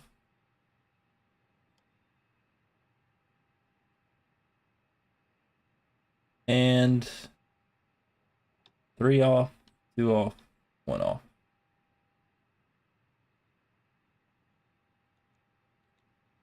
I also cut my batteries off because we are on ground power.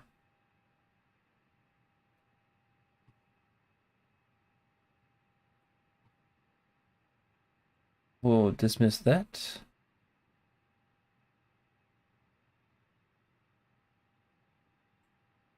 We'll dismiss that, and now it says it's here. It's fine. Passengers got off the plane quick, fast, and in a hurry because we came in hot and fast, and they were running for their lives. External power's off, guys.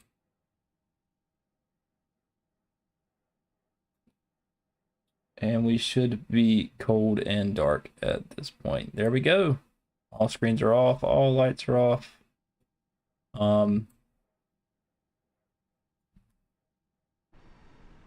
For whatever reason, they're hooked up now, and here comes the baggage truck. Either way, they can unload the plane in the dark and power the plane in the dark. I'm